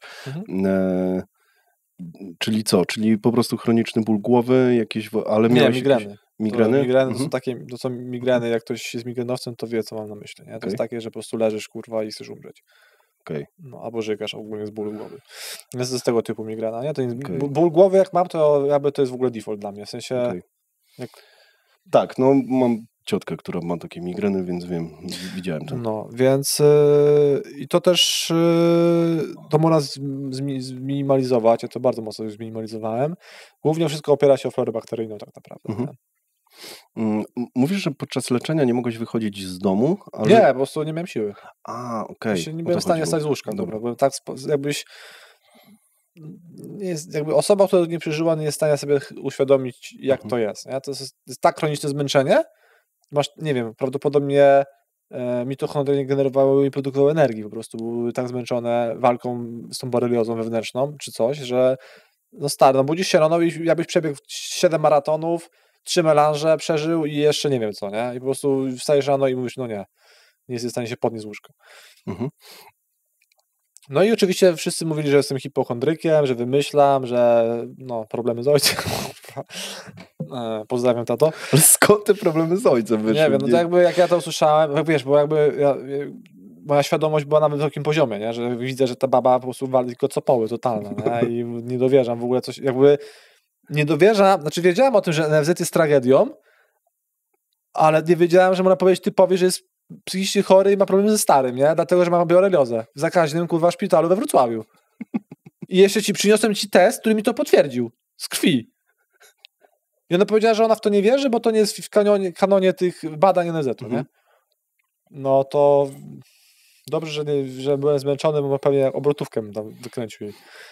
Dobra, jesteś uwięziony w domu, czujesz się fatalnie, nie masz siły.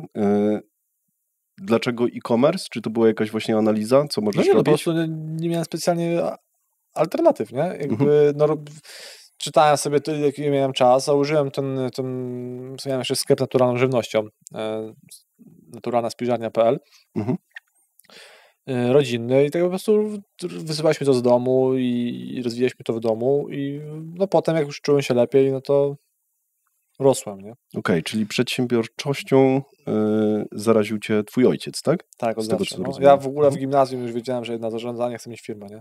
W sensie ja poszedłem do liceum profilowanego na zarządzanie już. Ja już w ogóle w 6. klasie podstawówki powiedziałem, że ja chcę mieć firmę. Także od samego początku byłem profilowany. Ja w ogóle studia rzuciłem, bo jakby to też fajna historia do powiedzenia. Miałem takiego gościa, profesor Hoppe się nazywał, jeden z lepszych profesorów na PWR-ze we Wrocławiu. Wtedy, jak ja wchodziłem na PWR, bo był ekonomik, PWR, jeszcze był w Warszawie SGH był i to była top 3 najlepszych studiów zarządzania, tam powiedzmy, nie wiem, z 10 lat temu. Więcej, 15. I No i ten profesor był naprawdę zajebistym profesorem. To były takie wykłady, że ja tam chodziłem i to w ogóle było tak, że nie wiem, był jakiś temat case study linii lotniczej, rozkminialiśmy case study i rozkminialiśmy, czemu zarząd podjął taką decyzję, nie? Albo czemu nie podjął dobra, albo czy ona była dobra, czy zła, nie? I przez 3 godziny wykładu mieliśmy rozkminkę takiego case study, no mega to było zajebiste.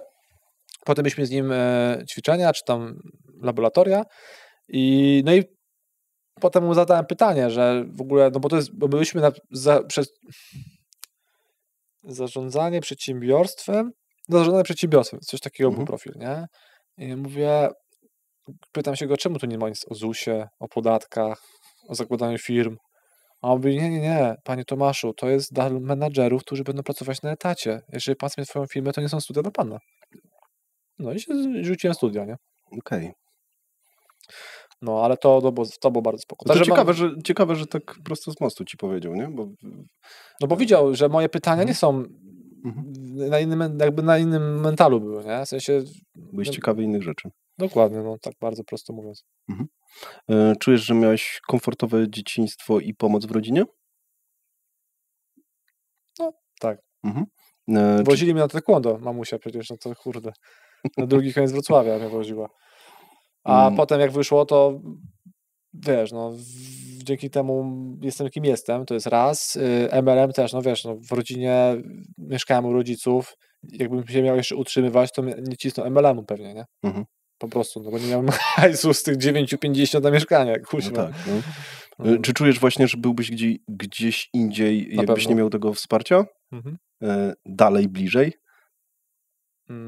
Trudno powiedzieć, nie? Bo to mogłoby mnie zahartować w inną stronę. W sensie, myślę, że to nie jest dobre miejsce na powiedzenie bezpośrednio. Okay. Tak czy tak. A to jest mega ciekawe zagadnienie, bo wydaje mi się, że ludzie dzielą się na takich, którzy jeżeli wychowują się w komfortowych warunkach, to obniża się Dobra, ich to głód. ja ci odpowiem szybko, bo mam dobry przykład. Mam znajomego, którego ojciec bardzo, bardzo był ułożony, bardzo był kumaty, bardzo spoko przedsiębiorcą był, miał 2 synów, jeden już nie żyje, bo się zaćpał, a drugi jest przedsiębiorcą. Miał dokładnie te same możliwości, dokładnie taką samą szkołę, poszedł do tej samej szkoły, może, nie wiem, miał inną klasę stary już, nie? I to już wszystko zmieniło. Jeden się zaćpał i kurde nie żyje, a drugi jest przedsiębiorcą, ma super żonę, super dzieci, super osobą. I teraz pytanie, czy to determinuje, bo były rodzice, czy jednak to, kogo spotkał po swojej drodze, miało większy wpływ na to, nie? Tak, to są właśnie te pytania, ale widzę, że albo tacy ludzie, bo to, że jest przedsiębiorcą, to jest super, tak? No, to jest słaba tragedia z tym jego bratem. No przykro. No. Jest dużo takich historii z dobrych domów, nie? Tak. To jest w ogóle też ciekawe.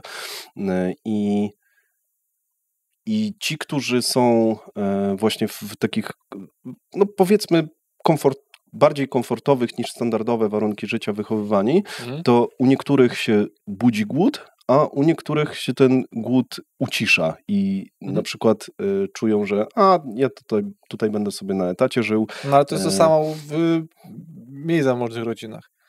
Niektórzy chcą się wyrwać, a dla niektórych to będzie default i oni nie chcą, oni chcą żyć tak samo jak rodzice. Więc myślę, że to nie jest w zależności od majątku czy majątności, tylko od tego, jaki masz mindset i kogo spotkasz. Okej. Dobra, fair enough. Dobra, pierwszy twój e-commerce. Naturalna spiżarnia.pl, no. Dobra. I jak to szło? Dobrze. Sprzedawaliśmy bardzo dużo ksylitolu, jak wtedy jeszcze nie był modny. Działa dzisiaj? Nie, został sprzedane i już się zawinął.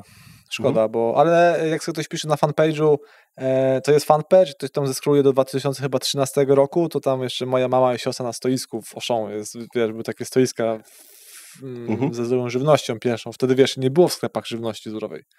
To jeszcze nie było wegańskich tam tofu, wszystkich rzeczy, więc to było, dla ludzi to było coś wow, nie? My w ogóle byliśmy pierwszą, dobra, nie chcę powiedzieć pierwszą, ale na pewno jedną z pierwszych firm, która wysyłała online tofu. A to wiesz, lodówce nie musi być. My w ogóle wysyłaliśmy to w takich steropianach, wsadzaliśmy te wkłady takie lodówkowe, wiesz o co chodzi, nie? Zapykaliśmy to, zaklejaliśmy taśmą, żeby to było cały czas w chłodzie i wysyłaliśmy to, nie? Jakby się śmiałem, że normalnie jak Escobar, tylko handlowaliśmy tofu. Takie zawinięte było to taśmą, nie? To czarny był stretch, czarna taśma, normalnie jak koka, nie? Okay. I to był taki, i to wysyłaliśmy właśnie te tofu, tempechy, te wszystkie rzeczy. I to się opłacało? I ludzie odsyłali te opakowania? Odsyłali, no. No bo nie było wyjścia, nie było tego. Okay. Więc mówiliśmy, że jak chcesz kolejne zamówienie, to odeślij nam i wyślemy wam kolejne, nie? Okej, czyli przy każdym następnym zamówieniu. Super, no to jest naprawdę niezła innowacja, no, jak na tamte czasy. Tamte czasy, tak. No. No i co ciekawe, na przykład, no bo to już... No jakby, wiesz, połapałem gdzieś tam, niektórzy wiedzą o tym, że była naturalna spiżarnia i kojarzą to. W sensie ci, co jedzą te rzeczy, no to na przykład o, spoko, nie? Że i nawet jakiś jeden biznes zrobiliśmy tylko dlatego, że poszło hasło naturalna spiżarnia. Okej. Bo ktoś tam połapał temat. Sprzedaliście to? To była jaka kasa za sprzedanie takiego e-commerce? 40 000. Okej. Czyli nie za bardzo, żeby wygrać życie. Co dalej? No i potem potem miałem portal internetowy, potem też go sprzedałem, no i potem kupiłem awokado za 10 000 pożyczone od mamy. Tata powiedział, że się nie uda na pewno, więc mama mi pożyczyła po cichu. A, to ja myślałem, że tata ci dał właśnie jako przedsiębiorca, a to mama. No, mama. No. Potem ją spłaciłem. No i tak się zaczęło. O, chciałem pytać, czy oddałeś. Czyli oddałeś, tak? Okej. To trochę mi się przypomina, może nie ta skala, ale historia właśnie pierwszego CEO Netflixa. To tam też była taka historia, że jego mama zainwestowała też część kasy. No, oprócz tego właśnie Reed zainwestował ten jego przyszły CEO. Tak, no i tam w ogóle mieli biuro, że było dziury w dachu, nie? I tak. Z parasolkami mieli i deszcz padał. I siedzieli, kminili, jak biznes robić.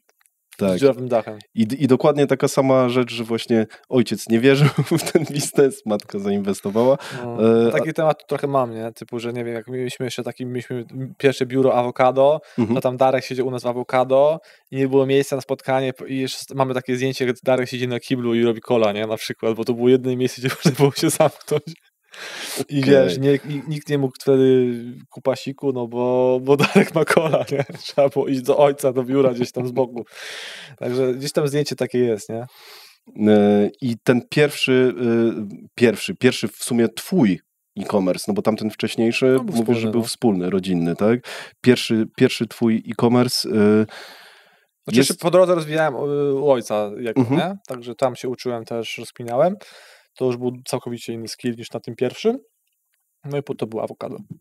Czyli ja pracowałem u ojca i cisnąłem równocześnie swój, potem zwolniłem się i cisnąłem na full etat, nie? Okej. I jak to było na samym początku? Ty sam robiłeś ten e-commerce? Jak w ogóle go kupiłeś? Jak się kupuje taki e-commerce i to jeszcze za dychę? Wiesz co? Na Elixie sobie wpiszesz, jak sprzedam sklep internetowy, albo są jeszcze portale typu... No bo nie będę tam chyba promował, bo to już będzie pseudoreklama, no ale jak piszesz sprzedam sklep internetowy w Google, to na pewno się znajdzie. No i są po prostu oferty. No i tam była taka oferta, że miał ruch, że miał SEO, ja już sprawdziłem, że to SEO jest, że tam było jakieś, nie wiem, 1000 fraz w top 10, potem się okazało, że to wszystko jest shit i w ogóle nic z tego nie było i w ogóle straciliśmy wszystko i w ogóle w pierwszym miesiącu zarobiłem 30 zł. Także a miało być tak pięknie, nie? Więc równie dobrze, ale już dzięki temu miałem dostęp do dostawców. Okej, czyli to kupiłeś. Tak, no i notabene ten dostawca, do którym miałem dostęp, no to miał mnie kupić potem, ale mnie zghostował, nie? Także taka historia. No tak, tylko to był sklep w modelu dropshippingowym, tak. Nie miałeś swojego magazynu. Dokładnie. Tak? No. I jak to wygląda, jak w ogóle wygląda prowadzenie takiego sklepu dropshippingowego, jakie tam są problemy? Znaczy też inaczej. My mamy przez to, że mamy już długą historię i mamy skalę, mamy inne problemy, a raczej ich brak niż nowa firma. To znaczy, że jeżeli do tych dostawców przyjdzie aktualnie nowa firma, to ona nie będzie mieć możliwości odesłania zwrotów. A ja miałem od początku i dalej mam, przez to jakby mam możliwość skalowania i rozwijania, nie mrożenia hajsów w towarze, który się zwraca, tylko po prostu inwestowania tych pieniędzy w marketing i rozwój marketingowy, nie? To jest największy problem. Jeżeli chodzi o dropshipping, to jeżeli chcesz bardzo mocno tutaj rozgryźć ten temat, to jakby ludzie myślą, że jak oni zaimportują sobie po XML-u produkty z hurtowni, gdzie 78 albo 178 innych sklepów wygląda dokładnie tak samo, ma dokładnie te same produkty, z tą samą ceną, z tym samym opisem, z tym samym zdjęciem i on myśli, że to on właśnie teraz wygrał życie, bo ma w dropie produkty, no to nie wygrał życia, nie? Prawdopodobnie już jest w dupie, jeszcze o tym nie wie, bo każdy produkt musi mieć unikalny content, najlepiej unikalne zdjęcie, opisane alty, osobne kategorie, konkretnie zbudowaną politykę cenową, więc i to jest często niezaopiekowane, nie? I potem kolejnym elementem takich w dropie to oni to rzucają na Allegro, nie? No i tak sobie, to teraz Allegro od 1 października robi mega zmianę, w końcu idzie w buyboxa, no to będzie zaoranie rynku na maksa, nie? To jakby ja już widzę, jaki będzie patch zaraz na grupach, że hej, potrzebuję e-commerce i to najlepiej od wczoraj. To jest skręcenie w model produktowy, tak? Z tego, co słyszałem. Tak, Możesz rozwinąć to może będzie bardziej? tylko jeden buybox, w sensie będzie tylko jeden produkt i najniższa cena pewnie będzie determinowała, czy jest widoczny, czy cię nie ma. Nie będzie listingu. Okej. Czyli jeżeli będziesz chciał kupić, nie wiem, garnek, to będzie tylko jeden, ten konkretny garnek. No będziesz musiał wejść głębiej i go prawdopodobnie znaleźć ewentualnie od innych sprzedawców, ale oni tylko ci pokażą jeden garnek i one będą po EANie spięte, nie? Prawdopodobnie po EANie. Jakby ja aż tak w Allegro nie siedzę, żeby być tam super ekspertem, więc no, trzeba sprawdzać, bo będzie całkowicie zmieni się system pozycjonowania produktów. Allegro to udostępniło oficjalnie, więc to nie jest Google. Tam po prostu wiesz konkretnie, jak się pozycjonują produkty na Allegro. Trzeba po prostu sobie poczytać na internecie. Kiedy ten sklep zaczął zarabiać takie pieniądze, że mogłeś się sam z niego utrzymywać? To z niego się sam utrzymywałeś, czy z jakichś innych? Z niego. No, w drugim roku już. W drugim roku? Nie, szybciej. No, w drugim roku kupiłem auto. Już na leasing. Okej, dobra. I jakie to były pieniądze, które... 5 do 7 tysięcy. Miesięcznie, tak? No. Okej. I spokojnie, mówisz już zysku takiego dla ciebie, kasy. Okej, spoko. Ale to też... Miałeś już wtedy ludzi? Jak to w ogóle wyglądało? Nie, pierwszą osobą to był mój szwagier, znaczy teraz aktualny szwagier, czyli brat mojej dziewczyny ówczesnej, aktualnie żony i on robił Allegro, nie? On kupował Allegro, a my robiliśmy sklep. No, to były dzikie czasy. Jak dzisiaj się sytuuje ten sklep? No, w sensie zyskowo, tak jak ci powiedziałem, ciężko powiedzieć, bo inwestuję w inne projekty, no ale obrotu ma między 200 a 500 tysięcy. Okej. Mówiłeś, że to jest jeden z 3 twoim zdaniem największych właśnie sklepów, chodzi o tych tylko z polską odzieżą, no bo tym się wyróżniacie, tak? Tak. Że to jest tylko... Dropie, no. Spoko. No to nie jest dużo, nie? Tak bądźmy szczerzy, no jakby to nie są duże obroty. Ale też mieliśmy dużo propozycji, żeby zacząć sprzedawać z Chińszczyzny albo z Bangladeszu czy Turcji. Marże byłoby super lepsza, no ale zatracilibyśmy tą swoją jakąś unikalną wartość, nie? I na ten moment, póki jakby nie mam takiej przymusu, to raczej tego nie zrobię. Okej. Czujesz, że jak można to wyskalować? Czujesz, że da się jeszcze z tego wydusić dużo? Tak. Mamy na to pomysł. Ale znowu uważam, że lepiej skonsolidować się z producentem, mieć większą marżę, większe możliwości promocyjne, no dużo więcej jest potencjału. Nawet wiesz, żebym wszedł do takiej spółki, że mam 20%, w tej całej aglomeracie, powiedzmy, czy tej bardziej całej grupie i to rozwijać, bo no, i widzę, ile firm pada, widzę, jak odzież pada i widzę, że jest ciężko, jest dużo ciężej niż było kiedyś, nie? Dlaczego myślisz, że to wszystko pada? Mówiłeś, że taka bańka pęka. Tak, bańka post-covidowa, czyli te e-commerce, które stawały się w COVID-zie, po prostu padają. No bo inaczej, no recesja, tak w skrócie, nie? Zmniejszony popyt i widzę, jak moi duzi konkurenci jadą po bandzie, jeżeli chodzi o promocję, wyprzedaże. A to oznacza, że potrzebują, że mają zachwiany cash flow. Po prostu, nie? Więc oni potrzebują jak najszybciej załatać cashflowem dziury. I to w branży kosmetycznej jest dokładnie to samo. Ja wszedłem w branżę kosmetyczną z tego względu, że tam nie było promocji, nie było zaniżania cen. A teraz jest notorycznie. Moi konkurenci mają minus 20% od Black Friday, jest sierpień, połowa. I minus 20% non-stop od Black Friday. Więc... I myślisz, że będą padać po kolei? Czy oni już mają padają? 500 000 straty, nie, za tamten rok w KRS-ie. I po tym, co już wiem, tak gdzieś tam inside'owo, że jest problem jakiś i już wiem o tym, że zaregają innym kontrahentom z fakturami, nie? Okej. A to jest 5. największy sklep w Polsce. Mhm. Więc i widzę jak pierwszy i drugi tak samo, no kurwa, Dzień Ojca przez 3 miesiące miał, nie? Na przykład promocję. Więc jest problem z cash flow. Widzę, że w innych branżach jest dokładnie to samo. Widzę, że Polacy idą w stronę ograniczonych koszyków. Widzę, że idą w stronę, musi być promocja, więc nawet 10% promocji podnosi od razu konwersję. Nie? Jakby kiedyś było tak, że się po prostu kupowała, teraz się ogląda pieniądze już. Wracamy do tego etapu, że po prostu ludzie patrzą na każdą stronę złotówki, zanim ją wydadzą. Nie? Zaczynają się zastanawiać, czy potrzebują na przykład, nie wiem, polskiej marki sukienkę, czy lepiej pójść do H&M-u i sobie kupić 2 razy tańszą i w sumie mieć to w dupie. Oczywiście klasa średnia, no wiecie, no to jakby jest ubożenie klasy średniej, tak? No to klasa średnia zmniejsza się, no to też moi klienci zmniejszają, bo ja celuję w klasę średnią i wyższą. No bo sukienkę za 350 zł czy 390 z lepszych materiałów to nie kupuje ktoś tam, kto po prostu, no wiesz, ma minimalną krajową, nie? I chciałbym, żeby tak było, wiadomo, żeby było jak najlepszy gospodarczy rozrost, ale kapitalizm jest kapitalizmem. Czy ty jesteś dzisiaj operacyjnie zaangażowany właśnie w awokado? Tak. Znaczy wróciłem. Okej. Bo robiliśmy brodacza, teraz wróciłem, robimy tą biżuterię, rozkminiamy temat. Moja żona się zajmuje awokado. Bardziej. Okay. Znasz się na sukienkach jakoś dobrze? Na pewno dużo lepiej niż przeciętny mężczyzna. Okay. Chociażby, że znam 10 typów dekoltów i pewnie 30 kolorów, a nie 3. Biały, czarny, szary, tak? Nie no, czerwony jeszcze.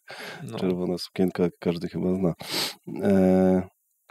Miałeś kogoś obok ciebie, kto ci kibicował od samego początku z tym sklepem? Nie, no to w ogóle też o tym gadaliśmy wczoraj z chłopakami, że w ogóle kobieta dobrze dobrana, dopasowana kobieta przy mężczyźnie, który robi biznes i dająca mu przestrzeń do tego, żeby się rozwijać i mierzyć z problemami i tymi wszystkimi pożarami jest mega istotna, nie? Jakbym ja miał na chatę wracać i mieć rozpierdol na chacie jeszcze, to byłoby ciężko, nie? A tutaj rzeczywiście było to wsparcie, wiesz, była kolacja, można było się przytulić, po prostu zresetować.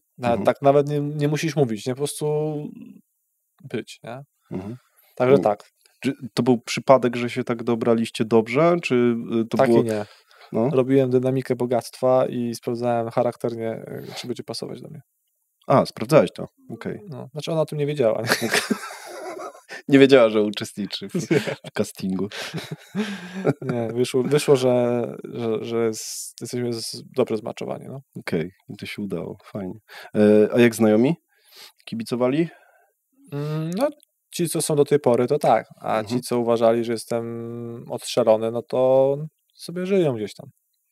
Spoko. Wiesz, to jest w ogóle tak ciekawy wątek, bo ludzie mówią, że pieniądze zmieniają ludzi i coś tam, nie? I ostatnio rozkminiałem to, znaczy już dawno to rozkminiałem, ale ostatnio do tego wróciłem, że myślę, że pieniądze nie zmieniają, przez co się traci znajomości, nie? Tylko po prostu ty przez to, że doszedłeś do jakichś pieniędzy, prawdopodobnie musiałeś zmienić mindset po drodze, albo przesłuchałeś 78,5 podcastu i dzięki temu myślisz, że ja pierdolę, ja nie chcę z tymi ludźmi gadać, co tam właśnie byli i przed chwilą piję z nimi wódkę na ławce, tylko ja nie chcę, wiesz, no to jest tak, że jesteś średnią 5 osób, z którym przebywasz, nie? Jak to usłyszysz i zapamiętasz, to nagle mówisz, kuźwa, no tak w sumie to może zmienię tych znajomych, nie? No i potem się okazuje, że nagle się tam traci tych znajomych starych, gdzie tam byli fajnymi ziomkami i spoko, no ale nie byli zawsze coś jest po coś, nie? Więc hajs nie zmienia, ale raczej droga do tego hajsu zmienia mindset, a mindset zmienia znajomych. Myślisz, że bez takiego otoczenia przedsiębiorców byłoby trudno robić taki biznes? Zależy od samozaparcia. Bo jeżeli jesteś tego świadomy, że jesteś w złym miejscu, w złym czasie, w złym środowisku, to musi mieć dużo większe samozaparcie, żeby z tego wyjść, nie? Ale znowu, to też nie jest problem. Jak ktoś mówi, że on nie ma środowiska, jakby ja w ogóle nie wierzę słowo, jakby nie mam w swoim słowniku słowa problem, nie? Mam wyzwanie tylko. I to idziesz sobie na, nie wiem, BMI, czy jakieś inne narzędzie, albo są nawet, jeżeli jesteś singlem, to są u nas w rodzaju biznesowe randki. i po prostu spotykasz ludzi. Ale biznesowe randki, masz na myśli kobiety i mężczyźni, tak? W sensie, że to też się meczuje? Tak, tak no. Okay. Że no, chcesz mieć przedsiębiorców, a nie jakiegoś tam kogoś całkiem z innego świata, nie? I możesz zrobić po prostu sobie taki networking i ty jesteś w stanie to znaleźć. Są biznesowe śniadania we Wrocławiu, nie? Ja nie uczestniczę, bo nie mam na to czasu, co prawda, ale wiem o tym, że są. Raz byliśmy, czy 2 razy byliśmy z Darkiem na takim BNI-u. To się nazywało inaczej. No ale wiesz, o co chodzi, nie? I wiesz, to jest kwestia, żebyśmy poszli tam 2, 3, 4 razy, to byśmy zbudowali sobie relację z tymi ludźmi taką, żeby mieć kontakt non stop. I wtedy już obracasz się w innym środowisku, z innymi ludźmi. I jakby jesteś w stanie to zrobić, tylko trzeba chcieć. A ludzie nie chcą. No to jak ludzie nie chcą, no to już ich nie pchnę. Nie popchnę. Tak, mi się też wydaje, że jakby otaczanie się tymi przedsiębiorcami daje ci taką przewagę i zmiana właśnie tego towarzystwa. No, dlatego też myślimy o tym, żeby właśnie jakąś mikrospołeczność też stworzyć. Sami ludzie o to proszą, więc może będą jakieś śniadania, może nie jak BNI, ale w jakiejś innej formule. Byleby nie trzeba było płacić 7 000 za wejście. Tak. Nie, bardziej myślę o tym, żeby po prostu zjeść śniadanie z fajnymi ludźmi, a nie... Nie zakładałeś fizycznie działalności gospodarczej na samym początku, tak. Tylko właśnie miałeś... Na spółce rodzinnej. Na spółce rodzinnej. Jakie plusy, jakie minusy takiego rozwiązania i kiedy przeszedłeś totalnie na swoje? No wiesz, bezpieczeństwo, nie? Ja byłem zatrudniony na umowę zlecenie, ja sobie to tam pilnowałem sam księgowo swoje rzeczy. To jest głównie bezpieczeństwo. No. Oceniasz swojego ojca jako dobrego przedsiębiorcę? Pomidor. Nie, jakby to jest przedsiębiorca starej daty, nie? Jakby niektóre rzeczy w starych drzewach się nie przesadza i ja wiem o tym, że nie uda się tego zmienić, ale no dużo osiągnął, nie? W latach tam 90. to kuźwa, to grubo jechali z tematem chłopaki. Aha. Twoja rodzina jest majętna, jeżeli chodzi o właśnie biznes? Bo potem było 2007, tam 2008 i wszystko padło na ryj, nie? Potem wyszły duże markety i w sensie mój ojciec sprzedawał telewizory. Więc w latach, jak był, wiesz, w latach 90., nie? No to były 3 sklepy we Wrocławiu całym, czy w całym Dolnym Śląsku, czy w powiecie w ogóle z telewizorami. Jeden z nich to był Neonet, może kojarzysz. Drugi to był mój ojciec i trzeci był chyba Zuber, się nazywał. Więc wtedy to było trzepanie grubo, nie? No i potem jakby jak weszła cyfryzacja, to mój ojciec za to nie poszedł. W sensie stwierdził, że to jest niemożliwe, że ludzie będą kupować w internecie telewizory. Tak strzelam, nie? I potem zmieniliśmy temat, pojawiły się skutery, no i tak zostały skutery i w tym ja mu pomogłem już, że jest w internecie, jest znany, ma dużo leadów, więc został, nie? Ale rzeczywiście no cyfryzacja, jakby nie poszedł za cyfryzacją. To no, myślę, że jest tego świadomy, więc to nie jest żaden pstryczek.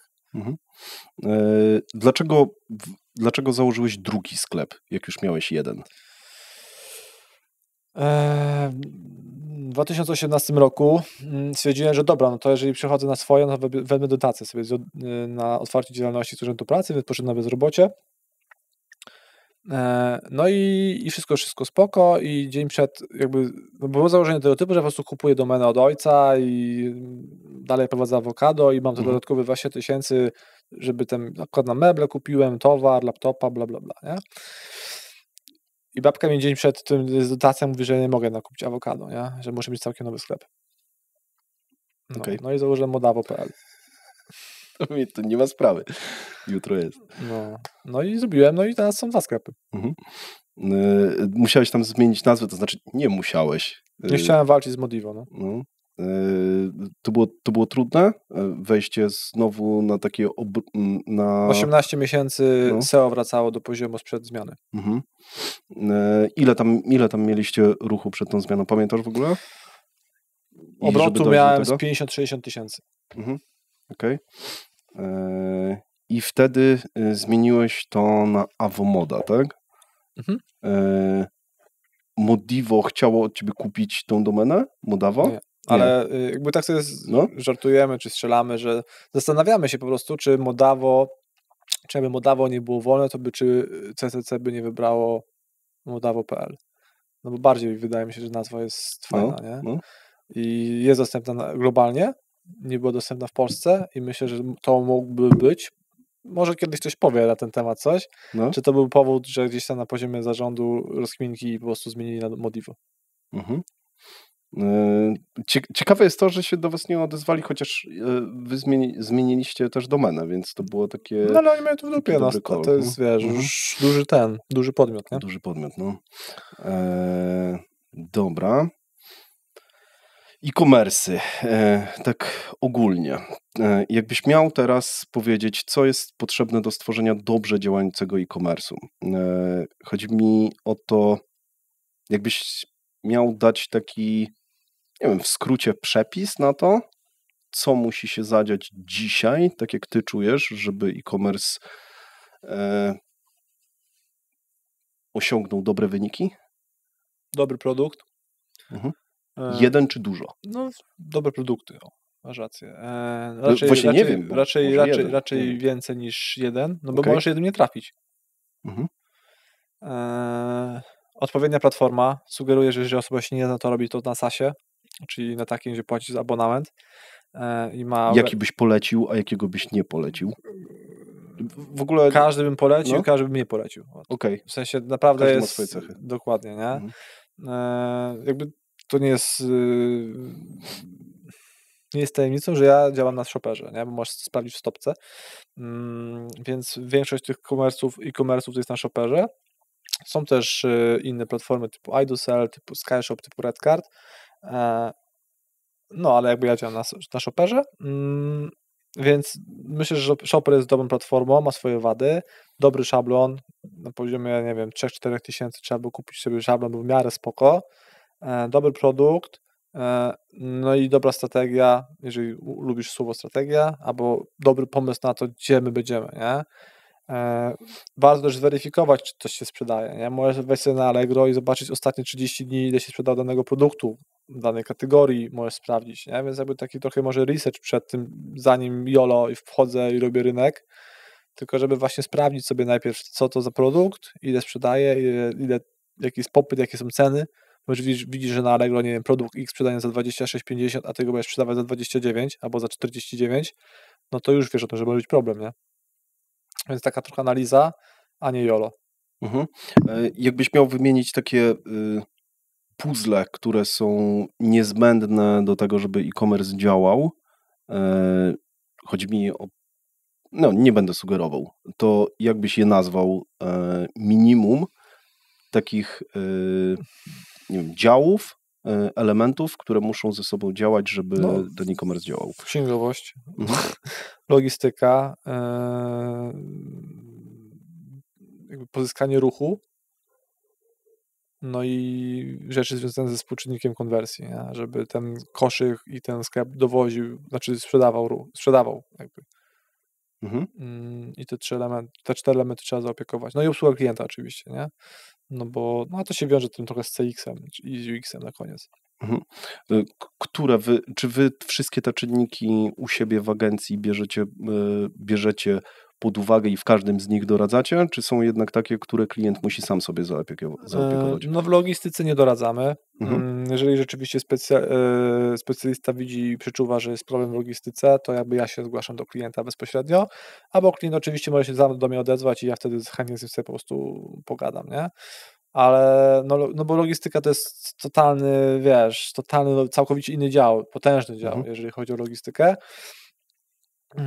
No całą resztę staramy się podpowiadać, nie? Znaczy, wiesz, my też tłumaczymy klientowi, że my dowozimy ruch, ale to od ciebie zależy, czy on skonwertuje, od sklepu zależy, od tego, to jest chyba delivery, tak?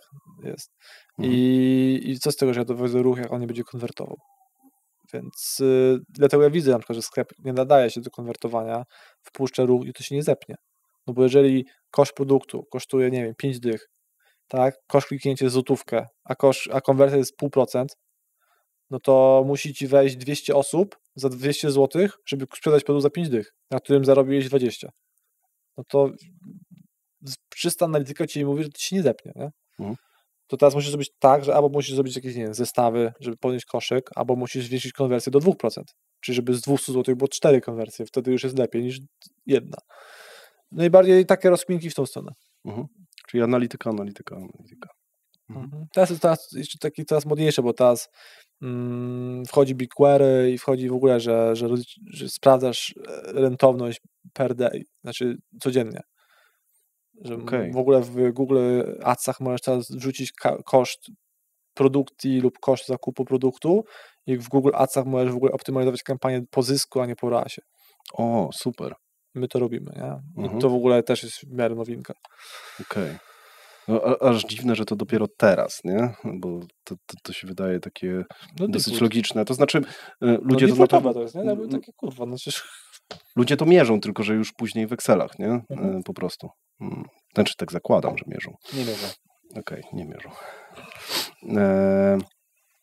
Czy moglibyśmy jeden z twoich e-commerce'ów rozłożyć trochę na części pierwsze? No to myślę, że dla brodacza, bo dla brodacza był od zera robiony, nie? W sensie to nie było spuścizna tak jak awokado, Awomoda była kopią awokado, a dla brodacza był zrobiony od zera, czyli rozkminka od początku do końca, więc pytaj. Chciałbym zobaczyć ten sklep z perspektywy, jakie klocki powstawały na początku, żeby on działał, jakie działają dzisiaj, na co zwracasz uwagę i jak przechodzi klient od samego początku, od reklamy do zakupu i później przez obsługę. No, dużo wątków. Tak, to jest dużo wątków, ale spróbujemy to ułożyć. Jak zaczynałem, to co trochę teraz szkolenie SEO, jak zaczynałem, to było tak, że po pierwsze zrobiłem bardzo mocną analizę tego, jakie są konkurenci, ile mają ruchu, jakie mają, no ile jest ruchu z danych kategorii, jakie jest konkurencyjność danych kategorii i rozbudowałem drzewo kategorii, nie? Czyli jeżeli widziałem, że konkurent ma olejek do brody na zimę i olejek do brody na lato, to zadałem sobie pytanie, czemu tak ma, sprawdziłem to i stwierdziłem, dobra, ma, bo ludzie to szukają, to też tak robię. Okej.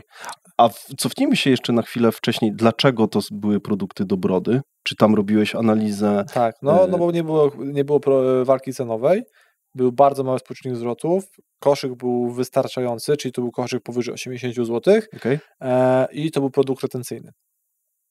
Okej. Spoko, fajne wytyczne, fajny framework.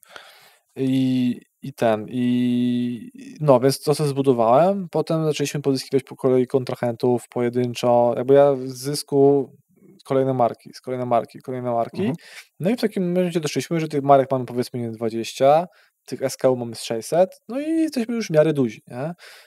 I dalej to idzie, nie? Teraz jeżeli połączymy tą firmę, to po prostu kolejne marki się pojawią, kolejne marki i będzie ich zaraz SKU 1200, nie? I obrót będzie nie 300 000, tylko 500 000. Po prostu, tylko dlatego, że będą nowe marki, bo ludzie chcą kupować te marki, bo akurat one są takie, a nie inne. To też jest bardzo ważne, że niektóre e-commerce, tak odzieżowy czy biżuteryjny, klient nie jest przywiązany do marki. W sensie on ma w dupie, czy to jest... Znaczy są klienci, którzy kupują Corsa, bo jest Corsem, albo Bossa, bo jest Bossem, a są klienci, którzy mają w dupie, jest sukienka ładna, to kupują ładną sukienkę. Jest bransoletka z kamieniem, nie wiem, rubinem, no to kupię sobie bransoletkę i ona mi się ma podobać. A olejek do brody Bourboneska to jest olejek do brody Bourboneska i on po prostu pachnie tak i konkretnie ja go lubię i jak sobie konkretnie Bourboneskę. Więc masz już inny marketing robisz, nie? Że teraz cena gra rolę i jeżeli cena jest zaniżana u konkurencji, no to ja nie sprzedam. No bo jeżeli ja mam za 89, a gdzieś jest za 79, no to klient ma w dupie, czy ja mam 79, znaczy czy ja mam super UX, super CX, super stronę, super logo, super kolorki, jak on po prostu ma tam dychę taniej. Tak prosto, nie? Tak, dalej tak jest? Czy to tak jest właśnie... Jest. Ale tak jest dlatego, że takie czasy trochę kryzysowe przyszły? Czy tak było i nie doszliśmy nigdy do tego? Myślę, że tak było. Jest tak po prostu jeszcze bardziej, dlatego, słuchaj, no jakby Ceneo jest z jakiegoś powodu u nas gigantem, nie? To właśnie dlatego, że my mamy taki, a nie inny mental w Polsce. Czyli myślisz, że to jest kulturowe trochę, tak? Że my szukamy dogłębnie najtańszego. No słuchaj, no my dalej mamy mental postkomunistyczny, nie? Szukamy tanio. I to jest okej. O ile akceptujesz zasady gry na rynku, nie? Jeżeli ty jesteś tego świadomy i potem nie płaczesz, kurde, że tak jest, no to spoko. I no. Dobra, teraz czy wy działacie, bo ty mówisz, że... To jest mamy magazyn swój. Właśnie. Drugą rzeczą było to, no, że wysyłka musi być tego samego dnia, najlepiej jak najpóźniej. U nas jest do 14 i do 14 klient zawsze dostanie jutro towar. I to jest też duży plus. Czyli inaczej, no, musisz mieć takie luźne podejście analityczne. Wchodzisz na konkurencję, sprawdzasz co ma. Jeżeli to jest spoko, jeżeli to jest rzeczywiście do twojego klienta wartościowego, to po prostu duplikujesz to do siebie. Jeżeli widzisz, że konkurencja ma, nie wiem, załóżmy Orlen dostawę, no to zrób Orlen dostawę i sprawdź u siebie, nie? Może akurat z jakiegoś powodu ma tą Orlen dostawę i nie wiem, twoja wiedza jest zbyt mała, żeby stwierdzić, dlaczego tak jest. I niech klienci ci stwierdzą, jak nie będą wybierać, to usuniesz ewentualnie, nie? Jakby nie ma żadnego problemu. No i potem masz już dowozienie ruchu, nie? Czyli mamy szablon, który jest bardzo dobrze zrobiony i potem musisz dowozić ruch. To masz Google Adsy, masz Meta Adsy, masz jakieś inne, potem masz jeszcze mailing automation. Jak to wszystko zagra, no to możesz skalować. I ściągasz coraz większy ruch, a jak to jest ze skalowaniem logistyki magazynu? Bo magazyn jest wasz. No teraz właśnie wzięliśmy biuro i w tym biurze mamy dodatkowe 20 metrów na magazyn. Mamy przerób na jeszcze z 300 000 miesięcznie. I jakiej wielkości, czy to też wpływało na twój wybór, że te produkty są po prostu małe? Tak, no. Jakiej wielkości magazyn może wystarczyć właśnie? Stąd dotąd. Okej. Także czyli to nie musi być nic dużego. Nie. Chodzi tylko o to, żeby, znowu, to jest strategia magazynowa, kolejny element. W moim wypadku ja mam tak, że ja po prostu kupuję często mało rzeczy. Okej. Jakby rotuję tym bardzo, jakby wiesz, bo równie dobrze mógłbym kupić sobie danego produktu 100 sztuk i go mieć i nie mieć problemu, no ale prawdopodobnie wtedy bym nie kupił 10 innych SKU. Okej, czyli twoja strategia akurat w tym sklepie jest taka, żeby mieć dosyć szeroką dostępność produktów, małą ilość. Skąd wiesz, że musisz dokupić jakiegoś produktu? Rozumiem, że automaty to Nie, zamawiają, czy nie? Nie. Mamy Basinkera, który nas wspiera w tym i daje estymację po ostatnich 2 tygodniach zamówień, ile powinniśmy zamówić na kolejne 2 tygodnie. No ale to analizuje też jakby menadżer, nie? Który rozkminia te elementy. Tak, żebyśmy nie przepalali siana, nie mrozili hajsu i żeby zawsze był stan, czyli wszystkie bestsellery muszą mieć zawsze stan magazynu taki, że one się nie kończą nigdy. Czyli my wiemy, że się sprzeda przez weekend 20, to ja muszę zamówić 30. Jakby przypadkiem się sprzedało dodatkowe 10, nie? A jeżeli jest, nie wiem, sprzeda się 3, to ja po prostu mam 6. I to działa? Da się to przewidzieć? Tak? Nie macie z tym problemu. Dobra. Jak głęboko schodzicie do analityki zachowania klienta, jeżeli chodzi o zakupy w e-commerce? Oglądanie tego, co robi, to już jest chyba głęboko, nie? Tak. No to głęboko. Dobra. Co jeszcze robicie, jeżeli chodzi o obserwowanie? No wiesz, to porównania, testy AB, współczynnik, sprawdzamy współczynnik konwersji najbardziej, nie? Co się dzieje, ale rzeczywiście dalej współczynnik konwersji wpływa, jeżeli ma wszystko dobrze zrobione, to tylko wpływa cena. Jak jest promka, to współczynnik konwersji od razu idzie w górę. Co powiedziałbyś o atrybucji? Czy da się dobrze zmierzyć atrybucję w takim e-commerce już dzisiaj na narzędziach? No Google Ads na pewno ma dużo prostszą, mimo tego, że teraz szedł cookie, chociaż my teraz zrobiliśmy taką wersję, że mamy chyba 98 klikalności akceptacji cookies, to jest średni rynek ma 50, nie? A jak to zrobiliście? Na jaką literę? No, Kwiatkowski @samawo.pl. No nie, no po prostu, no wiesz, jeżeli my musimy dowodzić efekt, to my musimy to zrobić. Nie możemy sobie olać tak ważnego tematu jak Constant Mode 2, nie? Chociażby dlatego, że po prostu nie będą się zliczały nam konwersje do adsów, a jak nie będą się zliczały konwersje, to nie będę miał faktury. Więc to po prostu musiały być zaopiekowane i siedzieliśmy, zaczęliśmy kodować, rozkminiać, jak to zrobić. Model biznesowy u was wymusza to, że musicie być skuteczni. Dokładnie. Jakie było pytanie? Pytanie było, jak głęboko wchodzicie właśnie w tą analitykę. Przepraszam. Pytanie było o subpytanie właśnie. O atrybucję. Jak dobrze jesteście w stanie to zmierzyć? No mówię, Google jest w miarę spoko teraz. Cały czas, jeżeli chodzi o Facebook i Meta, no to jest kolejny woda na młyn i dymanie klientów. Większość agencji ustala atrybucję po wyświetleniu, a nie po kliknięciu. Znaczy robi to i to, nie? Więc jakby wyświetlić sobie reklamę, nigdy w nie wlazłeś, w ogóle przeleciałeś i konwersja została zliczona. I potem idzie raport do klienta, że zajebistą masz konwersję, nie? A w sprzedaży mało. W ogóle. Mieliśmy taką sytuację, że klient odpalił rynek francuski, odpalił Meta Adsy, miał 0 sprzedaży na rynku francuskim, a Facebook konwertował 4 sprzedaże. Okej, czyli to jest, dobra, to wynika z niewiedzy czy z perfidności? Ja myślę, że to oni są świadomi tego. Mhm. Okej. Także sugeruję wejść na wasze konta i zobaczyć, czy nie macie konwersji po wyświetleniu włączonej. Mhm. Dobra, a na ile klienci są świadomi, że właśnie porównują te dane od agencji z rzeczywistymi, nie wiem, sprzedażami? No jeżeli 99% przyjętych naszych klientów nie miało konfigurowane analityki GA4, Oni nie wiedzą tego. no to jeżeli w ogóle to jest, no to już jeszcze kolejnym krokiem to musisz, nie, że masz konfigurowane, to jeszcze musisz wiedzieć, gdzie patrzeć. Mhm. My jakby pokazujemy klientowi, wiesz, robimy konfigurację, mówimy, hej, tu jest to i sprawdzaj sobie to, nie? W ogóle sobie poklikaj w Analyticsa, no masz dostęp do wszystkich swoich danych, demografii, wieku, czy kupuję na telefonie, czy na komputerze. Mhm. Typu, no nie wiem, ludzie na przykład mają, jakby ja rozumiem o tym, że jest ten na mobile friendly i w ogóle, że ale mobile mniej konwertuje niż desktop. I teraz może być to spowodowane tym, że na przykład ludzie wieczorem oglądają sobie na telefonie rzeczy, a potem siadają rano i kupują. I czym droższe rzeczy, tym bardziej Ja też tak mam. tym bardziej konwertuje komputer, nie? Mojego ojca konwertuje komputer, na przykład przy skuterach, czy przy tych meblach, o których mówiłem. I teraz można zrobić optymalizację kampanii tylko pod na przykład desktop. I jak tego nie sprawdzasz, albo nie wiem, no nie weryfikujesz CX-u i UX-u, bo nie widzisz tych rzeczy i no to kurwa. A może na przykład na mobilny nie konwertuje, nie dlatego, że ty masz takie przyzwyczajenia, tylko że gdybyś miał na przykład lepiej zoptymalizowany sklep po to, żebyś ty nie musiał odpalać kompa, to byś kupił na telefonie. I ile osób wyszło i zapomniało, albo wyszło i poszło gdzieś indziej. I jeżeli tego nie wiesz, nie zweryfikujesz, nie zadajesz pytania, czyli musisz być dociekliwy. To myślę, że jest dociekliwy analitycznie.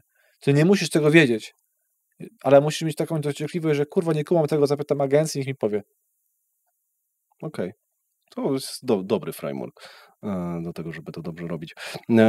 Czy ty czujesz, że rozkminiłeś jakieś takie uniwersalne wzory, jeśli chodzi o e-commerce? Już jesteś w stanie wyczuć, tak, że to pójdzie, to nie pójdzie i czujesz, że się nie mylisz często?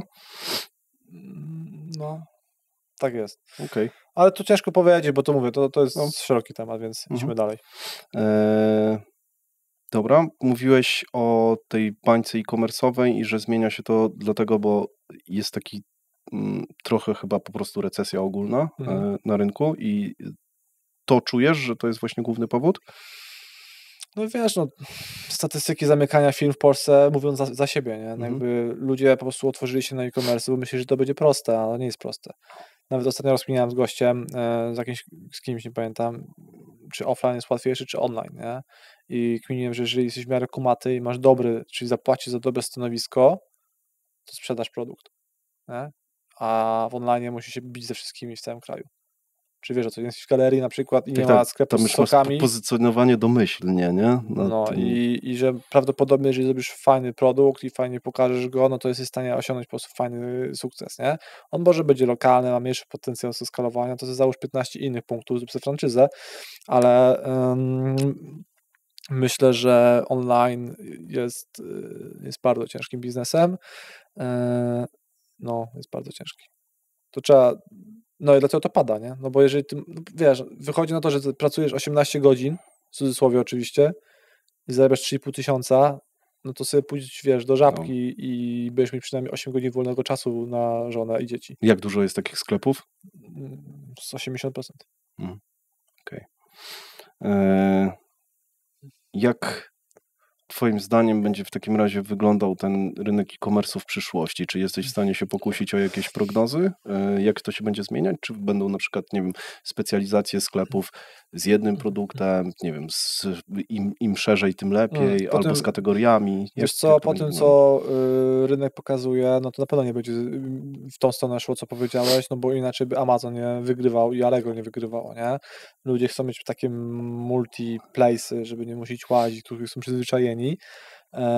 Także jak ma być sklep internetowy, to rzeczywiście nie może być one-page'em czy jednym produktem, a raczej taką stronę trochę jak awokado, nie? Czyli masz wiele kategorii, wiele produktów, wiele producentów, albo jeden producent, ale wiele produktów, że jesteś w stanie, jeżeli ci 5 produktów nie siądzie, to inne 2 ci siądą, nie? I ci utrzymasz sezon i przeżyjesz sezon. Raczej w tą stronę. bo widzę, jaki jest problem na przykład z markami kosmetycznymi, jak masz swój detal, nie? Czyli produkujesz swój kosmetyk i sprzedajesz w swoim detalu, to żaden z tych sklepów nie jest rentowny. Po prostu za mało produktów. Bo klient chce kupić, nie wiem, to i to. A jak ty nie masz tego drugiego, to kupi u mnie, bo ja mam. No dobra, a co powiesz o takich przykładach typu, to jest kontrowersyjny produkt, bo podobno jest scamem. AG1 to są suplementy, to się nazywa Green coś tam, nie? Ale chodzi o to, że dostajesz, to jest jeden właśnie produkt. Nie znam tematu, więc... No to ja mniej więcej ci nakreślę. To jest suplement, jeden produkt, taki proszek, który sobie rozpuszczasz, rano sobie pijesz jako suplement i to jest jeden produkt i on w tym momencie jest wyceniany chyba na 1,2 miliarda dolarów i takich modeli biznesowych mógłbym wymienić kilka, na przykład białko, jakiś gość zrobił sobie z fitness. Model projekt też taki jest, nie? Adaptogeny. No na przykład, nie? Mówię, że nie. Jakby staramy się tutaj znaleźć uniwersalną prawdę, nie? W sensie w każdym myślę, że w tej uniwersalnej prawdzie będą ostrzeleńcy na prawo i na lewo, nie? I to im się uda i im to wyjdzie, ale to nie znaczy, że rynek ogólnie tak działa, nie? Statystycznie. Więc jasne, tylko że jeżeli masz produkt, który jest tego typu, musisz działać nie w Google, a w Meta, czyli musisz zbudować podaż na swój produkt, żeby ludzie chcieli go kupić, czyli on nie wie, że on to chce, ale musi mu pokazać, że on to chce. A Google dowozi ruch, czyli klient coś chce i ty mu to pokazujesz i mu to dajesz. Więc to są dwa całkowicie inne źródła i często klienci mieszają to, nie? Czyli mają produkt, który powinien być w Google i oni go reklamują w Facebooku albo na odwrót. Okej, dobra, czyli ty definiujesz to, czym zdefiniować? Znaczy czy po prostu reklamować w Google, czy w Facebooku? Popyt podaż. No jeżeli ludzie chcą kupić twój produkt, no to pokazujesz go w Google. A jeżeli ludzie nie wiedzą, nie znają twojego produktu, bo na przykład, nie wiem, no to jest nowa marka i jest z niczym, nie jest w ogóle zero brandu, nie? No to musimy pokazać. Albo na przykład, nie wiem, znaleźliśmy potrzeby, typu, no nie wiem, mieliśmy taki sklep, który w Google nie siadł i mówiliśmy o tym klientowi, że to raczej nie siądzie, to mają suplementy na płodność i coś tego typu, czy suplementy na, jak się starasz o dziecko, nie? Albo jak wpadniesz na przykład, nie? I chodzi o to, że to jest ciężki temat w Google, a w Facebooku na przykład już możesz targetować, nie? Że ktoś jest na przykład, nie wiem, związki z 5-letnim stażem, to jest super target, bo oni mogą się stać o dziecko i im już pokazujesz to, hej, akurat myślisz, to weź tu, może masz suplement, dzięki temu możesz mieć większą szansę, czy będzie, nie wiem, bezpieczniejszy ciąża na przykład, nie? I jakby jesteś w stanie stargetować takie rzeczy bardziej dokładnie, albo na przykład działania takie mocno wizerunkowe, typu mamy klienta, który sprzedaje bardzo ekskluzywne okulary typu Gucci, Fendi, Dita, no i tam klient czasami potrzebuje kupić wzrokiem, nie? Czyli taka najczęściej klientka potrzebuje dostać na Instagramie rolkę z zajebistymi kolorami, w zajebistej scenerii, na zajebistej modelce, nie? I ona się czuje i ona chce te okulary dzisiaj.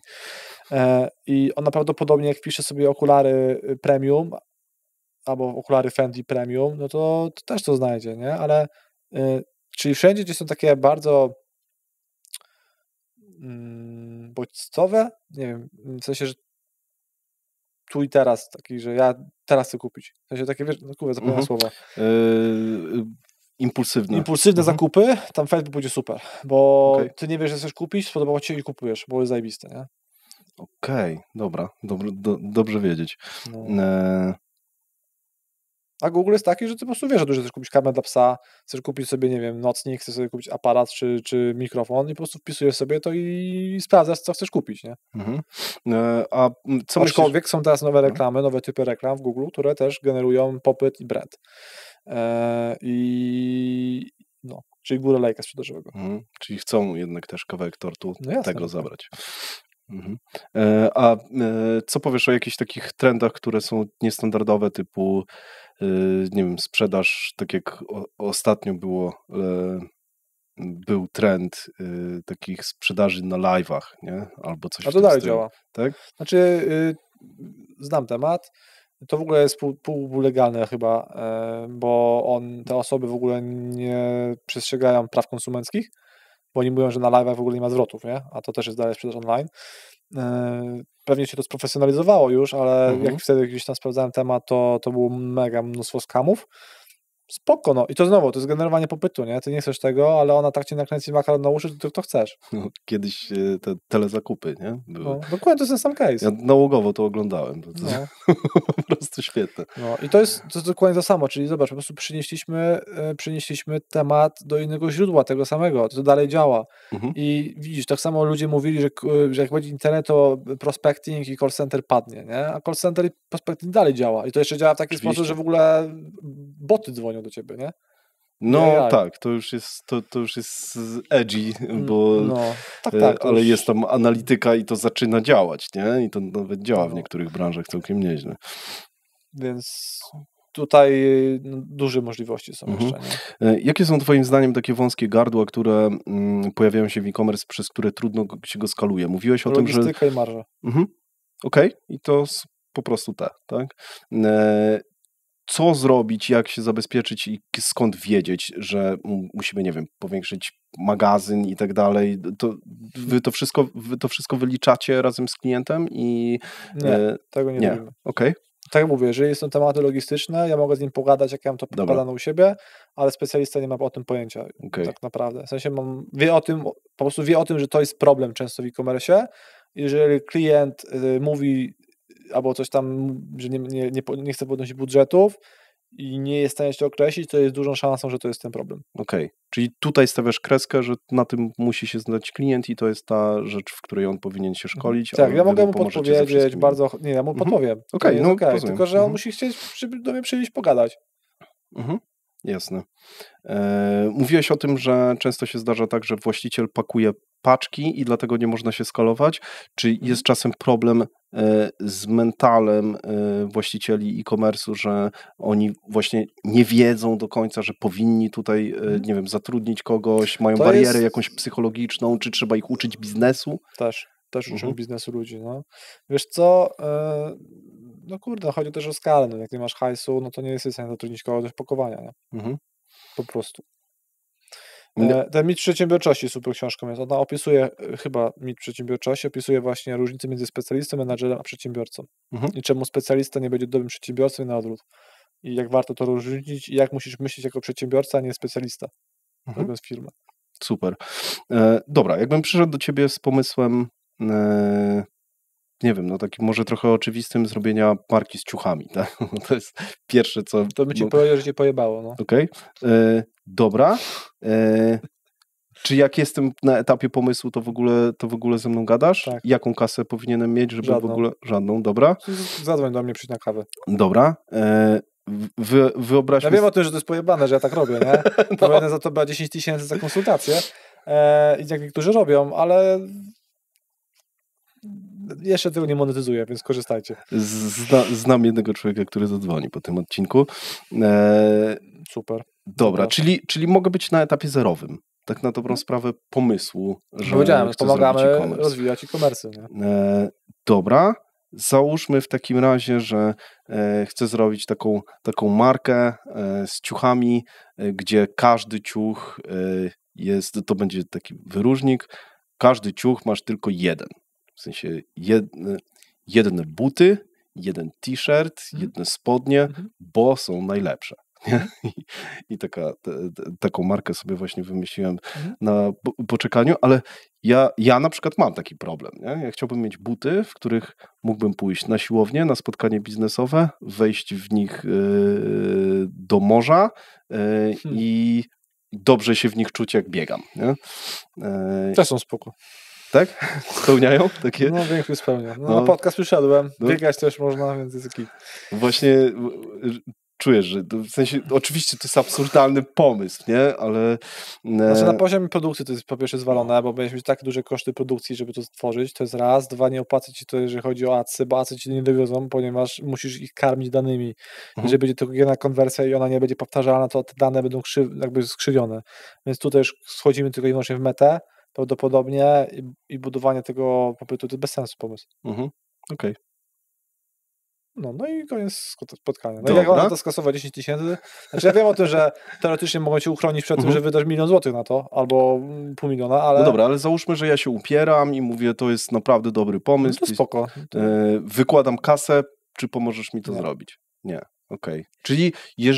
Czyli wchodzi w pewnym momencie na samym początku jakaś analiza ekspercka. No dobra, ale powiem ci w miarę racjonalnie, że dobra, zróbmy 3-miesięczny test, puścimy na to, nie wiem, jaką kasę. Znaczy inaczej, my robimy podobną rzecz, jeżeli chodzi o outlety.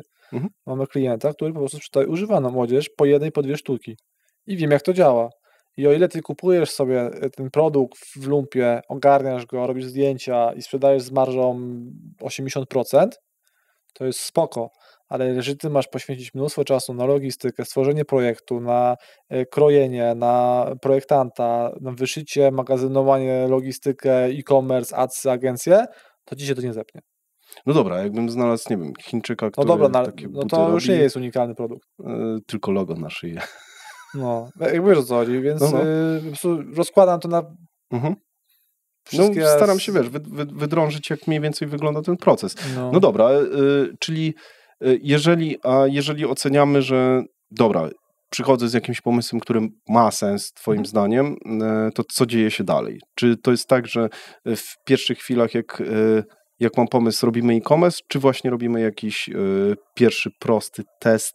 Nie, jeżeli wiemy o tym, że to jest e-commerce i on jest normalnie zrobiony, to masz normalną ilość produktów i wszystko jest okej, to normalnie startujemy z standardowymi adsami, z analityką i adsami, ewentualnie SEO, jeżeli widzę potrzebę i widzę w ogóle potencjał. Jeżeli jest to taki produkt, raczej usługi, raczej B2B, raczej takie leadowe tematy, to testujemy, czy warto robić SEO, nie?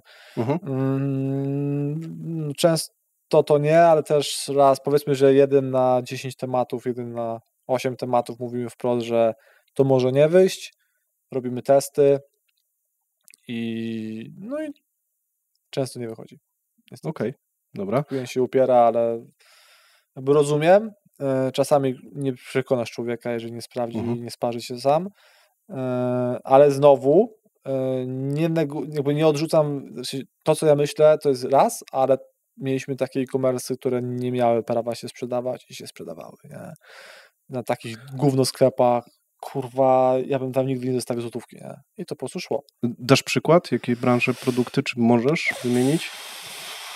Jeździeckie na przykład, dla koni jakieś pierdoły, w sensie dla koni, dla tych, co, nie wiem jak się nazywa osoba, to jeździ na koniu. Jockey. Dla jockeya, nie? Myślę, nie wiem, czy jockey. Jockey to chyba jest w tych wyścigach. No ale to na koniach. No tak. No to tak, też, to też, to chodzi. Nie wiem, stary, ale się wypowiem. Chyba jockey, nie?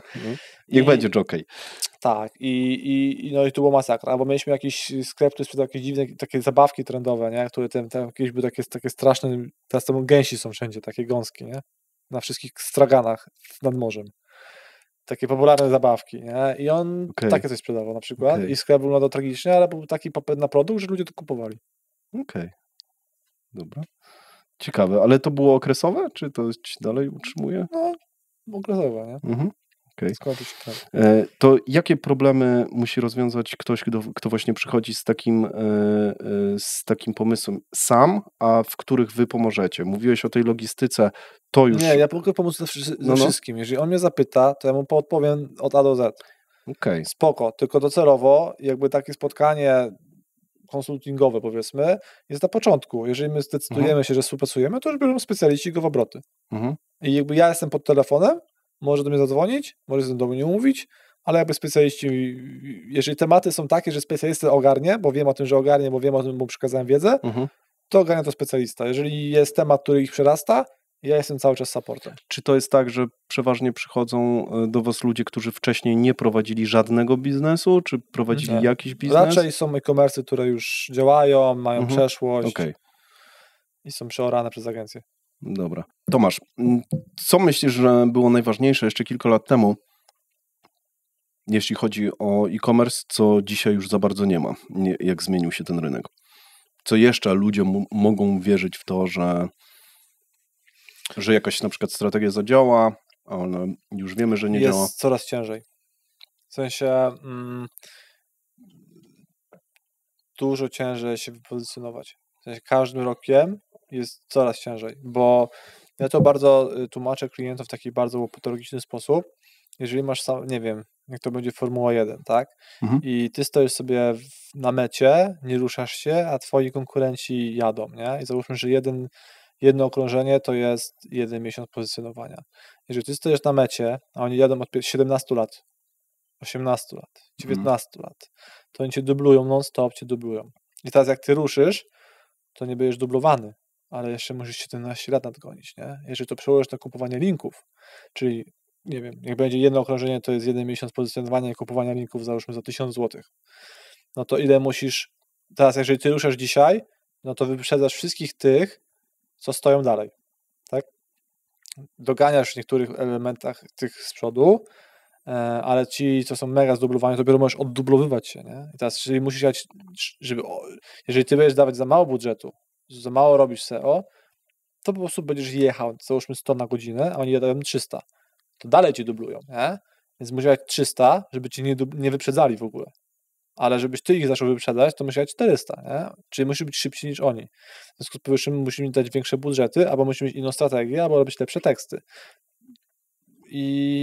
No i to o to chodzi. Teraz każdy kolejny rok jest ciężej wejść w SEO, bo dalej jest 10 pozycji i na górze zawsze będzie bitwa, nie? No dobra, to czy dobrym pomysłem byłoby właśnie wchodzenie, czy w ogóle są takie miejsca jeszcze, w których jest miejsce i nie ma właśnie tej konkurencji, która nie ma, myślę. Ma taką przewagę? Nie ma. Wiesz, możesz mieć rynek i znaleźć jakiś błękitny ocean danym swojej niszy, nie? Ale raczej go nie monetyzujesz przez SEO, tylko raczej przez Facebooka. Musisz pokazać tą niszę komuś, nie? Żeby też nie było tak bardzo smutno na koniec, jakby to jest do zrobienia, tylko jest dużo ciężej i każdym kolejnym rokiem będzie jeszcze ciężej. Więc dalej, tak jak ci powiedziałem, no, tym klientem coolmama.pl, no, jakby weszli 2 miesiące czy 3 miesiące temu i urośli na maksa, nie? Więc da się to zrobić, tylko oni akurat są jako jedyni z niewielu klientów po prostu mega konsekwentni. Po prostu wszystko to, co im powiedziałem, zrobili w miesiąc, a niektórzy robią to w rok. Okej. I dlatego jest efekt od razu, nie? Ile trzeba mieć kasy, żeby otworzyć taki e-commerce? O kurwa. No i to jest drugi element, nie? Czyli coraz jest ciężej, coraz drożej. Dalej uważam, że SaaSy są o tyle lepsze, że po prostu są dużo tańsze. No ale to znowu, jeżeli masz dropa, no to nie masz wyjątkowości oferty, nie? Jeżeli chcesz mieć swój produkt, to o ile go dobrze już researchujesz, masz analizę, masz dobrą cenę, no to musisz go kupić na stan. No my mamy w tym momencie na stanie na Brodaczu 130 000, a zaczynaliśmy od 30, tylko że nie miałem kosztów SEO, w sensie, bo moja wiedza, i nie miałem kosztów agencyjnych, nie? I wiedziałem od początku, co robić, więc nie miałem straty jakby zmarnowanego czasu, zmarnowanych miesięcy na przykład debilne decyzje, nie? Bo jakby od początku wiedziałem, co mam robić. Więc można zrobić małym budżetem, bo zrobiliśmy małym budżetem, ale tutaj kompetencje były duże. A jeżeli nie masz kompetencji, no to musisz zapłacić. No to już masz dodatkowe, nie wiem, załóżmy dla nas, 3 koła musielibyśmy nam dać, żebyśmy ci robili te rzeczy, nie? Załóżmy. No to nie wydaje się dużym kosztem. No tak, no bo znowu mamy żeby mieć prawie pewność, że robisz dobrego. No bo mamy specyficzne podejście, nie? W sensie my rozwijamy małe i średnie e-commerce, więc jakby wiemy o tym, że na początku będziemy brali mało, ale w założeniu, że jak się rozwiną, to będą płacić nam dużo. Istnieją takie sytuacje, że klienci u was się rozwijają, a później przechodzą do innych agencji? I wtedy jest to rzadkie bardzo, ale tak. Aha, okej. I wtedy wasz zakład nie działa. Że ego nie pozwoliło wrócić, nie? Teraz wrócił duży producent mebli, wrócił do nas.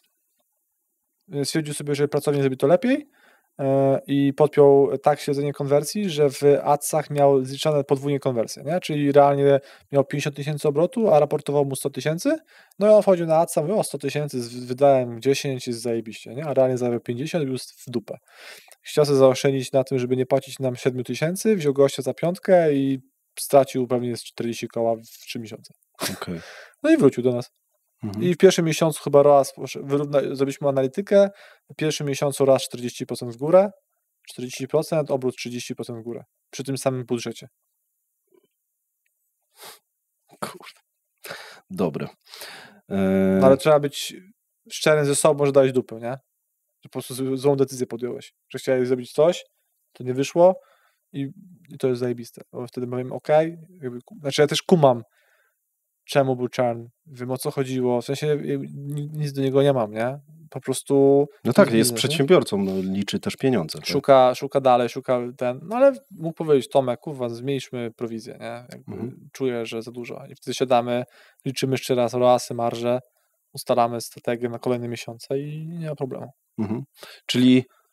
Czyli dobra, jakbyś miał zamknąć to w jakiejś kwocie minimalnej i optymalnej, żeby coś przetestować w momencie, w którym, kurczę, no czy zawsze musisz mieć, no załóżmy w takim przypadku, że musisz mieć jednak ten swój magazyn, tak, a nie robisz tego na Europie. Eksperci branży mówią, że bez 1 miliona w e-commerce nie wchodzi. Ja myślę, że 100 000 trzeba mieć.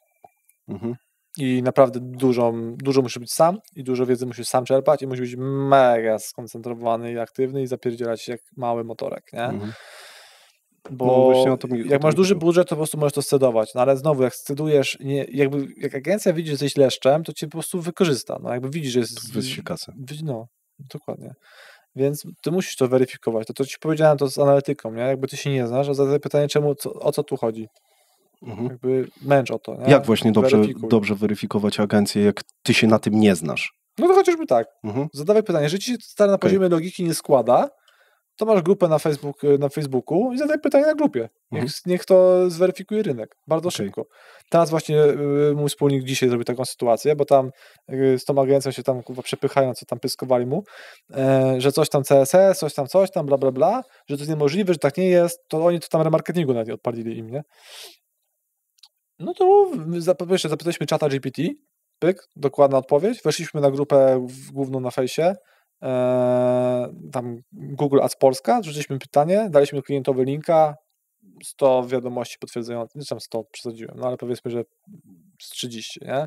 Potwierdzających naszą teorię, że tak jest, jak jest, no i widzisz, no to gościu już powinien mieć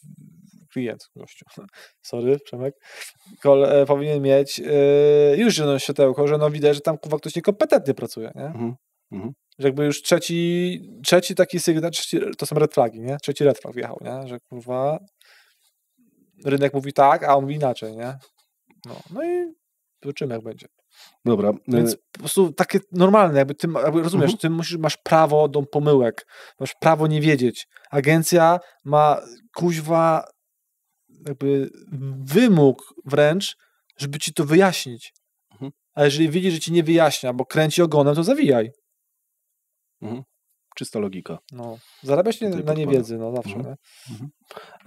Dobra, co powiesz o remarketingu? Mówiłeś o tym, że istnieją firmy, w których w ogóle to się nie odbywa. No, dużo. W sensie to jest nieskonfigurowane w ogóle. I ostatnio się dowiedziałem, że to nic nie daje nawet od jednego specjalisty, seniora. Tak, większość sklepów nie ma skonfigurowanego w ogóle remarketingu, albo jest źle skonfigurowany. Wiele produktów, które mają warianty, nie mają remarketingu, ponieważ jakby Google nie jest w stanie zmaczować, czyli połączyć wariantu produktu z magazynem Google'a. W związku z powyższym nie jest w stanie wyświetlać tych reklam. I my to robimy, my mamy techniczne audyty na kontach co tydzień czy co 2 tygodnie, zależy od wielkości. Sprawdzamy, czy tam na pewno wszystko działa, bo to jest dla mnie abstrakcja, żeby remarketing nie działał w Google. Tak by, kurwa, no bez sensu. Z jaką... Czy da się to wycenić w ogóle? Z jaką stratą się to wiąże, że nie ma remarketingu? No, nie wiem, ale dużo. Myślę, że remarketing... No wiesz, jest... Ile procent byś oceniał? 40. 40% to jest remarketing. No tak strzelam, no. Okej. No wiesz, no to jest, kurwa, to jest sam dół lejka sprzedażowego. Sam dół, nie? Więc to jest to, co ci przecieka. Czyli klient już, który wiedział o tym, no bo to jest czego trzeba skonfigurować, nie? Bo masz marketing na całym sklepie, na view item, czyli na wyświetleniu produktu, na dodaniu do koszyku i do opuszczeniu koszyka, nie? Czyli wypełniasz dane jak masz 3-etapowy koszyk, to na 3. etapie dopiero wychodzisz i ten remarketing jest jeszcze bardziej skuteczny, no bo targetujesz tylko reklamę do tego, co już wyszedł na samym końcu. Więc on już, jemu się już chciał uzupełnić dane, wybrać płatność, wszystko i z jakiegoś powodu wyszedł, nie? Więc on jest jeszcze bardziej konwertujący niż osoba, która po prostu widziała produkt i wyszła. Nie? No to ja nie widzę jakby, kurwa, no to, i to naprawdę co trzeci, co czwarty klient tego nie ma. 40% to absurdalne jest nie robić tego remarketingu. No tak, no ale jeden z większych agencji gości mówi, że to w ogóle nie działa i w ogóle remarketing nie przynosi efektu i że oni tego nie robią. Znaczy oni powiedzieli, że nie umieją tego zrobić.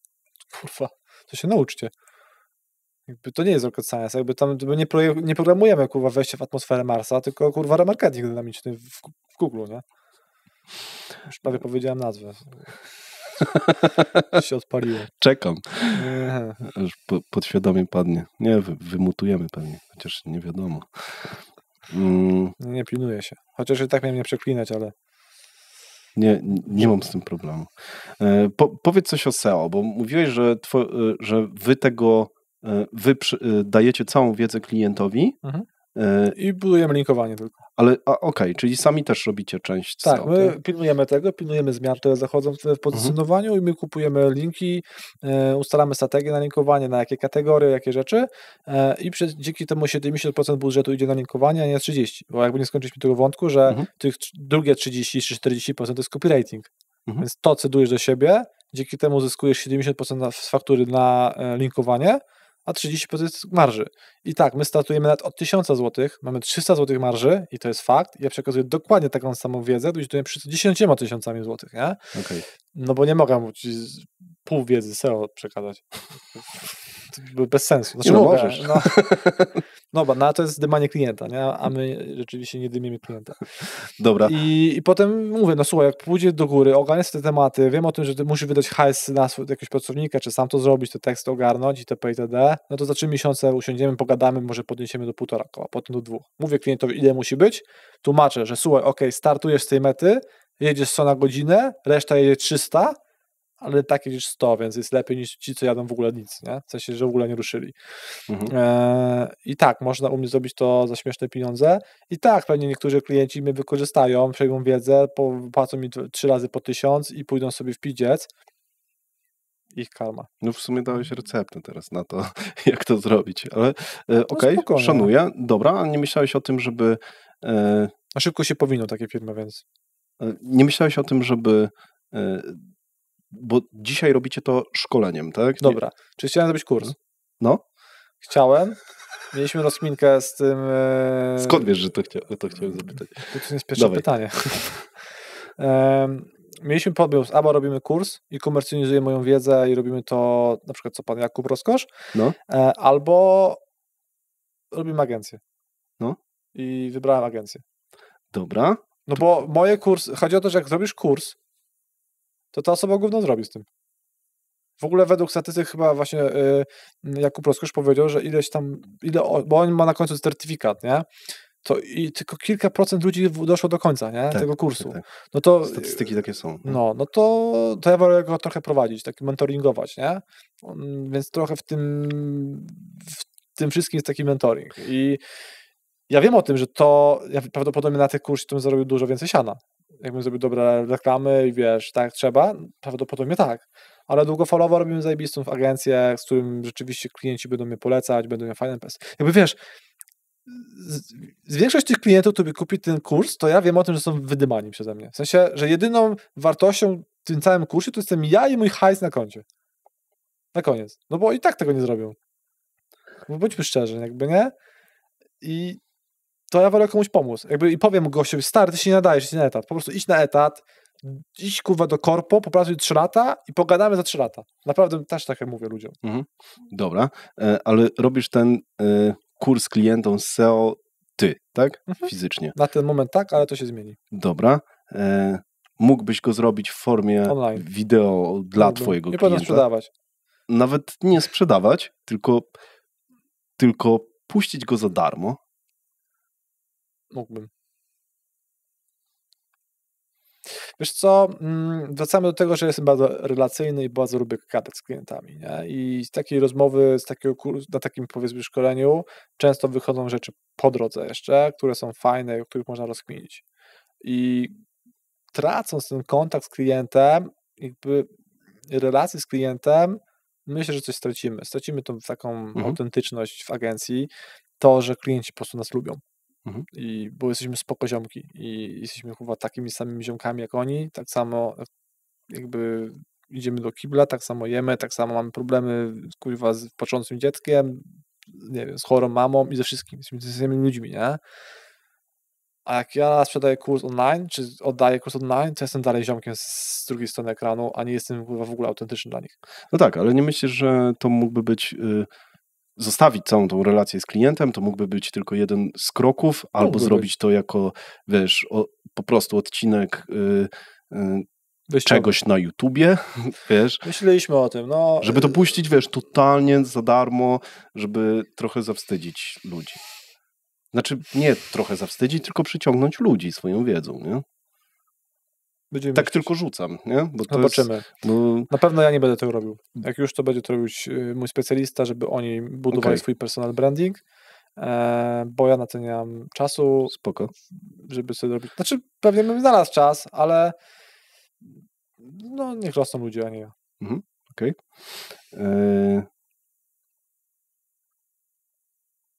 Chociaż, żeby nie było, nie wykluczam niczego. Disclaimer. To mogłoby być ciekawe. Dobra, co musiałoby się stać, żebyś zamknął te swoje e-commerce'y i skupił się na agencji, skoro mówiłeś, że wybrałbyś ją? No właśnie teraz jest ten biznes? taki moment trochę takiej rozkminy, nie? Dlatego, że robimy tą konsolidację. Myślę o tym, żeby zrobić to samo z awokado i z biżuterią i być zaangażowany projektowo jako e-commerce manager, powiedzmy, w 3 projekty, żeby to rosło, ale cała logistyka, produkcja, obsługa klienta była po stronie jakby kontrahentów. Ja robię tylko to, na czym się znam, nie robię rzeczy, których nienawidzę robić i zajmuję się agencją, więc raczej idę w tą stronę. Okej. Czyli tak będzie za chwilę, tak? Mam nadzieję.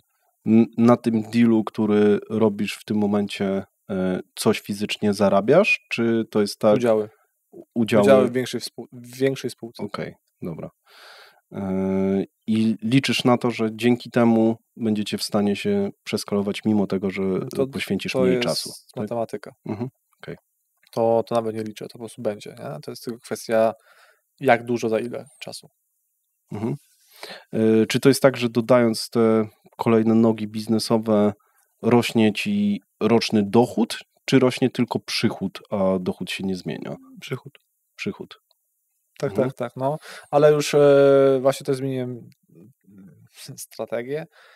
No dlatego już nie chcę kolejnych, nie? Bo już to jest ten moment, żeby zacząć monetyzować, a nie robić nowe. Okej. Trochę. Dlatego też ten pomysł z konsolidacją. Po prostu oni są kurwa zajebiści w niektórych rzeczach, a ja jestem zajebisty w e-commerce. Ja powinienem, wiesz, jakby patrząc z góry, to ja nie powinienem w ogóle zajmować się księgowością, obsługą, niczym. Ja powinienem robić e-commerce. Ja jestem w tym zajebisty. A robię wszystkie inne rzeczy dookoła, a na e-commerce zostaje mi 10 godzin w miesiącu. Czaisz? To jest abstrakcja. Ja powinienem mieć 10 godzin na księgowość, a 160 na e-commerce. No dobra, ale dlaczego tak jest? No masz tak dużo rzeczy na głowie, że po prostu wiesz, od rekrutacji, problemów, tu coś, tu reklamacja, tu jakiś temat trzeba przemienić. Oczywiście ja to procesuję i to będzie jakby cedowanie obowiązków itp. itd. No ale still, no wiesz, no mamy rekrutację, no to fajnie, żebym poznał tego człowieka. No to już tutaj trzeba było się z kimś spotkać, tu coś, nie? A ja powinienem po prostu siedzieć i kurwa rozkminiać. Po prostu myśleć strategicznie nad rozwojem e-commerce'u, nie? Czyli zmienię teraz to, robić testy AB. I w tą stronę bym chciał być, nie? Żebym ja robił to, na czym ja się najlepiej znam. I rozwijał swoje kompetencje w rzeczach, które chcę rozwijać, a nie w które muszę, nie? No bo w tym momencie robię, no jakby jestem one army na wielu frontach, no bo muszę to umieć. Wiesz, ja strzelam, że niewiele mi brakuje do wiedzy doradcy podatkowego, nie? Jeżeli chodzi o optymalizację podatku w firmie.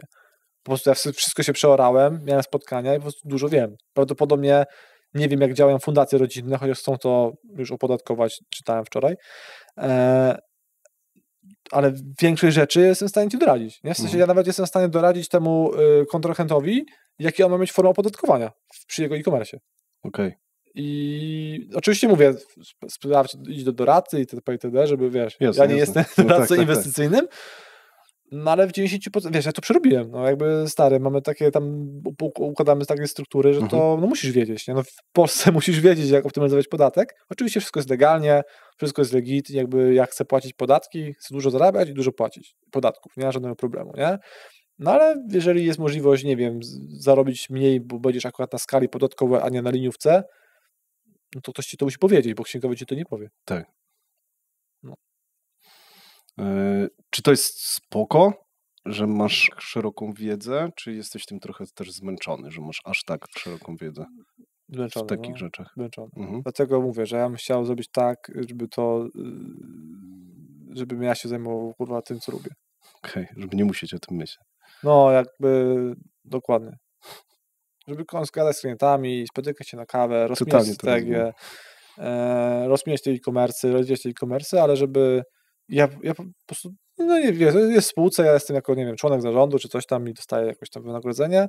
Jak rośnie spółka, no to tam dywidenda na koniec roku ewentualna. Bardziej w tą stronę. Miejsc strategicznych, takich działań, takich kurwa tu i teraz, gaszenia pożarów. Oczywiście możesz mieć menadżera, możesz mieć pracownika, który będzie to robił, ale dalej brakuje ci marży. Więc wolę, żeby być skonsolidowany z producentem, oddać trochę swojego dziecka, no bo to jakby trzeba tak traktować, ale dzięki temu urosnąć dwukrotnie albo trzykrotnie i mieć mniej stresów. No bo jeżeli oni robią dokładnie to samo co ja, czyli robią obsługę, robią zwroty, robią wysyłki, no to tak. Po co mamy robić to w dwóch miejscach? Nie? I robią to w większej skali, więc robią to taniej, tak? Pewnie też, no. Czy jest coś takiego, w co głęboko wierzysz, że jest prawdą, ale obiegowa opinia jest zupełnie inna? Coś, co wierzę, że jest prawdą. Ale wszyscy myślą odwrotnie. Że kapitalizm jest dobry. Okej. Bo wszyscy myślą, że socjalizm jest dobry, nie? Teraz. To jest trend lewy na świecie. Socjalizm jest... I komunizm, tak? No. I komunizm. Ale działa w kilku krajach całkiem nieźle. No. Także no ja jestem bardzo mocnym liberałem, nie? I wiem o tym, że dla niektórych to jest w ogóle niesamowite. Znaczy to jest... Dobra, wchodzimy w politykę, nie? Ale, Zdarzało się. No ale chodzi o to, że ja uważam i dużo, znaczy w mojej filmie już trochę to poszło w tą stronę, że większość pokrywa moje poglądy, że kapitalizm jest po prostu dobry, no i tyle. Jakby wolny rynek my powinniśmy pozwolić wolnemu rynkowi działać, nie? Jakby jest tak dużo przykładów, że prywatyzacje, no kurwa, no jak może PKP Cargo, kurwa, w ogóle nie być nierentowne, czaisz? No jakby, kurwa, jesteśmy w środku Europy, mamy transport ze wschodu na północ, ze wschodu na zachód, z zachodu na południe. Kurwa, morze, z Chin do nas idzie transport, wiecie o co chodzi? I jesteśmy nierentowni, po prostu transport jest nierentowny. Ale przychodzi firma, nie wiem teraz, ale chyba była z Ukrainy, czy skądś, i oni mówią, że to jest zajebisty biznes, oni kupują to kurwa w ciemno i to jest tak rentowne na maksach. A polscy, kurwa, nie potrafią mieć rentownej spółki cargo w kraju. No dobra, ale myślisz, że prywatyzacja każdego jakby aspektu... Nie, aż tak to nie. A dam ci przykład. Ostatnio chyba robił to Mencen Grilluje, mówił w swoim tam, no Mencen Grilluje, na temat Wenezueli i on tam powiedział, nie weryfikowałem pewnie, ale pewnie no akurat robi dobry research, to tam po 10 czy 20 latach komunizmu czy socjalizmu spółka naftowa wydobywcza była nierentowna. Wyobrażasz sobie sytuację, że spółka naftowa wydobywająca ropę jest nierentowna? Masz pokłady, kurwa, masz całe stare, nie wiem, miliony hektarów ropy i to jest nierentowne. Po prostu, wylewa ci się złoto. Tak, a Wenezuela w latach 40. to był w ogóle trzeci najbogatszy kraj świata. A teraz jest jeden z najbiedniejszych. 20 czy 30 lat komunizmu z trzeciego najbogatszego kraju jeden z najgorszych, nie? Że wszyscy uciekają teraz tam. Do Wenezueli wszyscy jechali, Amerykanie, Niemcy po wojnie, wszyscy uciekali ku Wenezuela, tamte regiony, bo tam po prostu był miód, no było idealnie, nie? Był kapitalizm, wolny rynek. wszystko sprywatyzowali i nie opłaca się wydobywać ropy. No wypatrzę sobie słowo, nie, bo jakby jak ja to mówię, to jest śmieszne. I u nas się nie opłaca, jesteśmy w centralnej Europie, między Rosją, Niemcami, kurwa, północ, południe, mamy huby w Świnoujściu, w Szczecinie transportowe, nam się nie opłaca być transportu. Nie? Jakby, Czuję, tylko jakie jest rozwiązanie na to? No przecież nie sprywatyzujemy... No czemu nie można sprywatyzować PKP Cargo? Jak sprzedamy Ukraińcom, znaczy, żeby nie było coś donacji, nie? Tylko że akurat w tym wypadku Ukraińcy, sprzedamy Ukraińcom i oni uważają, ich prywatna firma uważa, że to jest rentowne, jeżeli to ogarną, no to znaczy, że da się to zrobić. Znaczy sprzedaż takich firm, nie wiem, czy ja tutaj totalnie nie mam kompetencji, żeby się wypowiadać w tym temacie, ale wydaje mi się, że sprzedawanie takich kluczowych zasobów albo prywatyzowanie jest dosyć niebezpieczne, nie? No bo jednak to są w sytuacji jakiejś kryzysowej typu, nie wiem, wojna, która de facto wisi w powietrzu, tak na dobrą sprawę na całym świecie. No, nie wiem, czy trzeba omijać ten temat nawet w biznesowym podcaście. No to tego typu kluczowe zasoby, wydaje mi się, że powinny też być w jakiś sposób kontrolowane przez państwo, no bo to są takie zasoby. No dobra, ale to niech będą, merytokracja będzie, niech będą najlepsze jednostki, najlepsi menadżerowie, niech zarządzają tą spółką. No to oczywiste. A nie, że jest kolega kogoś tam i kuzyn kogoś jeszcze, nie? No to jest temat rzeka, ale to nie wiem jak... Głównie o to mi chodzi, nie? To nie wiem jakby miało się zmienić, bo przychodzi władza i wrzuca kolegów. Nie? No i teraz jakby w związku z powyższym, że to się nie zmieni, no to sprzedamy PKP Cargo Ukraińcom. Nie, to jest absolutnie moim zdaniem oczywiście... No, tak samo z CPK, z Atomem, no nie uda się nic nie opłaca, nie? Ale Olimpiada kurwa się opłaca, nie? No akurat Atom to jest kilku graczy biznesowych, którzy w to inwestują. No, Kulczyk? Nie, Solosz. No wiesz o co chodzi, czy nie mamy hajsu na takie na najważniejsze krytyczne rzeczy dla polskiej gospodarki i mówią, że nam nie zmieszczą ZUS-u, nie zmieszczą rzeczy i gościu wychodzi i mówi, że on robi olimpiadę, kurwa, która wiadomo, że się nie zepnie. I on mówi, że olimpiada, wydamy 1 miliard na olimpiadę i będzie olimpiada w Polsce w 2040 roku, nie? Żeby nie było, że jest za którą frakcją. Duda mówił to dokładnie 2 lata temu, teraz powiedział to Tusk, tak? Więc mamy 2 obozy, mówią to samo. I to już jest dla mnie abstrakcja. To jest w ogóle Polska into space, jakby, albo Polska mistrzem Polski, nie? Zamiast się skupić na rozwoju normalnie, nie wiem, energetyki, tak? Jakichkolwiek rzeczy, NFZ-u, kuźwa, cokolwiek, nie? To Olimpiadę zrobią. Ale to mega trudny temat. Ja tu też nie czuję, żebym mógł rozmawiać w tym temacie. Znaczy, ja jestem obserwatorem, po prostu widzę. To dla mnie to się nie składa na poziomie logiki, nie? Że po prostu jest głupie. I tyle. I to jakby zastawmy to kropką. Czy jesteś w stanie namierzyć coś w swojej głowie, z czym do tej pory nie dzieliłeś się praktycznie z nikim, a twoim zdaniem jest jedną z kluczowych rzeczy w biznesie, czy w e-commerce, czy w prowadzeniu agencji, w którejś z tych rzeczy? Nie. Raczej już otwieram się przed ludźmi. Czyli wyrzucasz praktycznie wszystko, co wiesz na zewnątrz. No, nie ma czegoś takiego, że przyjdziesz do Samawo, ja ci powiem, czegoś ci nie powiem specjalnie, bo powiem ci dopiero za 4 miesiące na przykład, nie? Mogę zapomnieć, w sensie, że na przykład w danym momencie mój flow rozmowy nie przypomni mi danego elementu, nie? Ale to nie jest specjalnie. Okej. To trzeba to sprocesować. To będzie teraz gościu od SEO i będziemy to procesować. Całe moje myśli, żeby nie było takiej możliwości, że ja czegoś ominę, nie? Znowu, wszystko, żeby nie wydymać klienta. No, fajnie się optymalizuje pod taką wartość firmę. Czuję to. Można to zrobić też dzisiaj na przykład tworząc jakiegoś swojego customowego czata, nie? I można by tą wiedzę rzeczywiście... No chyba właśnie Franek tak robił, nie? Że on z czatem tam napierdziela cały czas. Aż takim freakiem nie jestem i aż tak czasu chyba nie mam. Ale to jest ciekawe. No on po to założył w sumie chyba tą spółkę też Automation House, między innymi, nie? Żeby w tym AI-u się bawić. Okej. Jakiej umiejętności, którą da się przetransferować na drugą osobę, nauczyłeś się podczas swojej dotychczasowej kariery, którą... Sprzedaż. Dobra. Znaczy, czekaj, bo żebym dobrze zrozumiał. Ktoś przetransferował na mnie. to jest to, a czy ja przetransferowałem na kogoś? No właśnie, taką, którą transferujesz w miarę regularnie na innych ludzi. No to wiedzę na temat e-commerce dla specjalistów. Okay. Myślę, że specjaliści muszą wiedzieć na temat e-commerce'u przynajmniej najważniejsze rzeczy, nie? No i do klientów to samo, nie? W sensie ja to robię cały czas, ja jakby mówię, jakby ja nie ściemniam, no jakby każdy klient dostaje tę samą wartość, nieważne czy płaci mi w fakturę 10 000 za SEO, czy 3 czy 1000. A brak jakiej umiejętności sprawiłby, że nie doszedłbyś tu, gdzie jesteś teraz? No to już chyba wyszło dzisiaj, bo wiele tych rzeczy, nie? Konsekwencja, odporność na nie.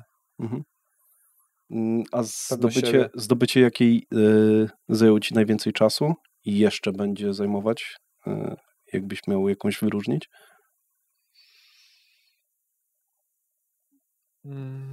Pokora. Fajnie, że to padło. No. Okej.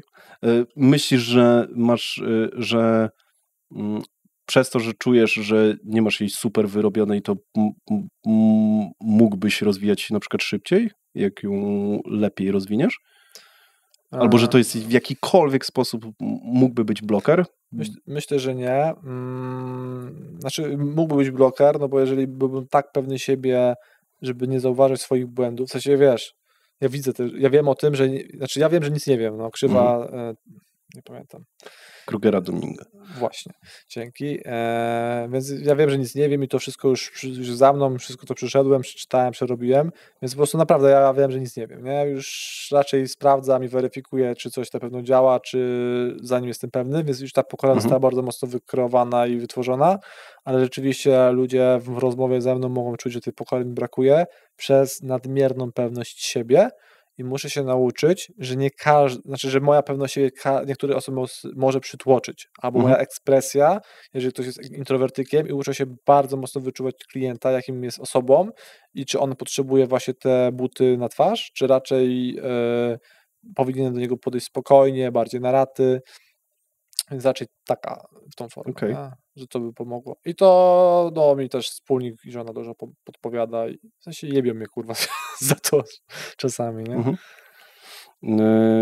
Co czujesz, jaka teraz umiejętność, która przyszłaby, którą byś opanował perfekcyjnie, mogłaby ci pomóc przeskalować ten wasz biznes właśnie razy 5 w 3 lata? Gdzie czujesz, że może być bloker, który to uniemożliwi? Mówimy o Semawu. Tak. Wiesz co?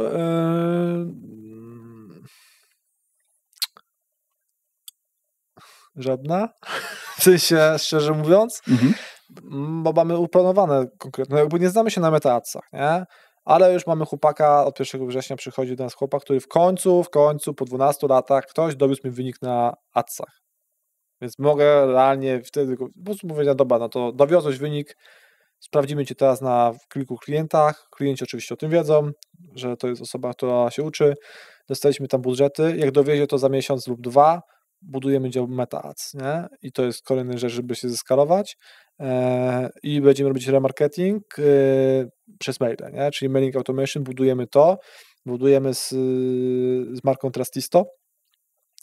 Finalnie wybrałem, bo to też jest kurwa kolejny rynek, gdzie można zrobić osobny podcast, powbijać kije w mrowisko. Zmienia faktu, że ustaliliśmy, że z nimi wszyscy moi klienci dostaną cały mój framework, nie? Czyli wszystko, co poukłada na swoich sklepach, jak odzyskuje koszyki, w jakich godzinach, w jakich minutach, kiedy będzie intencja zakupowa, kiedy są retencje, kiedy będą wszystkie automatyzacje.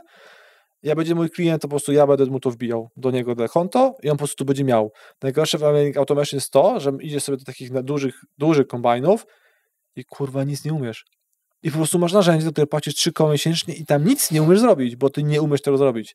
A teraz chce być tak, że klient, no znowu, jakby żeby to już było jasne, nie robię tego charytatywnie. Jeżeli mailing automation będzie dopinał dobrze sprzedaż, to ja więcej zarabiam w adsach. Logiczne. Ale dzięki temu klient zarobi więcej, więc to jest jakby ta główna myśl. I jeżeli my to wdrożymy, to po prostu klient będzie mieć od razu, tak jak drag and drop zrobimy. Wszystkie najlepsze metody, które ja teraz przetestuję, myślę, że to będzie zrobione w przeciągu miesiąca. ale robię ten temat od 2 lat i to każdemu klientowi jak wdrożymy, to każdy klient ma plus 20-30% sprzedaży od ręki. Spoko. Tak. Fajne. Tylko to będzie przetestowane, nie? Wiesz, testowaliśmy po 15 minutach czy po 30, nie? Na przykład daję ci przykład, że dużo firm mówi, że no po 15 minutach nie może być, bo to jest za szybko. Nawet nie mają systemu, że możesz po 15 minutach wysłać pierwszego maila, nie? Po porzuconym koszyku. A ty po prostu mogłeś, kurwa, być w kiblu albo w korku i oglądać na telefonie i zaraz dojedziesz na miejsce albo pójdziesz do kompa i dostajesz maila. Nie, bez kodu. Dosłownie to czuję. Bez kodu, nie? Żeby w pierwszym mailu już nie obnażać kodów. I dopiero potem po godzinie kod czy coś, nie? I tyle. I systemy tego nie mają, jakby nie wpadli na to. Są systemy, gdzie nie mają odzyskiwania koszyków w ogóle włączonych. W sensie to nie działa, bo na najwyższym progu. Musisz zapłacić 10 000, czy 5 000, czy 4 000, żeby mieć w ogóle podstawową, basicową funkcję, nie? Którą sobie możesz zakodować w WooCommerce za 300 zł. Okay.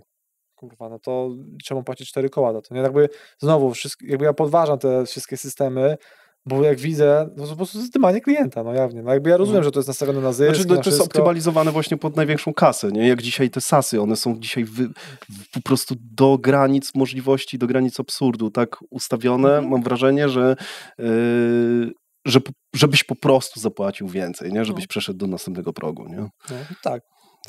I ja trochę to jest taka odwrotność e-commerce'u trochę, nie? Ten SaaS, tak jakby spojrzeć z tej perspektywy takie narzędzie, nie? Bo ono sprawdza to, czego ci brakuje, wiesz, do tego, żebyś przeszedł na kolejny level płatności, nie? Trochę tak. No i więc to jest kolejny element, którym ja chcę podważyć rynek, nie? I jakby znowu się posypie trochę, pewnie iskier, ale jakby w sumie to w dupie, nie? No bo jakby dla mnie są istotni moi klienci i jak ja zrobię zajebić moim klientom, no to po prostu inni stracą, inni mnie nie obchodzą, bo nie są moimi klientami, nie? Jakiej umiejętności nienawidzisz się uczyć, ale wiesz, że będzie niezbędna? Tak? Myślisz, że będzie niezbędna u ciebie? W sensie ta umiejętność? U mnie nie, no ale akurat kiedyś mam nadzieję, że już nie będzie dostępna, bo właśnie teraz robimy tę konsolidację i już księgowość będzie w Warszawie, nie we Wrocławiu na szczęście. Ale myślę, że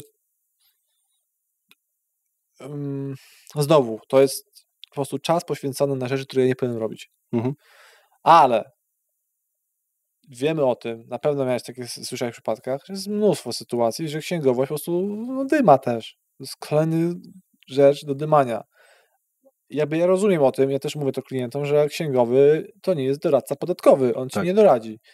I po prostu ja wiem, co się dzieje, dlatego to rzecz, której nie powinienem wiedzieć, ale muszę wiedzieć, jak chcę być dobrym przedsiębiorcą. Okej. Tak, jest w tym uzysk na pewno. Z drugiej strony, no też w biznesie mógłby być finansowy, nie? Który po prostu przejmie to i tyle. I ty nie musisz mieć tej kompetencji. No, po to są spółki, po to są podziały kompetencji. Dlatego fajnym konceptem, który się pojawił niedawno, jest finansowy na godzinę. Tak. I myślę o tym, żeby coś takiego wdrożyć powoli, ale na razie, widzisz, robię konsolidację, więc w ogóle mam myśli w innym miejscu. I oni to mają, w sensie, znaczy mają na całe. Jak ja miałem spotkanie z finansowym wczoraj, to wow. No właśnie. Tam taka Katia, może będzie oglądać, cześć Katia, pomiażdżyła, nie? W sensie pozytywnie pojechała mnie wręcz, kurwa, że w ogóle jestem fiszem w tym temacie, nie? I miała rację oczywiście, więc super. I ja już widzę tam, że tam jest poukładane, nie? Że tam wchodzę i tam to jest tylko i wyłącznie katapulta. Jak jest im brakowało moich kompetencji, a mi brakuje ich. Więc to jest najlepsza spółka, kiedy wiesz, będziesz mieć wszystkie mocne, silne strony już. Tak. Ja uważam, że finansowy to jest bardzo ważny klocek. Nie będziemy wymieniać nazw firm. A propos finansowych na godzinę, to jeszcze nie ten moment. Gdybyś miał robić tylko jedną rzecz do końca życia, co by to było? Siedział w jacuzzi. O, serio? Jako przedsiębiorca? Nie powiedziałeś, że jako przedsiębiorca. Nie wiem. Jako człowiek, nie? Ale jesteś przedsiębiorcą, wymoczyłbyś się w tym jacuzzi i szlak by cię trafił. No nie pewnie tak. Szlak by cię trafił. Ostatnio byliśmy było dobrze. Nie, w jacuzzi większość decyzji biznesowych podejmuję. A ja to rozumiem totalnie. Ja naprawdę bym chciał robić, już Jakbym mógł, to bym ten podcast prowadził tu w salonie, Jacuzzi. wyciąłbym dziurę i zrobiłbym jacuzzi. Zresztą był taki pomysł. Nie ukrywam, to ja ci powiem, że my sprawdzaliśmy nacisk na podłogę w nowym biurze, czy jacuzzi wejdzie.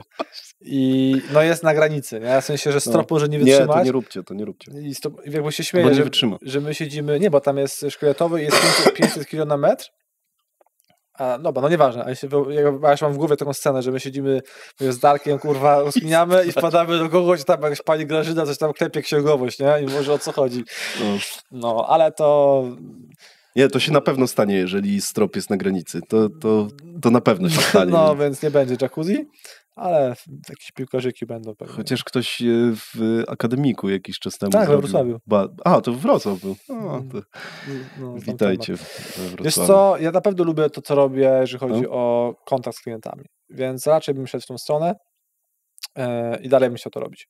Nie wiem, czy to będzie jedna rzecz, pewnie to się zmieni i pewnie mnie to będzie drażnić za jakieś 5 lat. Na dzisiaj chciałbym robić e-commerce, chciałbym rozwijać, rozkminiać, testować, mieć na to po prostu budżet i gadać z klientami, i budować sobie te relacje. Jakby to jest coś, co mi zawsze brakowało w samym e-commerce i mam to samawo. I to przyniesie na pewno też dochód, bo samo przez się. Nie? W sensie ja nie chcę u mnie ten marketing jest taki soft, nie? W sensie ja nie sprzedaję. Jakby przekazuję ludziom na tyle wartości, że oni chcą ze mną działać. Moim zdaniem to jest najlepszy klucz do marketingu ogólnie dzisiaj, przynajmniej, znaczy zawsze był chyba. No. Tylko, że jak chcesz zrobić to w internecie, to musisz to obnażyć, nie? Jakby ja tego na przykład już nie lubię. Czyli tak dać za darmo, zaraz będziemy musieli robić, wiesz, blogi na stronie i tam wszystkie rzeczy. To już mak do działka. Książki, jakie polecasz? Już mówiłem, Mówiłeś. Phil Knighta, warto na pewno przeczytać i Carnegie to jest taki pierwszy top 2. No, to jest Steve Jobs też jest spoko. Elon Musk w ogóle, czytałem 2 książki, ostatnio czytałem tą nową, też jest zajebista, nie? Ta nowa robiona przez tego, co robił też Steve'a Jobsa, to jest super książką, naprawdę warto, polecam, jest duża, ale wchłonąłem, nie? Jak on miał rozkminę w ogóle, jak on decyzje podejmuje. On ma tą intuicję, nie? Że on dzisiaj podejmuje decyzję. On kalkuluje ryzyko mega szybko i jest ci dać odpowiedź od razu. Tak, tylko ja nie wierzę akurat, że to jest intuicja. W sensie nie wierzę w takim sensie stricte, że to jest coś wrodzonego. To jest połączenie. Połączenie wielu kwestii. Bo on super kalkuluje, ale on dlatego, że jest inżynierem. Też. Jeszcze nie czytałem tej nowej biografii, ale ten autor jest miażdży po prostu, więc muszę to przeczytać. To ci powiem, bo ja czytałem Tom i Tom, to ta jest w ogóle level wyżej, nie? Albo 2. Okay. Kurwa, jak on tam miał problem, w ogóle on zakleił na taśmę w ogóle rakietę, nie? Na szarą taśmę i poleciał w kosmos. To w jego stylu, nie? Ja to czuję. No. Niesamowite. Znaczy, ja bardzo go lubię i bardzo często daję przykład latania w kosmos, bo jak ja słyszę słowo, że się coś nie da, to mnie szlak trafia, nie? Kurwa, dać się latać w ogóle na stację kosmiczną i zaraz będziemy cywilizować, kolonizować Marsa, w cudzysłowie, a ty mi, kurwa, mówisz, że się marketingu nie da zrobić na Shopperze, czy tam na WooCommerce, czy na Preście, nie? No to ja mówię, no to chyba coś nie tak, nie? Tak.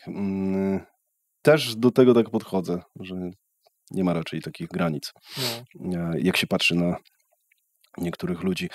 Dobra, myślę sobie o tym, że chciałbym zrobić coś takiego jak taką trochę matrycę tego, jak myślą ludzie, dlatego zadam ci kilka takich takich właśnie trochę. To by ci ułatwiło w matrycy. Tak, no ułatwiło, ale to jest w ogóle trudne zadanie to zmatrycować, bo już widzę, że będą odchodzić różne kierunki i różne myśli w zależności i od biznesu, i w zależności od mentalu i jeszcze kilku innych czynników.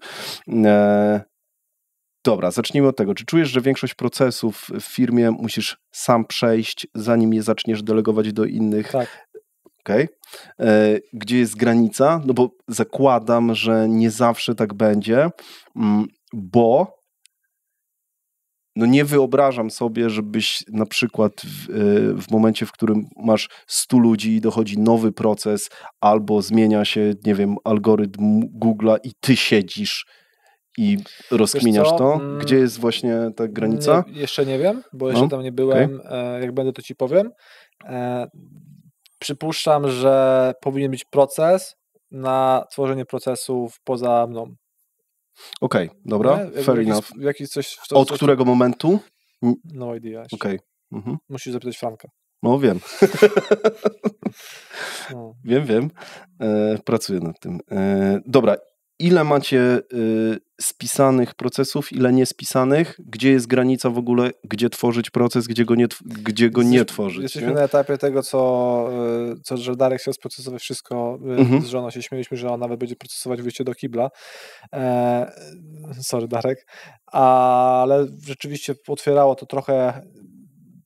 Właśnie to chyba na twoim tym podcastie z Szymonem Negaczem, że on powiedział, że nie procesuj rzeczy, które nie są gdzie nie ma chaosu, nie? Że jak one działają, nie są problematyczne, to nie zajmuj się tymi pierdołami, zajmuj się tam, gdzie rzeczywiście potrzebujesz, nie? Czyli tam, gdzie potrzebuje mój umysł, moje skupienie, mój fokus być, to tam niech będzie, a nie procesuj wszystko, więc teraz zeszliśmy troszeczkę z tonu, na szczęście, skupiamy się na najważniejszych rzeczach, procesujemy teraz aktualnie obsługę klienta w 100%, i no chyba tyle. Czyli nie można przesadzać. Okej, czyli wyciągnąłeś to właśnie też z podcastu, z tego odcinka z Szymonem, to tak? bardziej jest z tego typu, że czasami potrzebujesz mieć autorytet zewnętrzny, nie? I na przykład mój wspólnik lubi popierać moją intuicję kimś z boku, nie? I jeżeli to jest autorytet, na przykład właśnie Szymon Negacz, no bo jednak ma agencję marketingową też i jest dużo większy, no to jeżeli on mówi to, ja to mówię, no to znaczy, że to chyba można tak zrobić, nie? Super. Także potwierdzenie taki two-factor trochę. Ja lubię three-factor. Też, no. I rzeczywiście też mam trochę taki framework, że jeżeli usłyszę od 3 ludzi, których szanuję to samo, to już prawie jako pewnik to biorę i zaczynam to testować. To jest w ogóle bardzo fajny framework. Tak, ale widzisz, kiedy się wkurwiałem, a teraz się nie kłócę ze wspólnikiem, że wiem o tym, że on potrzebuje to sprawdzić i jakby okej, nie? I czasami no, tam się, powkurzamy na siebie i podniesie mi ciśnienie, a potem wróci za 3 miesiące, że no, usłyszał zajebisty pomysł. Ja mówię, kurwa, mówiłem ci 3 miesiące temu, nie? No. Wcale nie mówiłeś. No, dokładnie. To teraz ode mnie ściągasz. Dobra, czyli odpowiedź jest taka, że żeby procesować to, gdzie widzisz, że jest chaos, ale to mi jeszcze nie odpowiada do końca na pytanie. Bo... Co generuje chaos dla ciebie, twoich specjalistów, nie? Okej, dobra, ale pytanie, czy jeżeli nie masz sprocesowanych czegoś, gdzie wszystko działa, nie? Wszystko jest fajne w danym dziale, ale on jest na tyle mały, że jak urośniecie razy 5, to kurczę, to tam musi powstać proces. Czy one twoim zdaniem powinny powstawać właśnie w czasie rzeczywistym, jak się tworzy tam chaos? Tak, to tak. I że to jest taka instrukcja. No my tak robimy też, nie? Jakby, że sprocesowaliśmy całą obsługę klienta i jak startujemy z adsami z klientem, nie? Czyli mamy całe 3 miesiące, pierwsze 3 miesiące z klientem są totalnie według procesu idą. Okej. Czyli tworzenie procesu w locie na kliencie tak na dobrą sprawę, żeby go powtarzać dalej. Na mnie. Okej. Spoko, fair enough. Podoba mi się to podejście.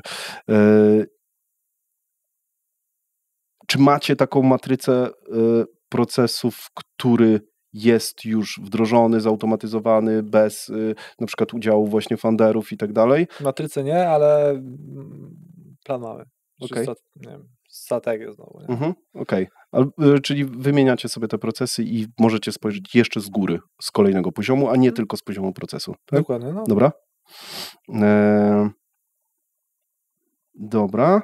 Mówiłeś, że zarządzacie wszystkim w ClickUpie.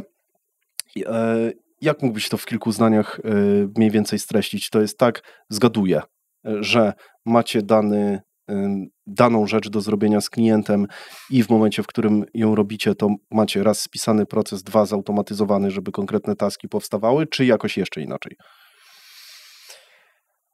To do Darka, na pewno pytanie. Ja nie lubię ClickUpa. Jakby w ogóle ja zarządzam chaosem, więc dla mnie to notatki w telefonie są wystarczające. Okay. I wiem o tym, że niektórzy też tak mają. Ale do rozwoju to jest bardzo potrzebne. Więc tak, mamy wszystkie taski związane z klientem, wszystkie deadline z klientem, czyli nie wiem, po 24 godzinach pierwszy telefon, potem pierwszy kontakt, potem mail o dostępy, potem audyt i w tym audycie 17 punktów, potem po tym audycie wnioski do klienta i wiesz, odznacza mi to wszystko, nie? Na wszystko jest mierzenie czasu. No i potem na przykład cykliczny... A, mierzycie, trakujecie wewnętrznie? Tak. Potem ile... Bo mówiłeś, że nie rozliczacie się za godzinę, ale rozumiem, że chcecie wewnątrz to wiedzieć. Tak, no bo pracownik dostanie też premię, nie?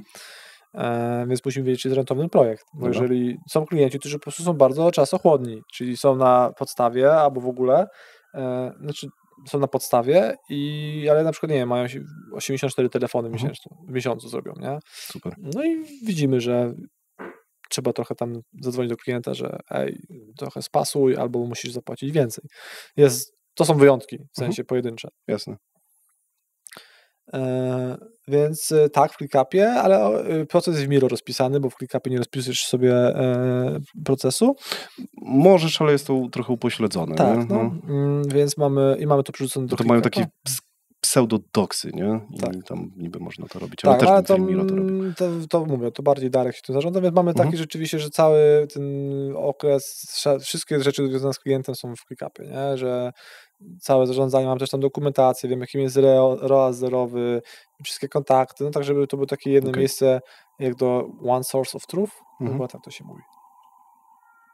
No i docelowo gdzieś tam jakiś Notion pewnie będzie, też wiki firmowa, też to się tworzy, to się właśnie tym Darek zajmuje. Spoko. Czy macie uzależniony rodzaj procesów od rodzaju klientów? Tak. E-commerce i lead. Okej, czyli w ten sposób nie ma więcej rodzajów, nie ma na przykład różnych e-commerce'ów na różnych... Dobra. Kto zarządza tymi klientami? Czy to jest tak, że specjalista z nimi ma pierwszy kontakt? Tak, zawsze. Nie ma kogoś takiego jak PM? Nie. Okej. Czyli... Dobra. No. Nie mam na ten moment.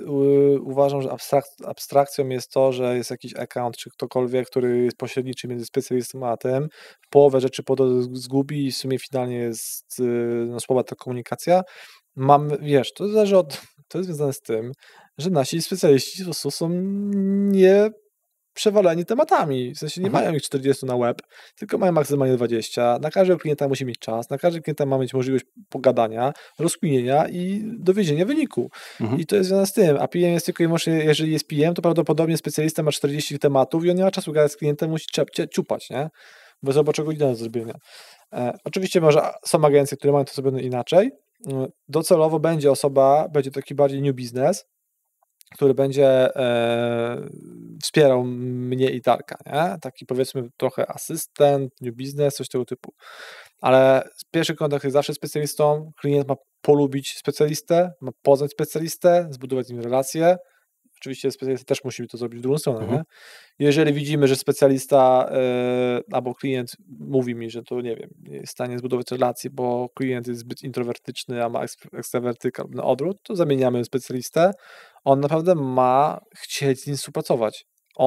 Jak mamy jakiegoś meeta, który jest, wiesz, nowości, zmiany, omówienie wyników, to klient nie ma być jak na skaranie boskie na tym meetie, nie? On po prostu ma przyjść i on chce się spotkać z tym specjalistą, więc to wszystko wiąże się do budowania relacji i do tego, że chcemy mieć partnerskie podejście do klienta.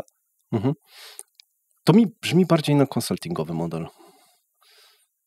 Może być. Niż agencyjny, no, ale fajne. Mamy tak chyba hybrydę trochę, nie? W sensie trochę działamy jak trzmiel. Nie wiemy, że to nie działa, ale działa.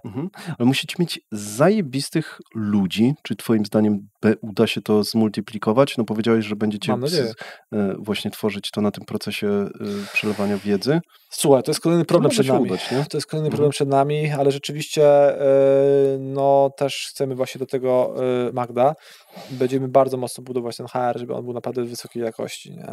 Nie? Potrzebujemy mieć po prostu zajawkowiczów. Ci ludzie mają być zajarani adsami. Tak samo jak ja jestem zajarany e-commerce'em, nie? I to jest jeden z wymogów moich. Nie? Po prostu gość ma być zajarany.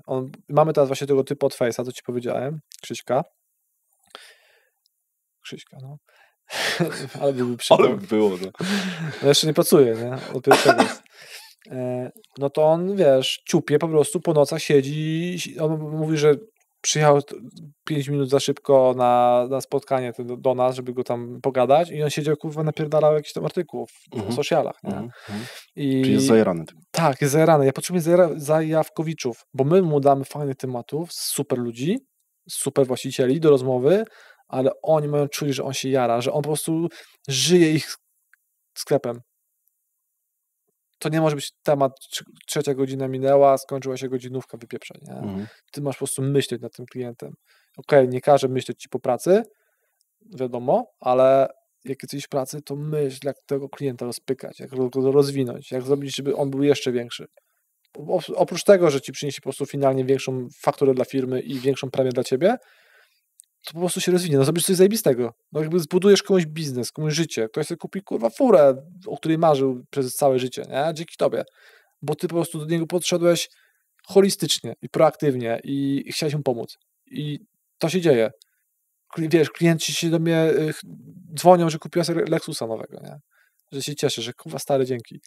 To jest zajebiste, to jest największa wartość tak naprawdę, że to już nie jest tylko agencja. To już jest taka, nie chciałbym powiedzieć zaraz MLM-owo, ale taka rodzina trochę, nie? Mi brakuje jeszcze w ogóle, żeby zrobić kurwa wigilię z klientami. Taką zajebistą, kurwa, przyjedzie 200 osób i w ogóle zajebista wigilia, nie? To byłoby w ogóle zajebiste. Dobry pomysł. W ogóle to rzeczywiście będzie chyba duże wyzwanie znaleźć takich ludzi, ale... Dalej to jest wyzwanie, nie problem. Ale masz na to jakiś plan. Ten podcast może pomoże. Tak, naprawdę, jeżeli jesteście zajawkowiczami, jeżeli czujecie to, co mówię i chcecie działać z taką ekipą, nie będzie jacuzzi, ale będą piłkarzyki. Także zapraszam, wyskrujemy was w kosmos, nie? I jakby naprawdę, właśnie to jest genialne jeszcze w naszym programie premiowym, ja na to się upierałem, u nas nie ma limitu premii.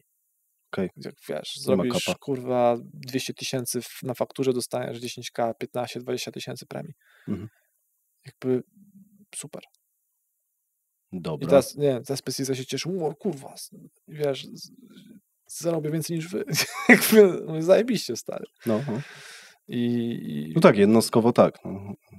Super, bardzo się cieszę, bardzo się cieszę. I jakby wiesz, kupił sobie nasz główny specjalista, wiesz, samochód też, kurwa, zajebiste, że dzięki nam, jakby, że zwrócił taki koncept i on po prostu sobie kupił wymarzony samochód, kurwa, że podnosił sobie życie, inflację życia robi, nie? To też jest zajebiste.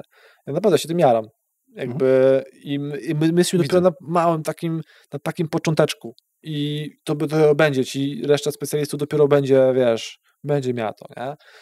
I to jest super, że za rok, za 2 to będzie naprawdę fajnie zarządzana, rozkminiona agencja. Docelowo chciałbym, żeby ludzie u nas po prostu chcieli pracować. W sensie u nas na przykład ludzie też niekoniecznie chcą odchodzić. U nas w ogóle jest taka sytuacja w biurze, że ludzie zostają specjalnie jak w biurze, bo jest fajnie. Wyobrażasz sobie taki flow, że po prostu wyobrażam sobie. No. I to jest spoko, nie? A jeszcze raz przyjdzie taki Kacper, też pozdrawiam, to kurwa tam... To trochę startupowy klimat w takim układzie czuję. Wiesz, u nas nie ma dress-code'u, nie? Chcesz przyjść w piżamie, to przyjść w piżamie. Chcesz być kurwa w stroju rekina, to sobie przyjść w stroju rekina. Stary, masz dowodzić wyniki, nie? Jakby totalne mamy luźne podejście. Szefa ziomka mają. W ilu procesach ty jeszcze fizycznie uczestniczysz? Jak mógłbyś się nazwać? Jeszcze? W Semawo no sprzedaż na pewno, SEO na pewno, a to za chwilę zostanie zmniejszone. Sprzedaż na pewno też zostanie zmniejszona dzięki Magdy. No i w sumie ja siadam ze specjalistami jak trzeba i rozkminiam. W sensie, jeżeli oni wiedzą o tym, że jeżeli jest problem albo coś, co na przykład Darek nie jest w stanie rozkminić od strony technicznej, tylko potrzebujesz taką rozkminkę e-commerce'ową konkretnie, to ja wchodzę i tam rozpykam tematy, nie? I zazwyczaj wchodzi 10 zmian i to działa. Super. Podział odpowiedzialności. Już się o to pytałem, ale nie wiem, czy dostałem na tyle ostrą odpowiedź, która mnie satysfakcjonuje. Jakbyś miał narysować granicę, gdzie jest odpowiedzialność między tobą a Darkiem, to jakby się nazwał? Ja zajmuję się księgowymi rzeczami, żeby jego pomysły nie przepaliły nam hajsu. Okay. Więc księgowość, SEO, sprzedaż, strategia, takie myślenie globalne, on, adsy, zespół, procesy, ClickUp, wszystkie technologiczne elementy i też strategia razem ze mną, nie? No. Zdarza się tak, że pojawiają się tematy, w których jest to na tyle płynne, że ciężko wam określić, kto powinien podjąć decyzję? Nie. Okej. Nie. Dobra. Znaczy, tak to jest ważne. ostatnio teraz mieliśmy na temat stanowisk, no bo teoretycznie według tam modelu amerykańskiego powinien być jeden CEO, jeden COO i to powinno być określone i w ogóle, to bardziej ja jestem jak CEO, a on jest jak COO, nie? Czy on jest operacyjny, a ja jestem bardziej taki zarządczy. Ale jakby to nie jest tak, że jakby totalnie razem podejmujemy decyzję. Dlatego nie musimy nigdy mieć potrzeby skonkretyzowania tego, bo nie było potrzeby, nie? Ostatnio rozmawiałem z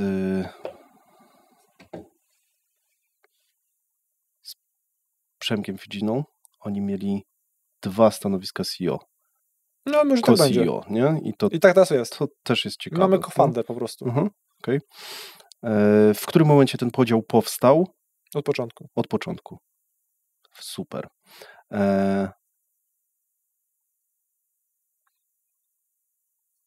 Czy macie budżetowanie per dział? Kiedy twoim zdaniem ono będzie? Nie mamy, my sobie rozkminiamy kwartalnie, nie? Jeżeli potrzebujemy coś zainwestować, widzimy potencjał zwrotu, potencjał jakby w ogóle sprawdzenia, to po prostu inwestujemy. Mamy poduszkę finansową, więc nie ma problemu. Ile bylibyście w stanie teraz działać na tej poduszce? Pół roku. No i będzie do roku dojdzie. Spoko. I planujecie, żeby właśnie zrobić do roku, tak? Zobaczymy. Okej. Myślę, że pół roku jest okej, no bo jednak masz największym kosztem zmiennym to jest specjalista, nie? Jeżeli już mówimy o totalnie krytycznej sytuacji, typu jest wojna, no to zawijamy manatki w sumie, jakby, nie? Raczej nikt nie będzie robić adsów wtedy. No, nie wiem. No. Ciężko powiedzieć. Jaką cechę musiałby wykazać człowiek, chodzi mi o zespół, w rekrutacji, żebyś z miejsca go odrzucił? Odrzucił? Kurwa. To co jest kontra do proaktywności? Nieaktywny. Pasywny. Pasywny, tak. No i ja potrzebuję mieć osobę, która wie, że nic nie wie. W sensie jakby jak ktoś jest zbyt pewny siebie, że wszystko umie i nie jest w stanie do siebie doprowadzić wiedzy, że po prostu jest z głąbem dalej, ale z dużym ego, no. Okej, super, fajnie. Jaka cecha sprawiłaby, żebyś stwierdził coś w stylu na bank muszę przyjrzeć się człowiekowi, bo potencjalnie nadaje się? Z tym Krzyśkiem, nie? Że on po prostu jest freakiem. Okej. I nie ma ego. Nie miał ego i powiedział, że kuma swoje błędy, nauczy się, wyciągnął wnioski, dowiózł wynik i bardzo chce z nami współpracować, jest mega zaangażowany w projekt, jest mega proaktywny. Myślę, że z tego będą naprawdę super możliwości dla naszych klientów, nie? Bo jeżeli on będzie łatwo teraz mi nasączyć naszym frameworkiem, naszym mentalem młodziaka, który dowie się skille, ale z naszym mentalem, nie? I to będzie super połączenie. Okej, czyli mental przed skillami. No. Spoko. Kto dzisiaj zajmuje się rekrutacją? Darek w sumie. Okej. Czy to jest tak, że rozpisujecie jakąś szczegółową matrycę kompetencji? Tak. Okay. No teraz dopiero zaczęliśmy to robić. Super. No to mówię, że mało firm to robi. Przyszedł senior, a u nas jest może juniorem, nie? Szybko go do pionu wzięli. No dobra, ale mówisz teraz o twardych kompetencjach, tak. A pytanie co z miękkimi? Tam też jest taka matryca? Nie, sprawdzacie? Nie? Okej.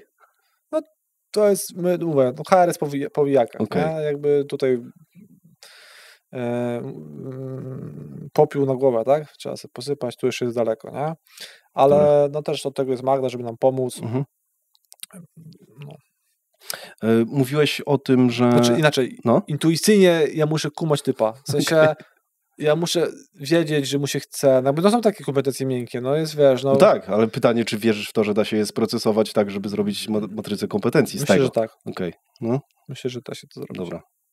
Spoko, ja też Tylko- wierzę w to. Tylko, że to może być minus, nie? Bo jeżeli ktoś nie ma jednej z tych cech, to ty możesz go odrzucić, a on może być na przykład introwertykiem, będzie zajebistym tak, no. liczbowcem i będzie robić mega wyniki, ale ty go odrzuciłeś, bo nie wiem, no nie jest, nie wiem, nie lubi być w społeczeństwie. Na przykład, nie? Nie, no to tak bym nie określał tych No. cech, nie? Bardzo Bardziej często- właśnie bym określał na takiej zasadzie, Freak. tak jak ty mówisz, że jest freakiem, nie? Że jest po prostu zajawkowiczem Tak, no. i to jest ważne, plus growth mindset właśnie, brak ego i tak dalej, no to są No. mega ważne cechy, nie? Dla pracownika, myślę, w nowoczesnych firmach. Mówiłeś, że rozliczacie, czy chcecie się rozliczać ze specjalistami na zasadzie takiej, że oni jeszcze mają właśnie procent od zysku, czy to już jest na tyle Już jest. ustrukturyzowane?